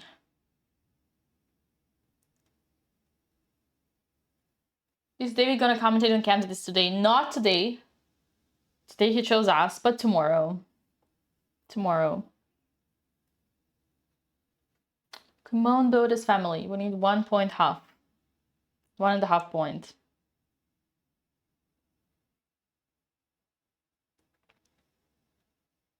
What is Andrea thinking? She spent so long on calculating before. So Andrea is trying to choose what's better, bishop c7 or bishop c3, and I can understand that. Both are fine. That's good news for us. Bad news is that because she has a choice, she might waste time, but she's not in trouble. She's gonna do either one or another in any case. And there is an 87 here, king f7, some rook d7, bishop takes a5, and fortunately, just don't do that, okay? Don't do that. If you do that, okay, if Andrea falls for this mate, then she's gonna rage quit. Rage quit, throw the camera away into the ocean, and leave the tournament. Welcome back, David. I love your sunglasses. Is that for Andrea's son? Andrea's shining so much. Look what I found. I found the way how Andrea can lose. So because Chad is asking, what is she thinking? Bishop c7 or bishop c3? Bishop c7. 97 check. King f7. Rook d7. Bishop takes a5. Knight f5. King g6. And rook g7 checkmate. I mean, she'll see it coming, no? Like, king g6 is... I don't know how to say it. It's a big blunder. She'll see that. I trust Andrea. She will, yeah. Oof. Yeah, I'm gonna take these off. I thought it would be cool, but I'm not cool enough. You are cool. The only it's just if you could pass them to Andrea. Exactly. It does look quite sunny out there, and it's super sunny outside here. And yeah, I'll go back to Nerdy Dave. You can put them on your top. Wait, what? I meant your head. Sorry. I'm sorry. I'm an immigrant. Okay. Anyway, h4. I literally haven't missed any moves. I thought I was gone for ages. Yeah, no, nothing happened. By the way, I actually wanted to give you I'm weaker than you, but I feel like I need a quick second one. Okay, that's cool. Okay, I can take control for a second. Ooh, Go for it. Who was that with a sweating shirt just in front of us? Okay, never mind. I missed it. Who was it? I'm actually genuinely some curious. grandmaster. Okay, I'll be right back, chat. Leaving you with Uncle Dave. Okay, throw the questions at me, chat. There haven't been any moves. We'll break down the chess in a minute. Unfortunately, Matteo says, can David control the boards? No, but I do that during the candidates. Normally, it's much more chilled to kind of just hang and talk. Dave, how's it feel to be so cool? I mean, can I say it's a burden. It's a burden. Uncle Dave, why is the back of your chair pixelated? Oh, Andrea, Bishop C7, good move. I like it. She won't blunder into that, mate. It's not pixelated, the back of my chair. It's the old champion. Where's my mic? It's the old Champions Chess Tour symbol, emblem, whatever you call it. Yeah, I collect stuff that means stuff to me, and I have a lot of mementos from the Champions Chess Tour. I used to sit in this chair sometimes in the studio. David, who's your favorite chess player? My favorite chess player is myself from about 2009. I used to be really good. It was all downhill from there. No, I'm joking. My favorite chess player, historically, maybe Karpov. Currently, I don't know. Quite like Dubov's style, but not really my style. David, am I covering the candidates today? No. Today it's going to be Naroditsky, Hess, and Giri, which will be fun to watch. I'll be back though. I think I'm doing like 3 or 4 rounds before the end of the candidates, or maybe 3 more. I'm also doing the last rounds of the women's candidates, which will be fun. Uncle Dave or Grindmaster David? Yep, those are my names. David, do you use any products to keep your hair so nice? I mean, water. I wash my hair. I don't know. I mean, I'm losing it a bit on top. It's the thing I'm most sensitive about, my belly and my hair. But please don't roast me, chat. I think every man my age is worried about those things. David, the black or the white knight? I mean, only white has a knight in either of these 2 games we're watching. Andrea's opponent. Knights are tricky. David, who did I study chess with? I haven't had a coach, not like a regular coach, since I was 11, but I've studied with some other grandmasters. I've worked as a second for the likes of Peter Svidler, Fabiano Caruana. David, what are my sunglasses? Yeah, my sunglasses were prescription, so I could wear them indoors and not get blinded by the light. Wait, that's a song. Blinded by the light. How does the knight move? I don't know. Let's ask Andrea. Proudest chess game I won. I've won some nice games. I beat Aronian in a big game in the last round of a tournament. Probably that's the biggest financial reward I ever got from winning one-off game. Beating the likes of Gretoruk and Vasily Grav over the board. Classical. I don't really play in tournaments that much more anymore. DDHD TV, just like a couple of a year. Like normally just the big ones, Olympiad, World Cup. I'm a bit rusty, as you can probably tell with my analysis. David, will I sing for you if both the sisters win, as I said, or maybe at the end of the tournament? David, how is Kaya Snada? She's good. Talking of Champions Chess Tour, Kaya's great. She's hanging out with her family. She still works with chess.com. She's still involved with day-to-day stuff. Kaya is the best. David, prediction for these 2 games. I think Alex is going to... What was the last move played? She pushed her pawn, right? I think draws on both boards. I think Alex was close, but I think maybe the best chance is gone. Oh, wow. There's too many questions. David, what do you feel about Dina's mum? Oh. Wait, what? How does it feel without Dina mum? Oh, Mama Dina. Okay, welcome back, Dina. I'm struggling with the questions. Save me. Too many of them. You're struggling with the questions. I think you're doing a fantastic job. I heard Kai is still working for chess.com. I heard you were a second of Fabi Caruana and Peter Svidler. Those things I didn't know. And I heard you're a retired player. Your analysis is bad. I heard many things. You heard the I think you're highlights. doing You heard. Fantastic with the commentary. Thank you. Yeah, chat is so energetic with the questions, though. Ooh, what do I think is Badana's top rank in life? Badana, future world champion. That's all I'll say. Who's playing the best in this tournament, Alex or Andrea? I'm going to throw that question to you, Dina. Who's been playing better? Okay. Sorry, chat. That was a vitamin C. That was very, non-lady. I'm sorry. Good question, David. First of all, congratulations, Andrea, for bishop c7. Secondly, I actually think they both play totally fine. Somehow Andrea was luckier to get more play. Alex has lost the first. I think Alex lost the first 3 games with like kind of the games were one-sided, but I believe it's just because she kind of got unlucky that the opponents played great, played their style of position. So I don't see any bad play from the girls, and I've been telling you this every day. Oh shit. Ooh, the mic's gone, or at least just for Sorry, me, maybe. chat. I haven't seen any bad play from any of them. I think they're both playing good, to be honest, but it's hard to believe that, but that's what I think.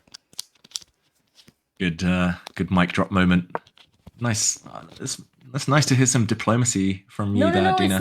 It's not. Shh. It's not. I'm the least diplomatic person. If I think that Kaya is bad, then I will say it, okay? I will not, Okay, I was just trying to throw you under the bus, but I think I say what I think. Okay, that's a talent as well. Actually, that's much more of a rare talent than diplomacy. So that's why people love you. That's why you're here. Sorry. Okay, so the games, you predicted the future, Dina. Yes. That Andrea game. She's not going to walk into mate in 1, though. That's my prediction. Knight e7, king f7 next, and knight f5, and king e6. I hope rook e7 and king d5. What was her opponent's played a really clever move, though. Oh shoot! Her opponent's played knight d6 instead of knight e7. She's got to be really careful now. He wants the knight same f5 thing. is the threat. Ooh. Okay, bishop b6. She's got to play. And if knight e5, we got bishop f8. Ah, that's clever. Bishop and b4. The rook here, we get king f7. So I think, yeah, something like this, and then this, and then f5 for the draw. Yeah, Andrea's still got another hour or 2. Yeah. I just went, like, during my break when I was out there, I was out and I was asked, how long are you gonna be? When are you gonna finish? I was like, oh, I hope another 30 minutes, maybe 1 hour. But no, this game's gonna go on ages. She's gonna have to defend really, really well for the next hour or 2. Andrea. Chat, what did Mother Dina teach you? Read between the lines. David doesn't leave alone. So f5, yeah, bishop b4, knight takes e4, f5. Right. Pawn takes f4, f5, king takes f5. I don't know what you were talking about when I was gone now. Now I'm panicking. I'm nervous, but you're basically Sherlock Holmes. Like, you're a detective, Dina. You don't need to have a high IQ to read that one, David, but that's okay. That's okay. Okay, knight d6 on board. Alex has played d6. Maybe we should put that one on the board. That's very committal. I hate that Alex's opponent found king g6, though. I hate that Alex's opponent found like 3 or 4 only moves in a row. Like bishop c5 was really clever. Now king g6. Dear. I mean, she's not risking anything, Alex, but she might not win. Yeah. What did I teach you, chat? Poor David is already on edge. This one is it's not gonna refer to David. This one's gonna refer to you, chat. Endgames. What's the strongest piece in the endgames? The king. You gotta bring the king to the center. Who has an advantage here? Black, because they got 3 pieces in the game, and Alex is still sleeping with 2 pieces only in the game. So I'm actually starting to get worried here for black. For white. I mean, if you could, in the game position, teleport the white king over to the center, if the white king was like on e4. d5. Just game over. Yeah, or d5. White. It's just game over. White's king will sweep everything before it and win the game, but you're right, Dina. Like, playing with only 2 pieces against 3. White's pawns are strong as anything, but they're not enough on their own to win the game. Right. Ooh, I don't know why. Oh wait, Alex's opponent. What she played? D6, King F7. Why not King F5? That's a weird one. She went back. Maybe that's just the same. Maybe it's fine too. Boo. Good defensive move. Board updating? The board's not updating, at least on my end. What? Maybe Who we put are it you on talking about? D6, King F7 was played instead of King F5. At least that's the current position I see on the camera. I trust my eyes. D6. I don't trust tech. And black is thinking. No, black made a move. King F7. King F7? Do what? King D. I agree with chat. King D5 would be a great move here for white right now. Unfortunately. Yeah. Uh-oh, David. I'm worried. Mm, I'm worried now because if we do something random, black is already better. Not yet, but the trend is not her friend right now. Momentum. Yeah, B4 and I'm annoyed. maybe she has to do something quick then. But what's quick here, Dina? The only quick thing is D7, but it's like she's not gonna do it. Oh wait, but I mean D7 is super clever actually. But now rook takes B5 would win. Wow, you can't blunder that easily. So King E7. King E7, E6 maybe with the same and trick. King takes, and again. Oh, okay, this is really clever. Oh my god, this is real. Okay, I take my words back. Deflection. I mean, it's clever, but it's also really hard. Like, really difficult. I think GM level difficult, this one. Yeah. I would struggle to play D7 in a game. Like, they do say push your pass pawns. I don't know what the Russian idiom is there, but pass pawns are there to be pushed. Andrea played bishop C5. Ooh, good move. Oh, bishop Good B4. move. Yeah, good move. Sorry. Yeah, that's what I meant. Yeah. Yeah, same thing. Lol. Knight takes C4. Not the same date, because if the bishop was on C5, it would be attacked and we wouldn't have a 5. The 5 is very important, chat. Very important resource, because now we're pawn down and we really need to trade the number of pawns so that we could go get some rest with a draw. It should be a draw. All roads lead to Athens, as Easy Lasagna reminds us. Correct. You learned, David and Chad. You both learned. Just in this position after King takes F5, just after Knight G3 check, for example, just don't go forward there, Andrea. Back. Knight G3, King G4 would walk into mates. David, what's your favorite Taylor Swift song? Love Story. Really? Maybe. What's yours, Dina? Or maybe Anti-Hero. That's quite a good one.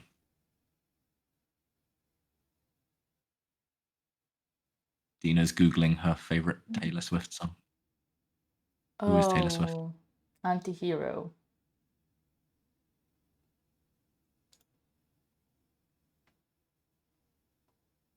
Knight F5. Are you listening? Bishop F8.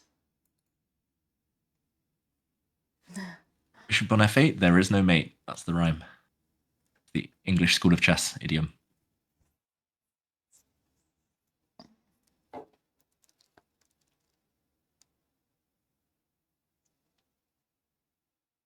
Yeah, I think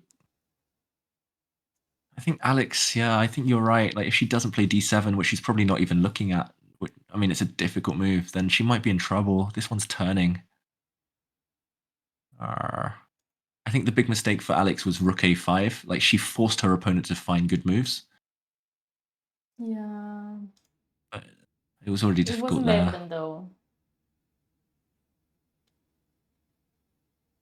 That's the thing. Sometimes you're so, like, it's good to be direct in life, as you prove every day, Dina. But in chess, being so direct, like, often you force your opponent to find good moves. Don't say that, David. We both know that being direct can only lead you to troubles. I only take risks. I only take unnecessary risks of being cancelled for every second thing I say. So I legit, I have a lot of remorse. It's just hard for me to change who I am. Nobody should ever change who they are. These leftists. My body, my choice. Anyway, Gani Dormali. Gani, is that you, Gani? In the chat? GM Gani Dormali. Knight takes e4. Knight takes e4 happened.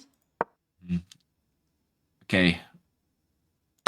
How much are you betting? How many channel points? Knight takes e4. Is she going to play f5? Finally. She should have played f5 like 20 moves ago, but now might be the time. Trade off. f5. f5 here. Come on, Andrea. What I'm concerned about is that Andrea plays slower the second part than she was yesterday. Yeah, this is true. Yeah, and something tells me that here her opponent is going to torture her for a moment, and she will need time for that. I mean, you're stealing my British understatement for a moment. I mean, the opponent's going to torture her for 100 moves, surely. Surely. Rook g8, knight e4 coming. This is hard to defend. No fun. Knights are better than bishops when there's only pawns on one side of the board. Only one flank. Well known. Chess wisdom. Oh, she does play f5. Kudos. Yay! Go Andrea, f5. That's correct. That's my girl. Let's go, girl. Damn, girl. Abyssal Chaos says David is a 100 plus move game magnet. You're right. Like, I don't know what it is. Every time I sit at the board, I play 100 moves. Every time I watch chess, I play 100 moves. Oh, I watch 100 moves from Andrea. What happened to the... David is a fighter. Yeah, like the sisters are fighters too. Duckluck1 asks, Dina, what's the longest game you've ever played? Oh, it actually was also in Gibraltar, funny enough. It was Gibraltar the 2020, right before COVID. And I was playing against some rusty Serbian FM, rated like maybe 2000 or 2100. And I was playing so bad at that tournament. And eventually I was completely lost all the game and then managed to swindle into knight and bishop endgame, where I have only one king. My opponent has king, knight, and bishop. And he almost missed the cross 50 moves. Like he forgot how to do it, and then somehow he remembered and he checkmated me on move something like 47 or 48, and that game lasted like 7 hours and 55 minutes. So close, so close. Yeah, long games can be heartbreakers if they don't go your way. Up! What did Alexandra play? She didn't play d7. H5. What's the idea? Yeah. What is that? Oh, no. No? Oh, no. king. No, Alex. What does she want? I think she wanted to play king h3 without allowing black to block her with h5. Oh, it's smart. I think it's smart. In a way. But she wants to bring her king. You mentioned this. But you mentioned this exact variation earlier, though. Yeah, but the thing is, d7, you gotta find it. If you find it, you do it. If you don't find it, then no chance you play d7. If you find this beautiful thread. D7's difficult. It's so committal. Like, it's hard. Like, once you see it, you might force yourself to calculate, but it looks so unnatural and counterintuitive. D7. Yeah. We can't blame Alex at all for not finding that one. Another bright side, David, is that for now, king on e6, even if it's beautiful, it cannot go too far. It cannot advance. So you mentioned bishop e3. But yeah, you mentioned this idea. This is un problème. We still have it. The truth is, we have it all the time, but yeah, I think Alex really needs to find this idea because rook b5 is her only idea in every single variation, not to actually lose the game. Yeah. I think at some point she might be, like you say, she might be forced to find it. Correct. Difficult to see it when you're not forced to, when you've got options, but when there are no options. Okay, here's a good question from chat, Dina. When's your next chess boxing match? Gotta find an opponent. Gotta find an opponent. It all comes down to sometimes it's not always depends on you guys. Like for example, I thought I was gonna chess box last December, just like others, because there was going to be a big chess boxing match. There was also gonna be Hikaru versus Magnus match that didn't happen because those two didn't agree on the prize fund. Joking, I don't know what were the reasons. I'm speculating, creating drama, but back to chess boxing. Ludwig canceled the event because he didn't find enough matchups. Another speculation. I'm so bad. Answering your question, David, finally. I thought I was gonna chess box. I thought I was gonna chess box Nemo. But you know what happened. She got afraid. She got afraid to chess box me because she saw how strong I was against Andrea. She saw how much of a good runner I was, and she said, I'm afraid to chess box Dina. I'm okay to chess box anyone else, like Anna Maya, for example. Yeah, you were very fast around the ring, I must admit. Yeah, so my opponent got afraid. And that's how I was left behind. And that was the day I said, all right, motherfucker. She's actually in Norway right now, Nemo, I believe. There's actually this evening, I'm missing it because I'm here, but there's a chess rave in a different part of Norway. Wait. One of my good friends is DJing. It's a chess party type thing. Oh yeah, Andrea told me about this, but I don't think Nemo is there. I think Nemo is in Canada. Oh. No, Nemo's not there. I saw she was announced as a special guest. Maybe that was changed. Oh really? Anna Kramling's there as well, I believe. Oh, probably, yeah. No, Andrea mentioned me about that one. I think it's some Magnus's friends. Yeah. Okay, maybe Nemo's. Yeah, maybe she's in Toronto. Yeah. But okay. Who would be your dream chess boxing opponent? Nemo. I want to chess box Nemo. Nemo or nothing, right? Yeah. No Nemo other or opponent. nothing. I'm not gonna chess. Unlike Nemo, I'm not gonna box against someone so nice and kind as Anna Maya. Honestly, I think it's like it's a sin. You cannot do it. Anna Maya is just way too kind. You don't want to punch someone who is so kind. And I wish I could say Anna Kramling, but we're outmatched. We're outmatched in height and weight.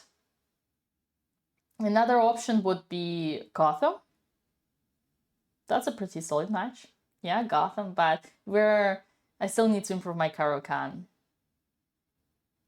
I mean, he's a Karo expert too. Yeah, I could see that. I would pay a lot of money to watch that. I would. Yeah. I'm not sure who's the favorite.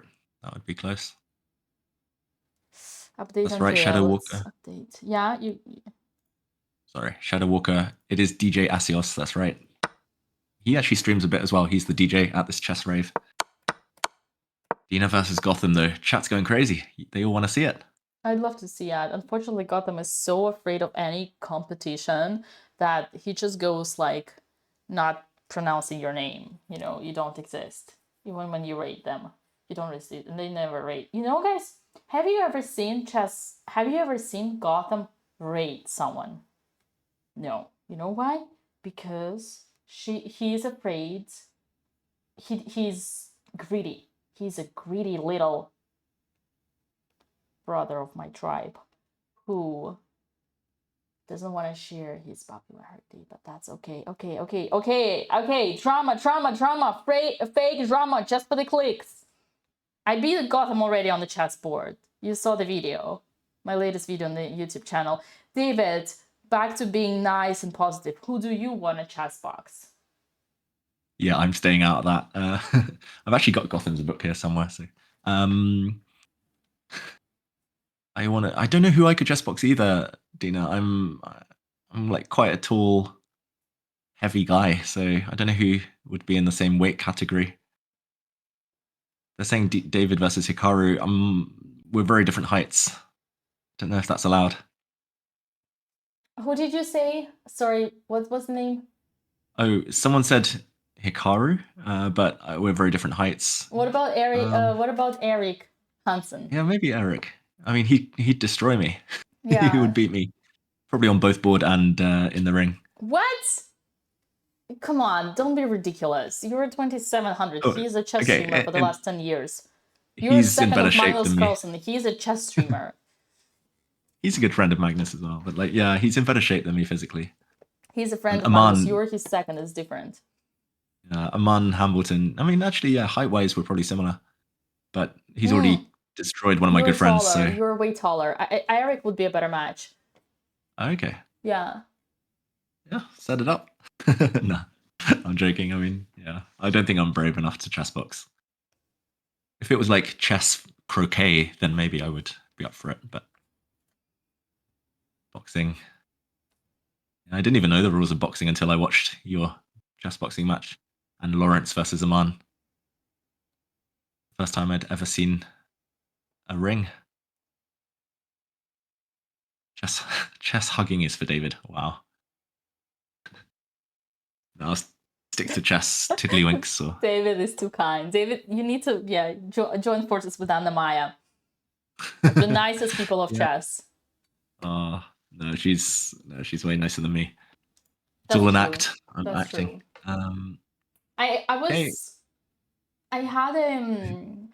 had like kind of a discussion, debate with one of my friends on why, like okay, actually I shouldn't bring this up. No. I'm gonna bring this up. No. Actually, Vila said don't talk about it. Sorry. I was gonna compare women and men, but I'm not gonna do that. Andrea's position here is very interesting. David, how do we make a draw with the pawn down? Yeah, the problem for Andrea is that there's not going to be any way at all to force a quick draw. There's literally, she shouldn't even be calculating here. There's no way to trade pawns. Even bishop for knight trade is not obviously desirable. I mean, I think she should trade bishop for knight if she can, but the knight will always hop to light squares. Rook trade probably helps, but again, you'll never be able to force that. So you just have to sit and wait and kind of assume that the opponent will at some point try to do something, depending on the pawn structure the opponent goes for. Then you might start creating, if the opponent ever pushes pawns, if Andrea's opponent pushes pawns, then they'll leave some weak squares behind, less shelter for the white king, so you can give a bunch of checks. I'll ignore the dubious, the question exclamation point next to this last move. I think it's fine, but she should just wait, Dina. I think just wait, and then hope. No obvious draw. Yeah, Andrea needs to play faster because right now there are no captures, so there's just, you say nothing to calculate. I would say there is too much things to calculate, and it's impossible to calculate all the options because you don't know which direction your opponent's gonna go. So you're just gonna play natural and you will need time to calculate once the attacks are gonna happen. Like for example here, we can attack this. You can f3 or king f3. And be careful not to fall into the trap of losing the g-pawn, then you're lost. Still, we have a hope that the bishop would get away for these two pawns. That would be a dream. Yeah. Essentially, she should just try and set up her pieces, like a rook on e6, bishop on e7 or something like that, and just sit, and just brace for impact, wait for the opponent to do something, rather than try to force the issue. Like you said there, if you push the g-pawn, you might lose it. If you trade off the wrong pieces, you might lose on the spot. So just... yeah, I've got a lot of experience defending bad endgames against top players, and you just have to sit and hope, and it's pressing as hell. But especially with 6 minutes on the clock, don't waste the time calculating. You put it really well there, Dina. There's too much to think about, so actually it's better to think about nothing at all. And just the opponent's played rook d5.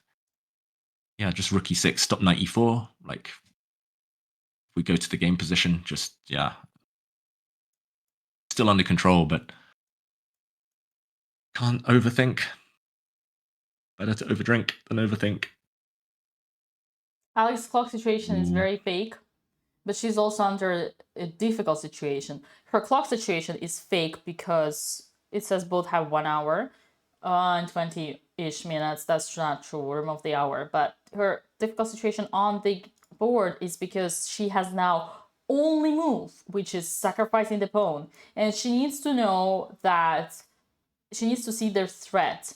d7 and no way to defend rook takes b5. Man, this idea, even though it's an only idea, it can be missed. If you don't do that, if you put the king on g4, then b4, and oh boy, we lost. And this is another thing we can easily blunder. And oh boy, we lost. This would be heartbreaking. This would be painful. Hmm. Oh, I don't know. I think she doesn't look happy at all, Alex, on the camera. Like, even this spectator to the game, like, as soon as he walked up, she looked a bit like, oh, stop looking at my game. And normally when people are, like, feel like that, talking of Twitch, like, when they get twitchy, like, you can tell they're uncomfortable, and she has to find bishop b4, but it's not obvious. It's not easy. Like you said, Dina, it's just giving up a pawn. Right. Oh, I fear the worst. I don't know the real clock times, but if she's under any sort of time pressure here, Alexandra, then it might just fall apart. So, yeah, Lurk EM Clerk says Alex has a good poker face. Yep, she's keeping her poker face, but I think it's obvious now that some discomfort.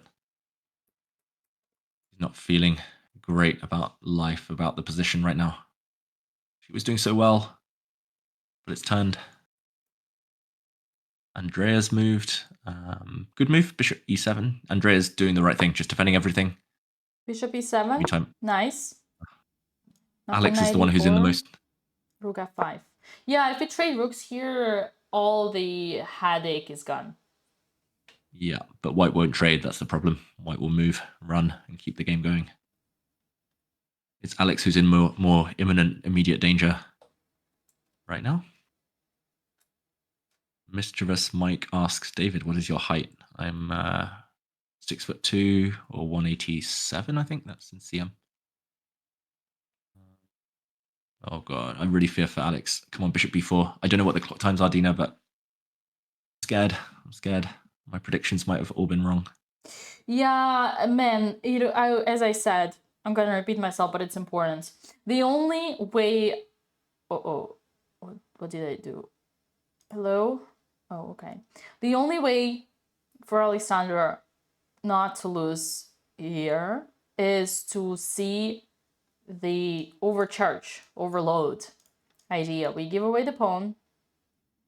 Man, I can so easily blunder these things, David. So easily.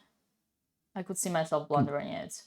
And with white or black, sakes, it'll be easier with white. With black, yeah, you're gonna see this. Like black, you kind of you're afraid of this thing, so you watch out. But with both. But yeah, you just think that you're gonna take it, but you're not gonna take it. No. Oh, even here, you know what? Oh no, it's us to move. Yeah, so we gotta. Even here, it's hard to draw with white. Even exactly, you're not gonna understand. You know what, David? I'm starting to become a I realized I started to become good at. Man, clock is going insane in this position. Mm-hmm. I'm starting to become a good commentator. You know how? How? It's like how I feel it, how I can feel it now. How can you feel it? I can feel that I became a good commentator because deeper I dive into position analysis, more I actually want to go and play myself. Just push all of them with my shoulders. Hey, boys, girls, here I come. Let me show you how it's done.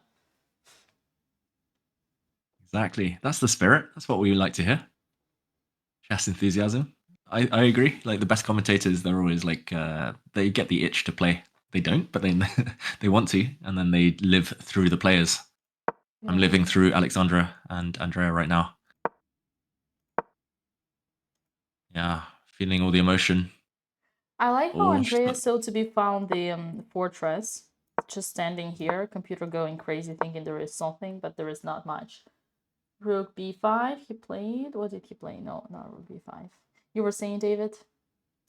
I was going to say Andrea's playing well. Like, yeah, we should definitely ignore those notation things. Like, she's just defending. She's doing what she has to do. Rook f5 or even rook e6. Like, yeah, anything. Just don't commit. Andrea is very solid here. I mean, chat, Andrea knows. Andrea knows. Ooh, who do you think's got the best chances of a draw here, Dina? Is it Alex or Andrea? I hate that we gonna have to defend the position for Alex now. This is just... Man, but that's okay. That's okay. That's chess. I mean, I feel like Alex just missed 1-2 moves. And man, chess is tough. It's I don't, again, if you were like, do you think Alex played bad today? No, she played great. Yeah, she deserved the win, Alexandra. Like, she totally outplayed her opponent in the middle game, early end game, literally until around the move 40 mark. And then I think maybe she was a bit frustrated that she wasn't winning on the spot. And often that's when things slide in chess. Like, there's a draw sounds like a logical result. It sounds like it should be somewhere between a win and a loss, but actually just one slip is all it takes to go from like one result to the other. And sometimes, yeah, unfortunately. Momentum suddenly turned. She couldn't kill her opponent, and when you can't kill them, they live, they breathe, they get confident, and then they come back at you. So, on bishop b4, Alex, it has to be. Nothing else works. Has to. I think it's findable just because it stops the opponent's main plan, but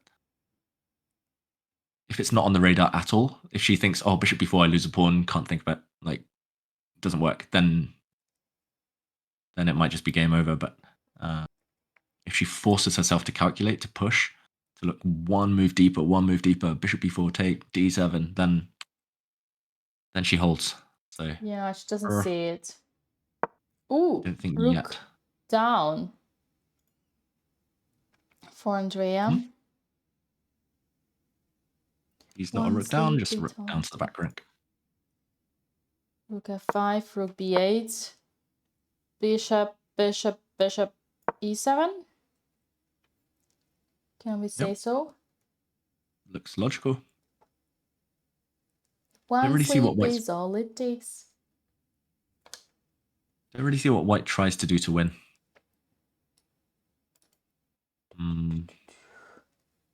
Med student asks, commentating candidates versus this tournament difference. They're just different. So I think they're both fun in different ways. Okay, rook d5 from Andrea looks healthy as well. Yeah, Andrea's holding like really nicely. The computer might say +1, plus whatever, but white needs a plan. It's not winning immediately. It might be 50 moves, might be 100 moves. Might just be a draw with best play. Who knows? The computer doesn't have a deep horizon. Alex, bishop b4. b4, it's too late. We beg you. Arissa asks, Andrea or Gukesh? As a person or a player? Or... They're both. Neither of them like to retreat. That's all I'll say. Come on, David. You can't be so diplomatic. Even in this one, it wasn't hard. Yet you found a way. Andrea, any day, any day. Maybe. Oh, yes, Alex. Bishop b4. Yay! Now we're talking. Woo! Big find for Alexandra. Let's go, chat. She's just maximized her drawing chances. I think 0% chance she would have held the game if she didn't find it. Now she's alive. She's kicking. She's back. Fighting. On track. And her opponent might miss it. Imagine if her opponent misses the idea. I mean, anyone can blunder it. Yeah. Wait. Computers, it's king h4. Did you say it's what? No. What? What? No, what? It's not. It's not. Bishop's It's bishop definitely on b4. b4. It's not king h4. It's wrong. Wrong DGT. I'm gonna update. God, man, I got scared. Something's up with the DGT. Bishop b4. Yes, bishop b4. And now? Now, hopefully, I don't know if the clocks are right. Hopefully they're wrong as well. Some tech stuff there, but king takes e5. Come on, please. Take the pawn. Take the bait. It's kind of poisoned, that pawn. Black takes, black won't win. Temptation must be great. Andrea's time, I think, is correct. Everyone? Don't think Alex is. I'm not sure. Hard to tell. A minute ago it said she had 1 hour 25, so I don't trust those clocks. Ooh. Okay, 1 pawn is all it takes. Take that pawn. Zurich, bye. David, can you sing Okay. this? At least this one. Oh, 1 pawn is all it takes. 1 pawn is all it takes to fall in love with me. I don't know. Thank you, David. Ah, that was way too high pitched. I think it was too slow though. What do you think, Yeah. chat? But I like how think you later. faked women Dua Lipa's voice there. Yeah, that's my problem. Like when I do karaoke, I always try to copy the voice that I'm hearing. Like if it's high pitched, like I'll go high pitched. If I I go for lower songs normally, like Take Me Home, Country Roads. Sweet Caroline is my karaoke song. What's yours, Dina? David, I know you want me to answer, but I actually have a rook c6. But I think I have a question for you. No, please, not this one, not this one. You'll spot that. Okay, what did you ask went- me? Say again. What's your go-to karaoke song? David, I don't do those things because usually when I open my mouth, everybody wants to close their ears. So it usually happens on my streams, which is the worst. But David, on a serious note, Yeah. it's about time I ask you, what do you think Okay. about your compatriot, born and raised British, ethnical British trophy award winner, Dua Lipa?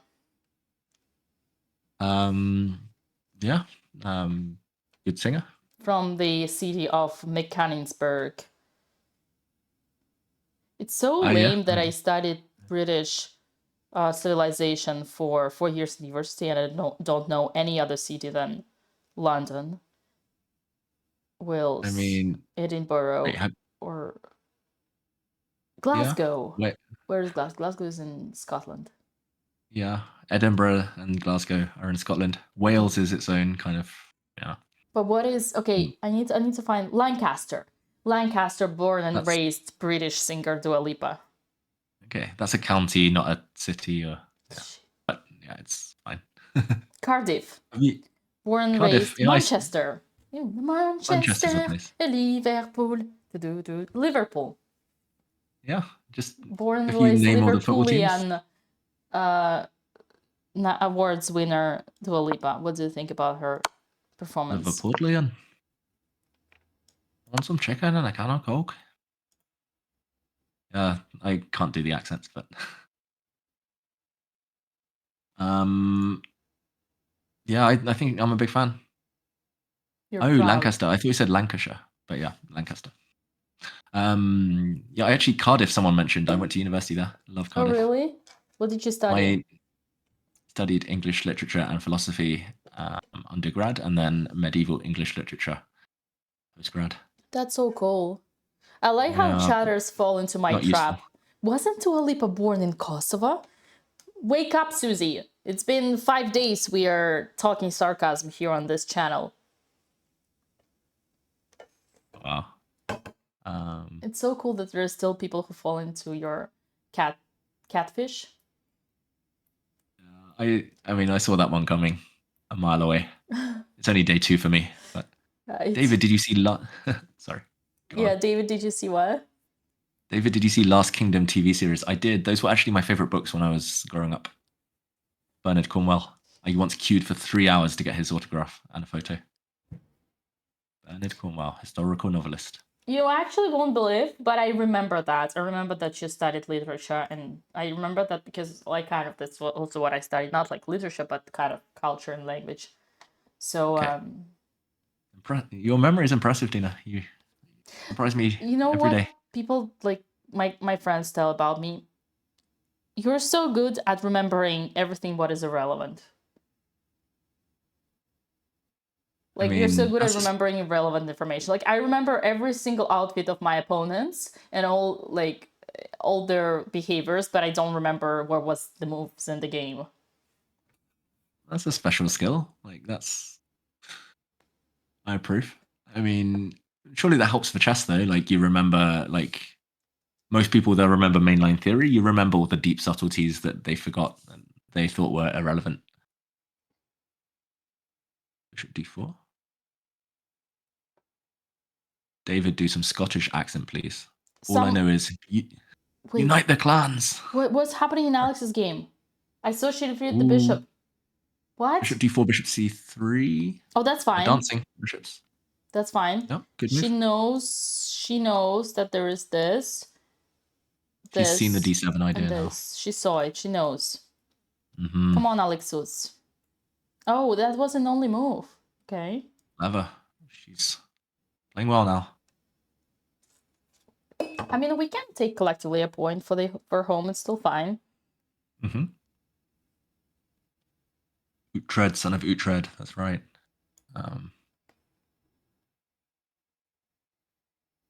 Okay. I think she might 3 minutes versus 7 minutes. I think she's found the key idea now, Alex. Like this d7 idea, we said it was the hardest thing earlier. Like it was better, it was stronger like 5 moves ago, but she's finally found it and like at a good time before it's too late. I think she's done well. And Andrea didn't blunder into mate in 2, Dina, so Great you news. sigh of relief. Yeah. She's on 2 minutes only though, but that's fine. Yeah. It's fine for now. Rook g6. She's gonna play rook d6, I hope. Oh, David! Oh, this is great! Look! This is great! Here, the rook can get trapped into trade because it's now in the cage. Just be careful not to do something stupid like this. Oh my god. Oh my god. Oh my Don't god. pick king f6. Not c7. blunder this. But if we find this, then we are great because this rook never goes away from here. So we can see a... Careful, careful, careful, my girl. Yeah, still within the drawing margins, still holding. I think objectively with best players, probably it is a draw, despite what the computer says. Yeah. But obviously lots of traps to avoid, like the one you showed there along the way. And she has to defend that with 1 minute on her clock for the next 50 moves, maybe.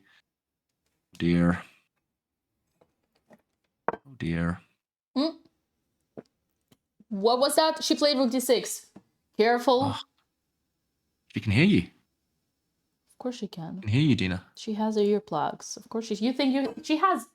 I mean, come on. You want me to call Vladimir Borisovich? You want me to call Vladimir Borisovich? You see, she's wearing earplugs. You know what's inside. I mean, I'm not getting involved in this combo. Right, you I gotta dread to think commentate what's inside. tomorrow. Oh yeah. Don't Poor worry, I'm Vlad. just one call away from Danny to tell everything, all the bad things I tricked you into. It's like Danny sent me to test you on your polit correctness. I'm very politically correct. Don't worry. I'll fight them all off. All the.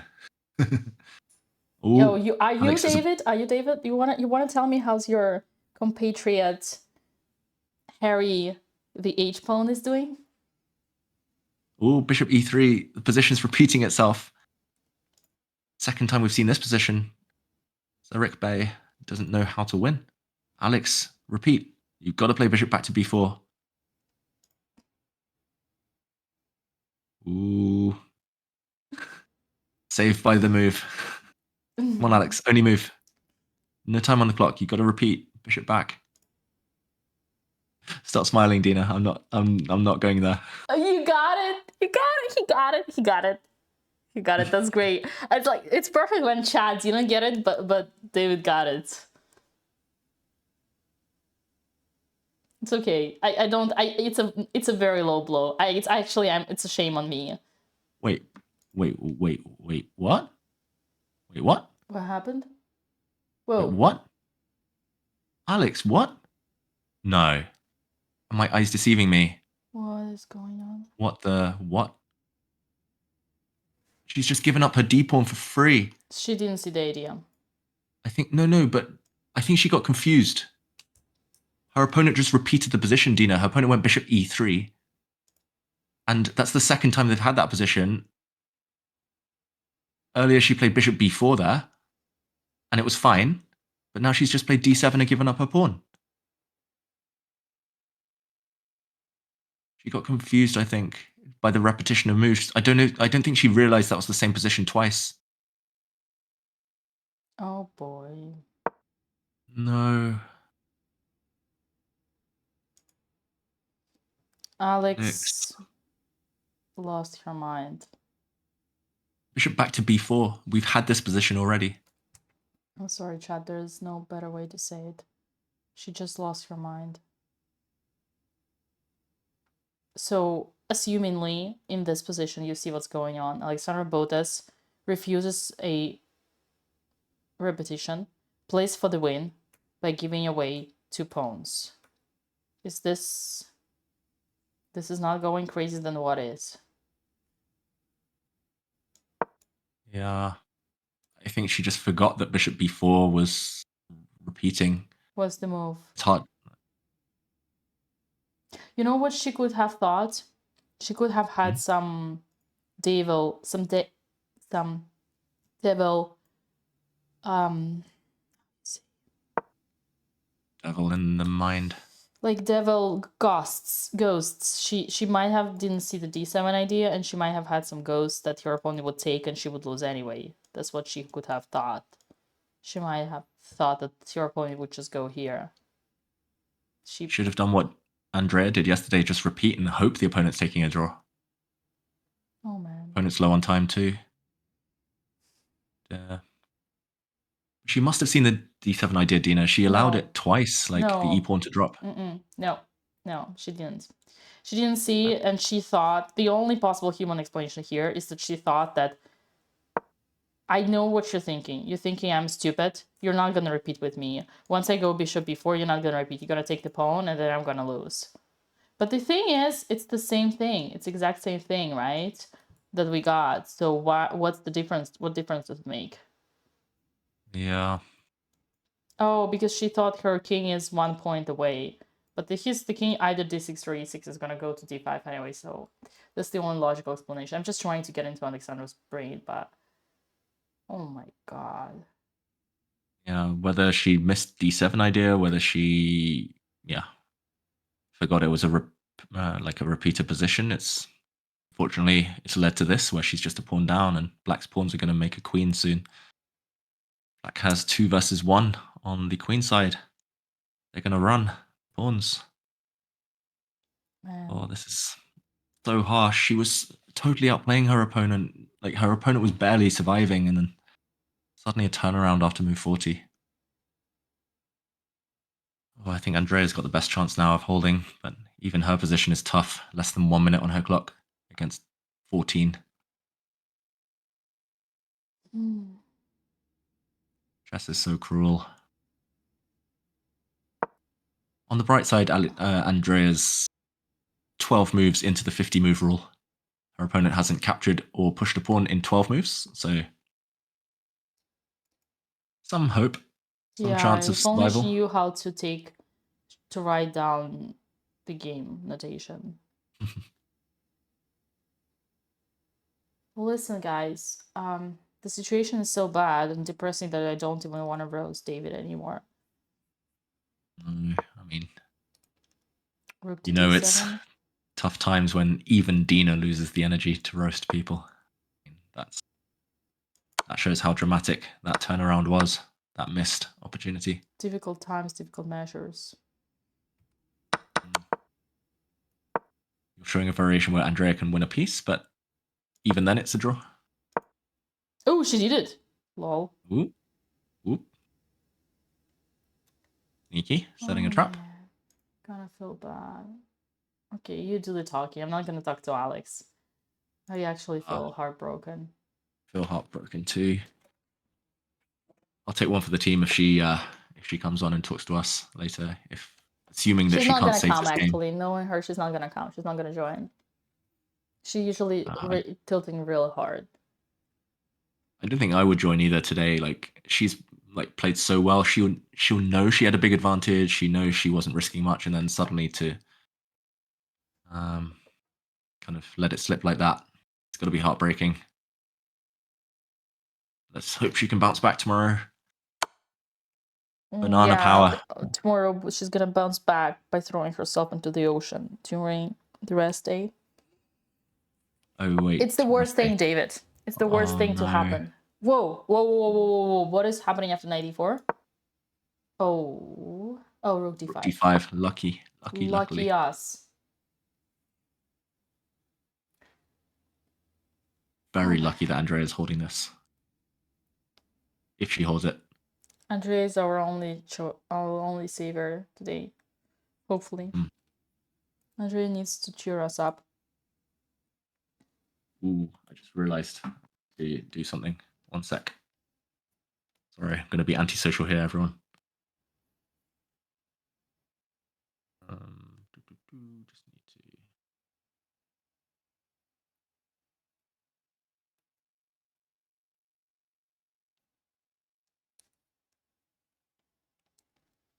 Okay, sorry, just had to cancel some plans that I'd made. I assumed the games would finish early today. Let's tell people I would be late.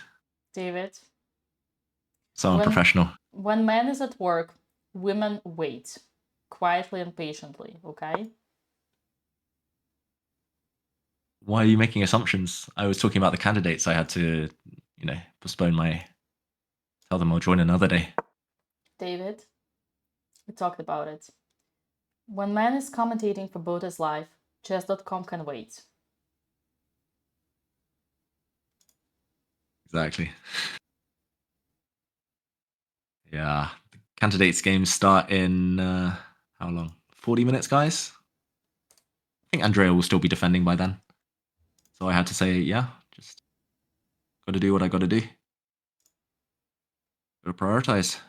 B4 from Sir Rick Bay. Why is that move not liked by the computer? Alex's game. Wait, Alex played rook somewhere. Ooh. Can we get a refresh? The moves are coming in. Oh, the board's a bit behind there. It's a pity. Andrea played rook d5. Yep, Andrea's defending well. Oh boy. We're so unlucky that there is absolutely no way for Alexandra here to save this. Yeah.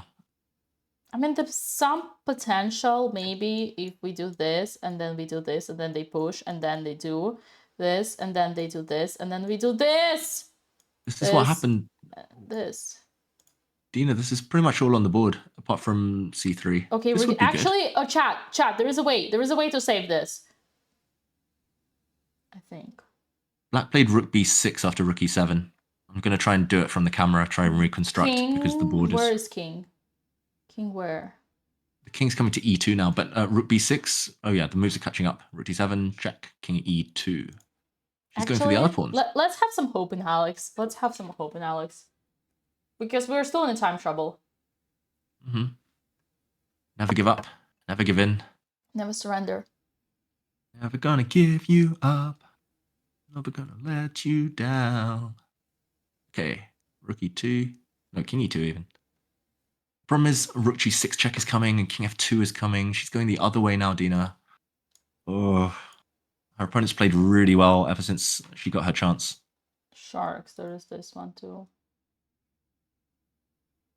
Man.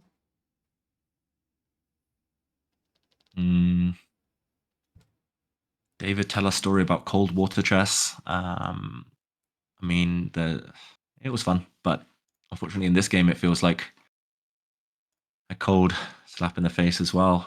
Alex has deserved so much more. Alex deserved to win this game. yeah, you just got rickrolled, everyone. Come on, Andrea. Oh, King f5. Fine. King f5. Yep. Good move. She's defending so well, Andrea. Like just like yesterday. As soon as she's got her back up against the wall, she starts playing like a grandmaster.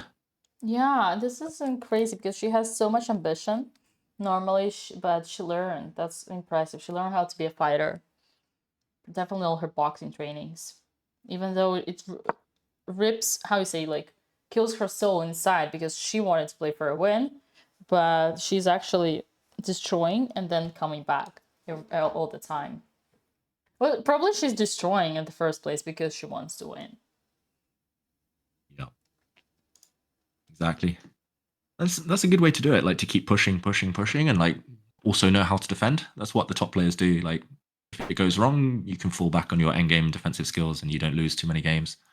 But if it goes right, then you attack and you win. And she's learned how to go back. Like the black bishop on d8 in Andrea's game, it's like her bishop on d1 yesterday. She's been retreating. She's been learning new things. Yeah, true. Andrea's learning before our very eyes. Tina has unleashed Andrea's beast. That's correct. Perfect shower. Mm-hmm. That's correct. That fateful chess boxing match, he woke the beast. I think it's not that. David, I don't know if you remember, but Andrea had another boxing match, not involving chess, pure boxing.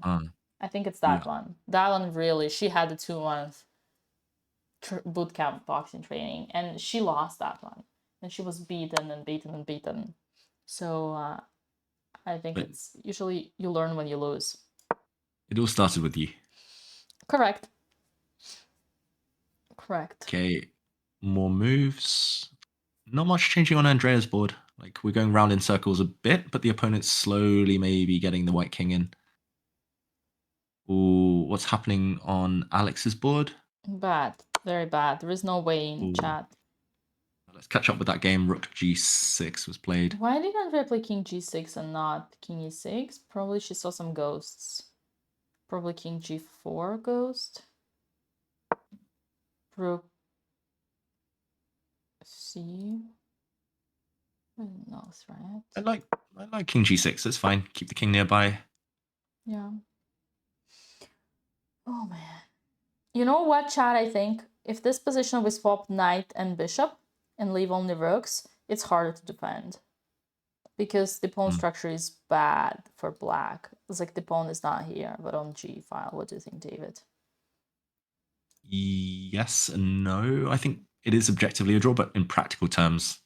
Because the thing is, you gotta know how to play rook endgames. You gotta know how to defend. If you don't, yeah, oh man, it's like the worst form of chess hell. Defending that type of endgame, one pawn down. But yeah, fortunately for Alex, as we see on the left board, the f pawn now is gonna queen Francesca, the queen. She's gonna push. So close. Alex played so well. Yeah, you can tell body language as well. She knows it's almost over. She's going to give up her bishop for that black pawn. Maybe we can get a refresh on the Alex board. Here we go. H4. If black wants to be really mean, I think you play rook h2 and pin white's bishop. But no, okay.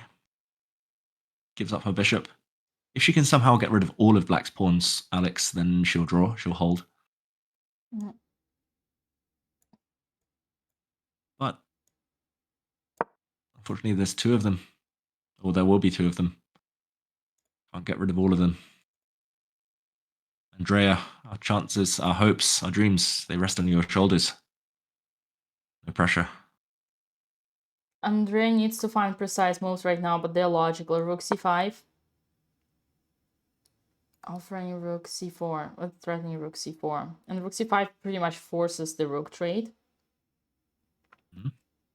I guess she Dina, knows. they're discussing a chess boxing match with you and me, but I think that will never happen.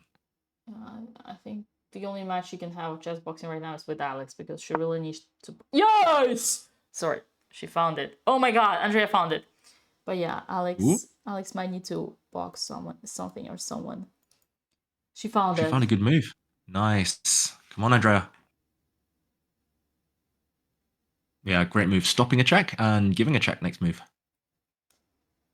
Well, I'm going to check the moves. We're now at move 64 in that game. The last capture was a move 45. So that she's made 20 moves nearly with no progress by the opponent. So 50 move rule might be a thing. Might kick in later. We're going to be here all night, Dina. Alex just She resigned. defends. Ah, there we go. Tough game. Alex, you'll be back. You played well.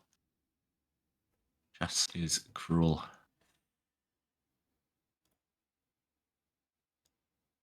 The bananas, they'll bounce back. Not tomorrow, but the day after the rest day. Dina, what are your thoughts? How are we going to console her? How are we going to cheer her up after this game?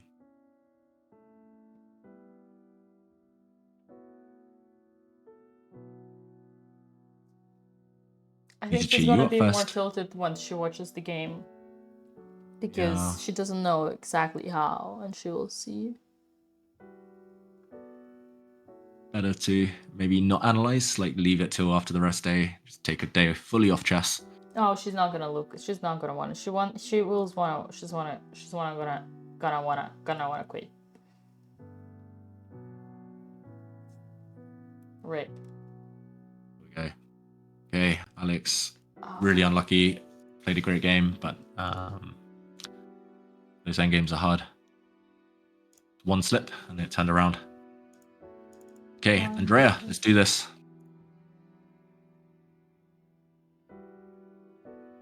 Okay. Do you think the opponent's tempted to trade rooks? Because that will be a huge, huge gain for Andrea. I think if it's a rook trade, it should be a draw. Just not enough pawns left. I don't think he will. He's thinking for a long time. Is he reaching for the rook? The black rook. Rook A1. Ah. Boo. 8, sorry, rook A8. Okay, yeah. Okay, he's playing well, but now he has to make a big decision. Good, quick move there from Andrea. A check. White has to go back, or White has to move a pawn and block. If White moves a pawn, then the 50 move counter resets, and we're here again for the long haul, but pushing the pawn actually weakens the integrity of White's structure, so he does it. Good news for Andrea. He's put his pawns on the light squares. I'm not sure why exactly it's bad, but it feels wrong. Feels all wrong. White does not control the dark squares anymore.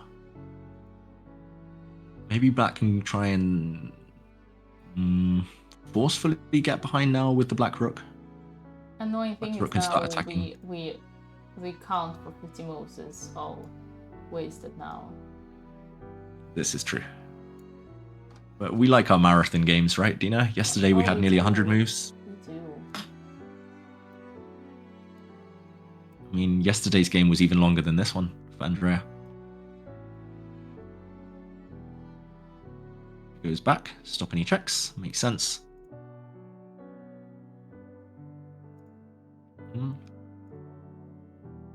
Okay, there were questions earlier about the nationality of Andrea's opponent. He represents Norway.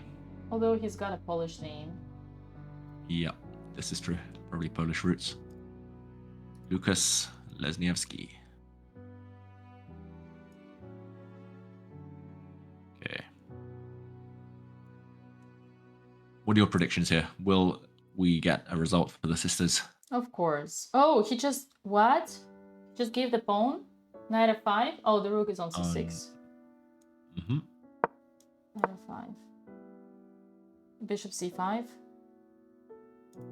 Nice. Bishop somewhere. Bishop c5. Yeah. F3.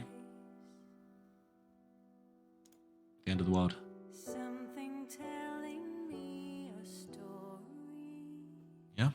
I mean, she's still holding on. Like, nothing wrong with her position apart from being a pawn down.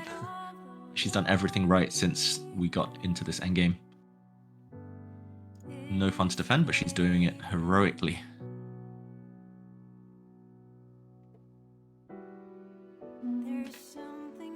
What's he thinking about? F3? Is he thinking about... Actually, there's no threat. There's no threat on the board. We catch up. The board... Yeah, sorry everyone, the live board is lagging slightly. Moves aren't updating automatically, so...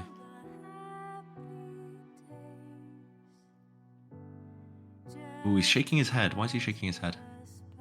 Because he realizes it's time to shake hands. Wait. Whoa, whoa, whoa, whoa. I don't like the evil bar. I don't like the evil bar here.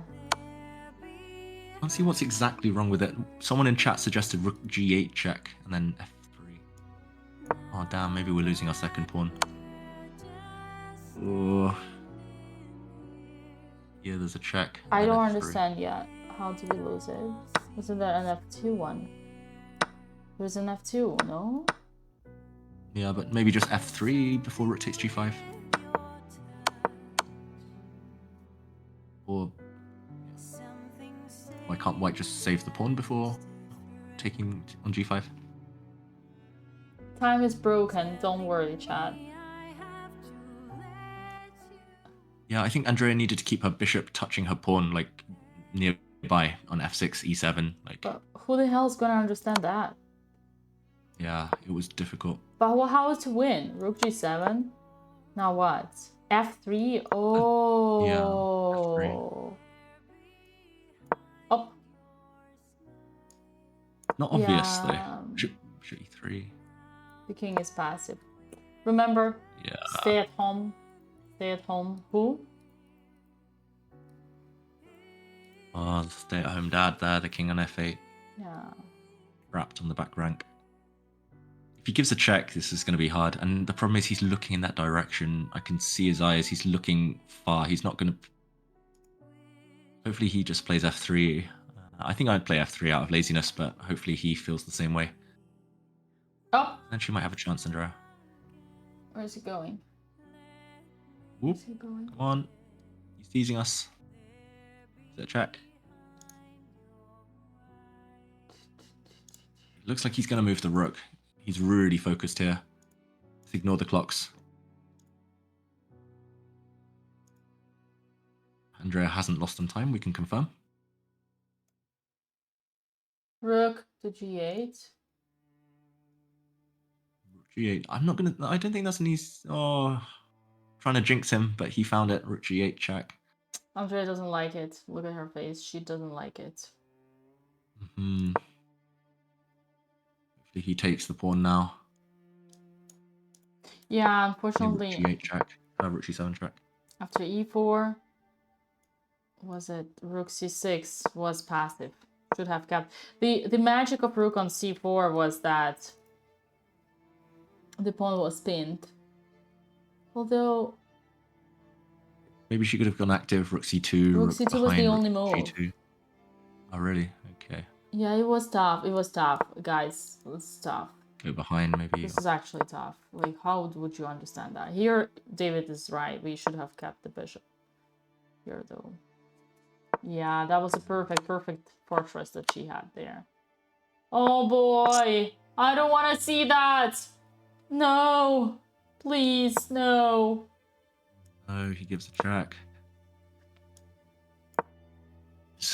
He's playing really well. Like, ever since he got the chance. I said it, like, I saw his game from yesterday. He's a bit passive in the opening, a bit kind of... He doesn't like his tactics, doesn't like his calculation, but once he gets into the endgame, it looks like he's a very, very strong player. Maybe Andrea shouldn't have gone into the endgame. And I don't know. Sorry, chat. I think she only made one mistake, though. Like, okay, apart from that mutual blindness, the mutual blunder thing, like, her only mistake was when she left the board, she came back. She banged into the camera, you remember that moment, and then she kind of played king g7 without calculating, but she didn't push her f-pawn, and suddenly her pawn structure was bad. Yeah, but that's, David, that's actually hard. Like, that's like, I don't blame her for for missing that one. Yeah, it's tough strategy. It's like, yeah, I agree. It's quite sophisticated stuff, but then To break down, just I mean, calculation. it's a good example. Break down. I bet she got it. He broke down her pawn structure. It's a lesson. Everything is a Yeah. lesson. Apparently, oh, it's a tough day for friends of the channel. Apparently, Jules Moussard lost in 20 moves. What? Yeah. How's that possible? Okay, I thought he was unbeatable. Who did Lost he in lose to? 23 He's a moves with grandmaster. white. He's a 2650. He cannot be losing in one move. He lost in 23 moves with white to Buddy Pranav. Oh yeah. Tough day. So Tough he day. must have. Okay, so opening, right? Opening. Yeah, just out prepared in the opening. That can happen. I'm curious about that game. Ooh. It got very bad very quick for Jules Moussard. Okay. 3. Oh, he's done everything right. This is so hard. Andrea's about to lose a second pawn. I don't know what the best bet is. I think you've got to go active with the black rook. Go behind. Rook a6, rook a1, rook g1. Hope there's counterplay.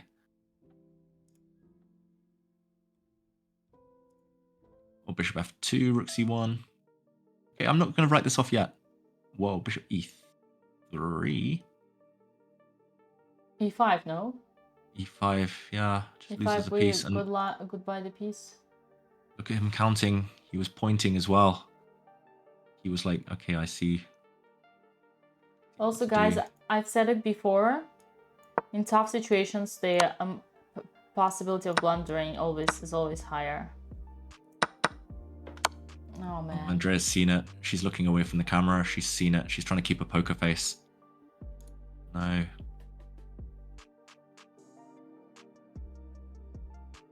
Dina, I feel heartbroken. Oh, man. They deserve so much more. We were supposed to get 1.5 today. Minimum. Man, what happened? I think around move 35, we thought 1.5, maybe even 2 points, but by move 45, yeah, it's been tough. And ever since. Chess. This is why I don't play so much. Like, we've all been there. Like, we've all had tough tournaments. It's so tough, especially when you feel like you're giving 100% energy, 100% focus, 100% determination, and then one move, it all slips away.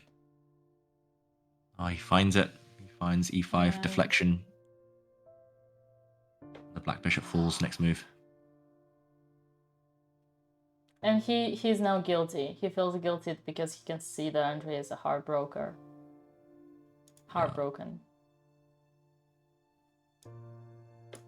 Yeah, you're right. He feels guilty. He knows as well. He didn't play like great for the first 20-30 moves, but then in the end game, he's been super strong. Looks like we're not gonna see any Botez joining today. Hopefully he plays rookie. Oh wait, rook e7 check would blow it. Rook e7 check would blow the win. You were Hopefully saying that he's gonna not take bishop in 1. This is what you're saying, right? Rook e7 There's is 2 ways to also take winning. the bishop. Is it? Ah. Because there is rook e4. You missed it. Oh wait, of course. It's okay, David. Not all of us are grandmasters like I am.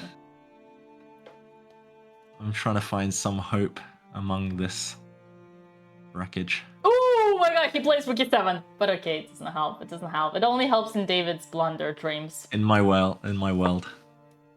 Unfortunately. But that's so weird, man. Why would you just not take the bishop in 1? It is a bit weird. Yeah, I don't know why he did that, but still no hope, unfortunately. Come on, Andrea, rook c4. Just do it still. I think, you know what he's doing? Man, he's actually playing with the food. He's torturing her. That's rude. That's rude to play with the food. He's torturing her, chat. Oh boy. He's in that mood. He actually even looked at the camera, kind of raised his eyebrows. He knows.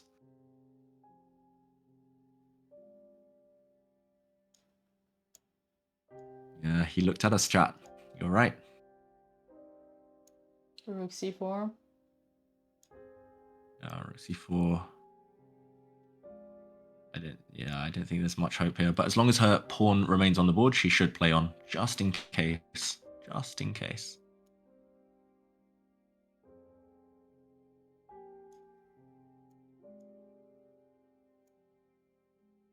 People are telling me there's time for the candidates, which game starts soon. But no, I'm too heartbroken now. Gave all my energy here. He finds the only move to win. He blocks the check.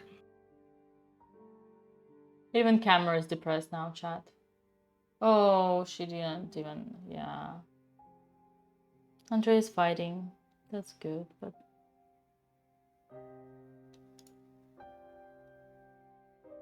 Yeah, I can't with this music.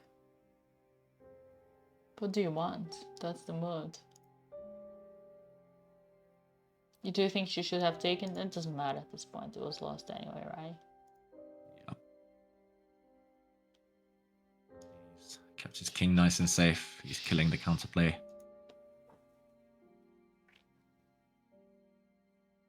We're being asked for Anna Meyer's result. I'll check for you guys. Anna Meyer, yeah, unfortunately, tough day for her as well. Oh, it's a tough day for everyone. Life, let's just... Our least it's the girl is weekend, Dina. fighting.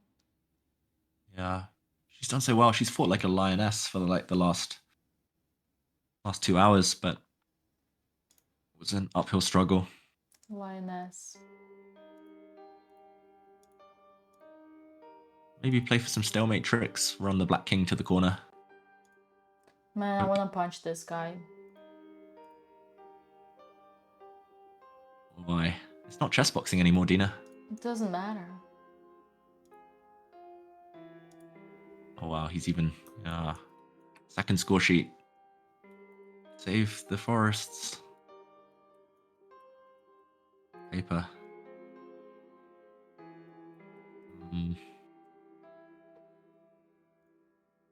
Yeah, they're on your side, chat. They find him annoying too. 18 seconds for Andrea. Fortunately, her pawn is dropping next move.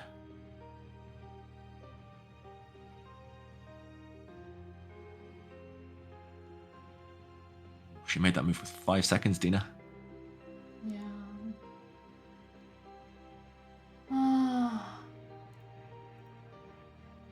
He's going to give a check with his rook. There we go. He's going to take the pawn.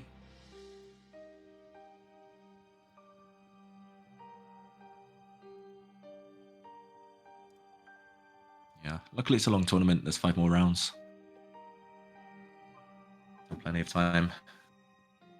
We might get the sister versus sister at some point. If they continue the tournament. They will. Come on. Got so many fans cheering for them. Oh, Hope they do.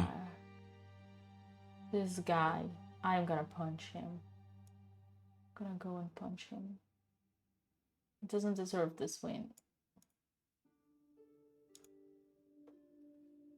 Okay, maybe he does. I mean, he was winning. You know, he was the one with advantage, but I don't like anyone who beats my girl. I mean, here today, objectively, Andrea was supposed to should have made a draw. It's not like the first 3 were more. Yeah, the first 2 were more one-sided. Should we update the board? Yeah, that's the most heartbreaking defeat though. Like when you're so close, you play so well, and then it's just one small slip and handshake. Lucas takes the win, but Andrea, she fought so hard, so well.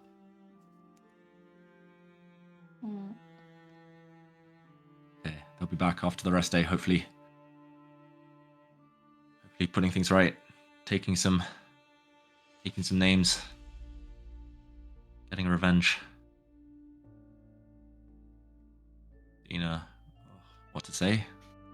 Chess is I harsh. don't know, David. I'm so nothing to say. I'm very invested into girls games, girls chess. It's hard for me to see like when it's like the first 2-3 rounds were totally fine because it was objective. Today, objectively, the results I think should have been different. I think Andrea did everything to save this draw. It's like she's so classily.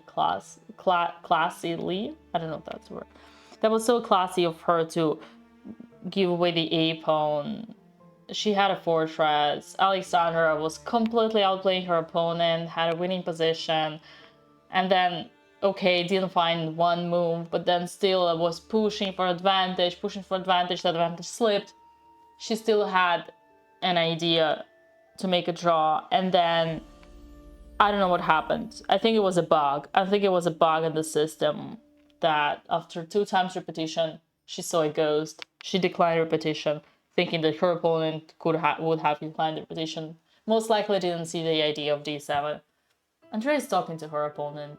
That's a good sign. It means she doesn't want to jump into the ocean. Although I know inside she wants. Bright side, there is no ocean, there's only the sea there. Uh-oh. It's like you said, that's classy of her, like classy play, classy like from both players to discuss afterwards. Nice to see them both kind of on good terms there, but ultimately, you're right. Like Alex, especially deserved so much more. She was winning maybe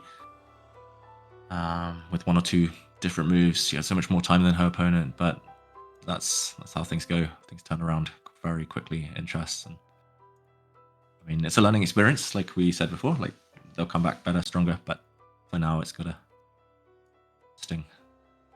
I'm at that moment where you start slowly to realize, yes, every loss is a learning experience, but sometimes you gotta let your kid win a couple of games just to find the joy and happiness in this game again. So I almost like, I don't know what to do. I'm in that situation where even I, with my toughest approach, feel like, man, they need to score something to feel better. Yeah. And Alex says she'll call and rant. Oh. Okay. Okay. Good. I mean, okay.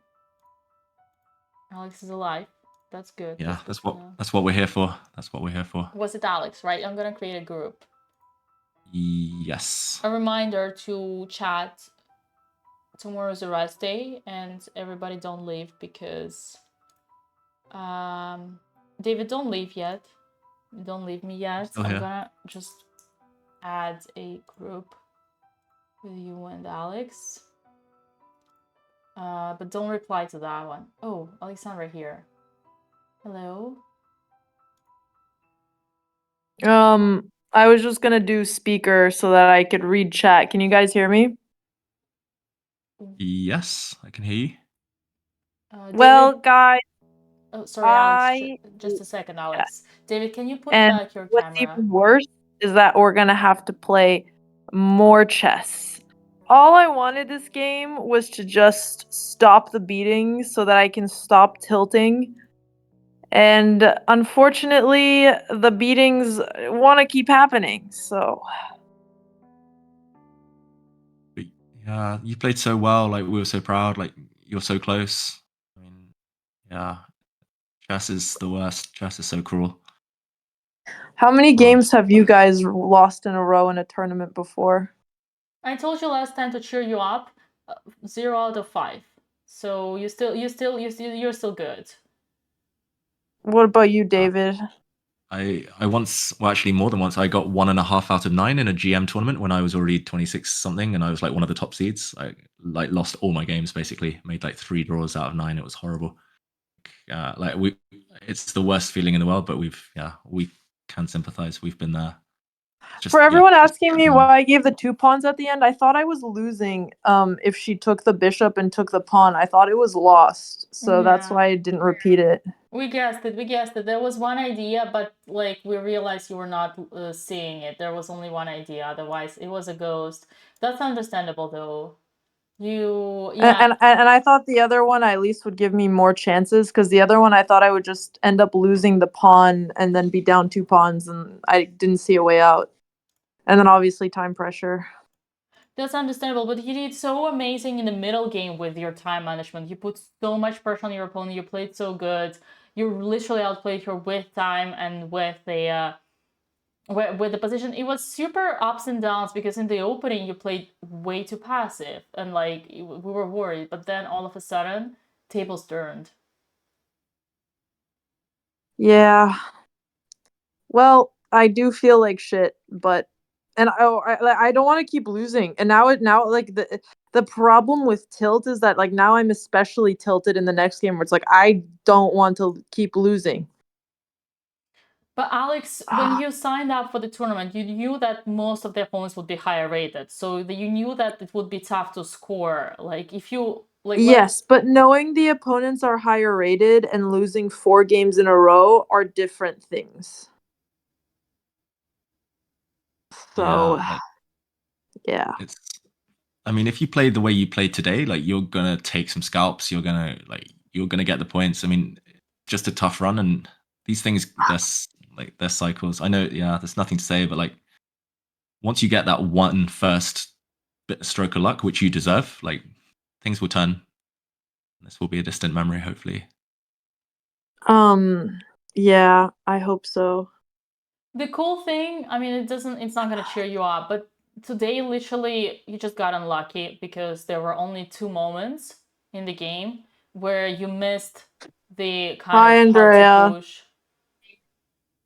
Jules lost in 20 minutes outside. Do you want to walk or eat? Yeah, I want to eat, but do you want to get on call with Dina? No. Nothing to say. Nothing. We're all so sad. Oh, God.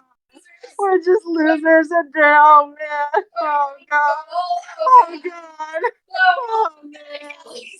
Oh, God. Oh, no.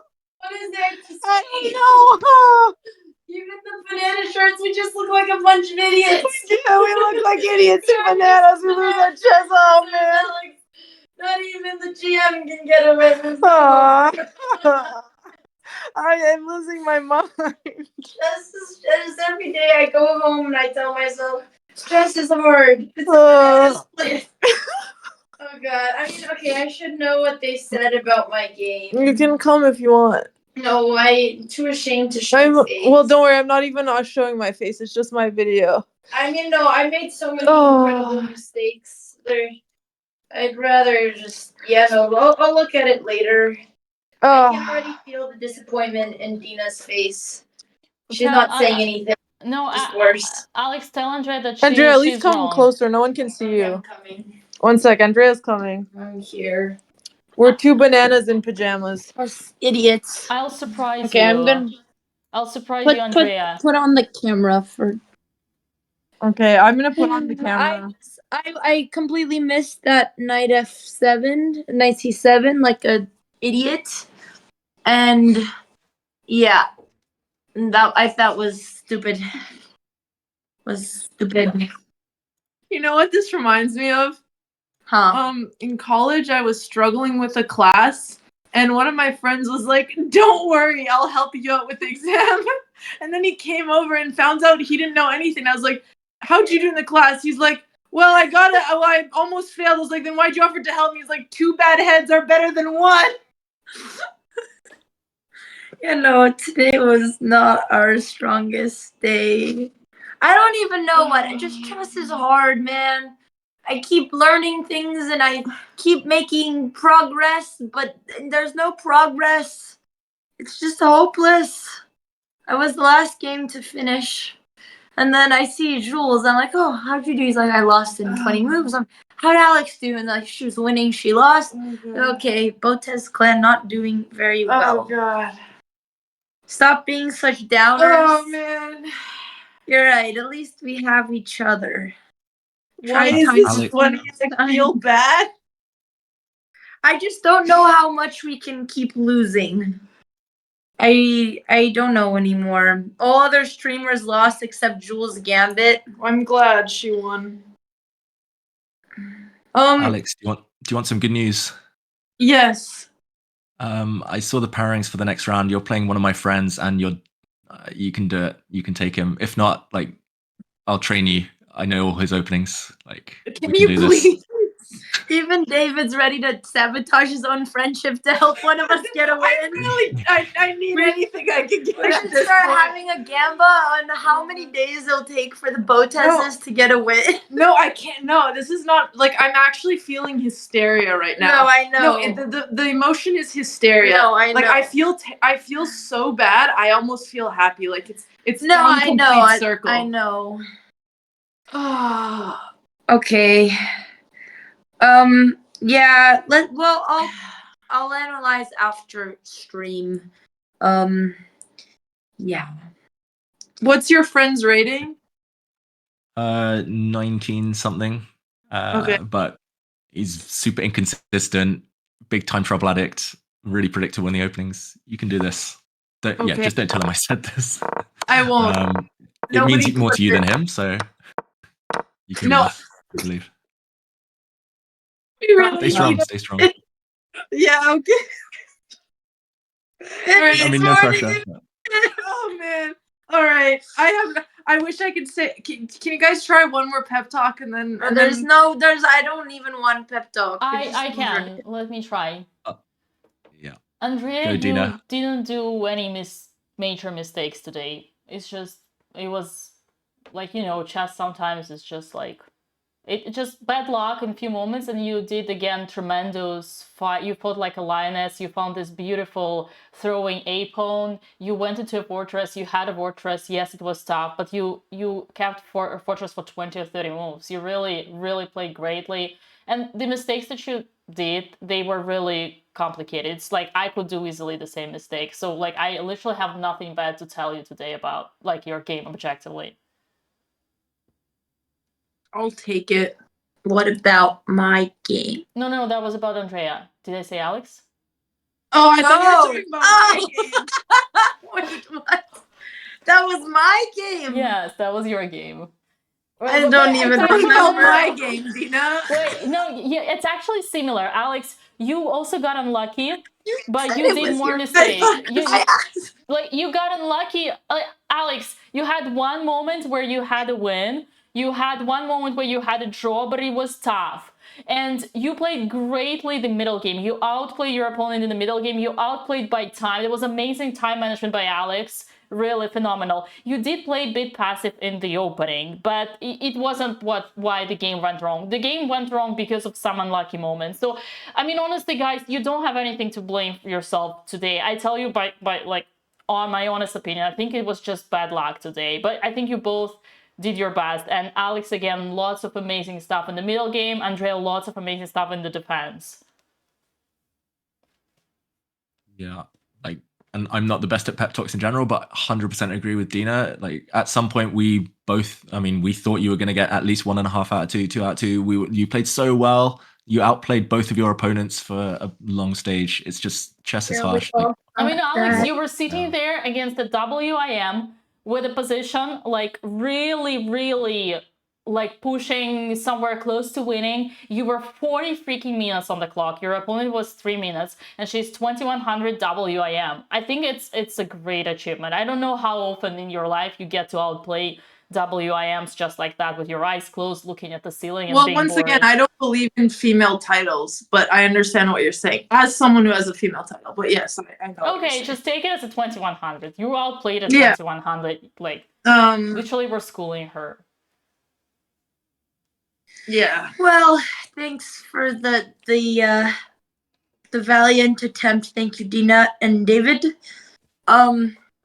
All right, I think it's time. Banana's out. Yeah. Also, chat. No game tomorrow. It's the rest day. So we could. Andrea and I will probably just cry together, and then we'll be back the day after. It's okay, stay sister. strong. We're losers, not quitters. That's true. We never give up. And that's all. Okay, chat. Hikaru tweeted an answer to you guys. Yes, he did. I'm scared. No. It was just he said that they were not pineapples, but it was a funny tweet.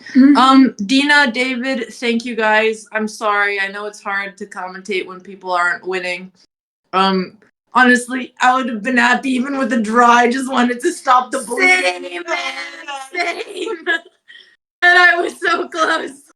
I don't want to talk about chess anymore. But yes, we appreciate you guys. And chat, thank you guys for hanging out. We'll see you not tomorrow, but the day after. I hope we can't keep losing forever. Stay tuned to find out.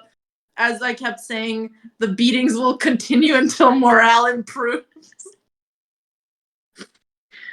Okay, bye, chat. Bye, guys. Stay strong. Bye. Keep doing what you're doing. The result will turn. The luck will turn. You got this. Don't change Good luck. anything, girls. Don't change anything. They rage quit? They rage quit. The bananas, they split. Yeah, they're out of there. Ouch. Dina, Yeah. got to get rid of my big head there.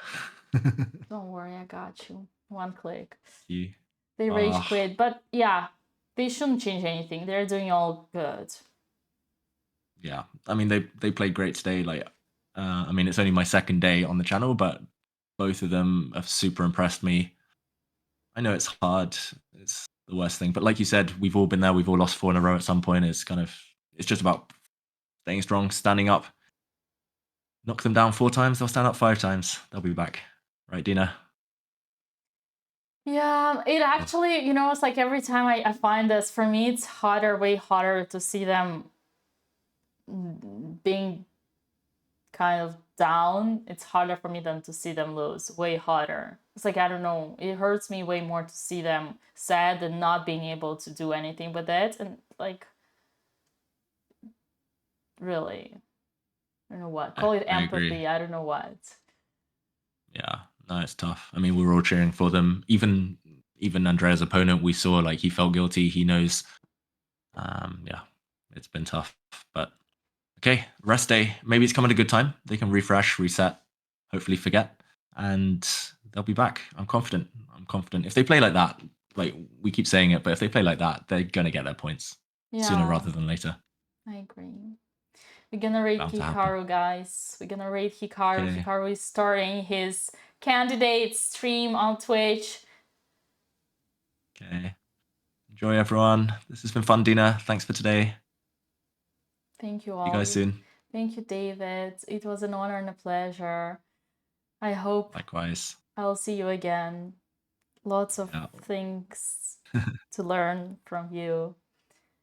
Yeah. Unfortunately, I won't be there to commentate on my friend's game against Alex, but I trust you to be to take them through the ride. It's going to be a roller coaster, that one. I will. Thank you, chat. Thank you, YouTube. Thank you, everybody. It's all gonna be better. Yeah. All right. It will. Bye, guys. We'll be back. Bye-bye. Bye, guys. Have a good weekend. Enjoy the rest day.